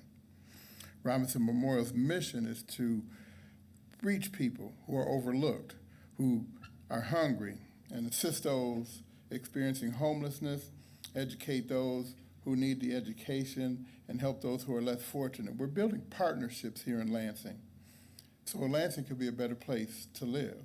But unfortunately, we've experienced barriers to our mission, such as unequal and adverse treatment and a violation of our 14th Amendment right. There are issues that I want to make clear tonight, and since Robinson Memorial has been villainized for defending our rights, I want to put something on the record. First, we had a meeting in 2023 with the mayor's cabinet and our representatives. We talked about the vacant property that's at issue right now in the Bluebell neighborhood or area. And during the meeting, there was resolutions discussed, there was commitments and expectations were communicated to us, and we did our part. despite that, we still haven't received the compliance letters and the agreement letters that we were supposed to get from the city, and that's been since 2023. Second of all, there's a homeless colony that we continue to fight against. We've done all of the things that's been asked of us through the city. We've contacted the police. We got the letters sent to the police. We posted no trespassing signs, but the maintenance department from the city has been weaponized against us.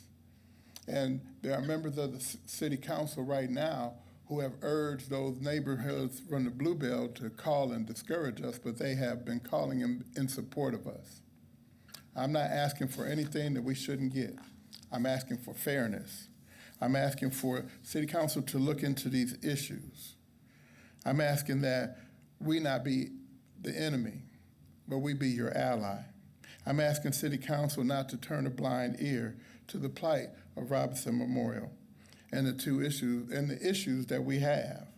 We need to stop fighting each other and start fighting for the people of Lansing. Thank you. Thank you. Next is Sean Brock, followed by Gary Lance. Sean? Gary? Nathaniel Ford? Mrs. Wilson? Followed by John Warm.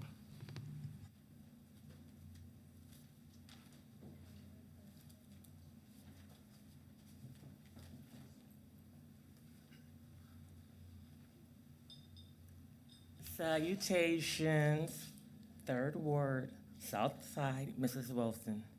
I am parched. You guys need to get some type of beverages or snacks or something. Woo! I'm older. Woo. But I was going to speak in regards of the flock cameras, but pretty much everyone said what was on my mind, so I'm going to leave that alone. But I am a pro-police advocate.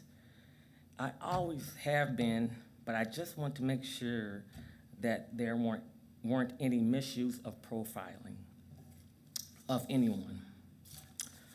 Okay, so moving on. OMG. The BWL utility bill that just came in today. Woo! Can we say outrageous? Just because I can afford to pay that bill doesn't mean that it's feasibly fair. Doesn't mean it's feasibly fair. What in the half of a mortgage payment cost is going on? I still do not understand why there aren't discounts in place for seniors or low-income people. Okay, moving on. Yay for the candidates that made it in for the primaries and for the 2 millages that passed. I'd rather have those 2 to have made it than the others. I was introduced to Harold Pope while attending a groundbreaking ceremony that I have the pleasure of meeting. And let me tell you, he was so sincere what he believed that he was willing to come to my home and have a personal sit down to discuss anything that was on my mind. Now that's dedication. Okay. What do you know? I made it on a postcard for the whole state of Michigan for Will Lawrence Congress. Ooh, woo, dang, here I am. Okay, last but not least, shout out to my husband for 40 years of marriage. Our anniversary was yesterday, and I want to tell him thank you for being my voice of reason. I love you, baby. All right, thank y'all. Thank you. And we have John Warm Thank you. is our final speaker. Hey, I'll keep it quick. Thank you so much to everyone who voted yes on this resolution, who heard over almost 100 comments in support of this resolution and took it to heart. Like Councilmember Hussein was saying, the opposition to this to flock cameras has been, what I have witnessed has been bipartisan. It has cut across demographic and political barriers in a way that frankly doesn't happen a lot in today's society. I'm very grateful for this pivot point to come together as a community. It is almost unanimous, and I feel like that was reflected tonight with the almost unanimous vote. I did want to push back on a couple things that Chief Backus said, because he said a lot of things. I have repeatedly filed Freedom of Information Act requests for the audit logs to see how this system has been used by LPD, and been told repeatedly that these documents do not exist. I don't know what's up with that. He seemed to really indicate that he has control of these audit logs, that these audit logs are robustly reviewed and secure. That was really confusing to me. The other thing that I'd like to push back on is that, maybe this is a yes and, there may not be cases of misuse of this system that are documented with LPD, but I wanted to echo what Councilman Cost brought up and remind y'all of about a year ago, the Lieutenant Ryan Wilcox, who was placed on paid administrative leave for allegations of fraud. In addition to running a lawn mowing business on company time, he was found to have used surveillance equipment to track his ex-wife. Councilperson Spatafor has repeatedly denied access to information about that investigation to journalists. I don't know if flock systems were used in that stalking, but regardless, nothing was done about this until time came to do something about it. I am not confident that our police can be trusted with these tools, so I just want to echo my thank you and the thank yous of many of the people who are here tonight. Thank you for y'all's votes. I truly appreciate the representation and the critical thinking and the questions that you have asked. I do think we need an ordinance in this city that bans similar technologies from our right-of-ways.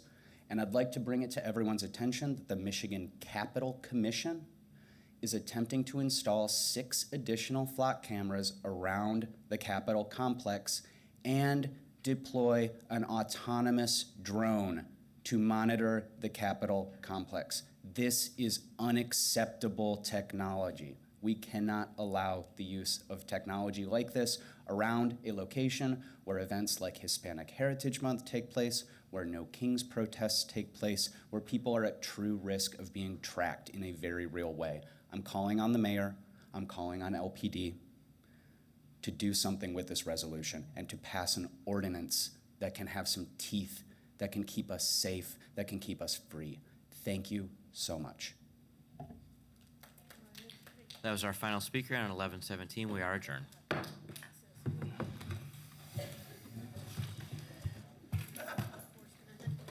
Right.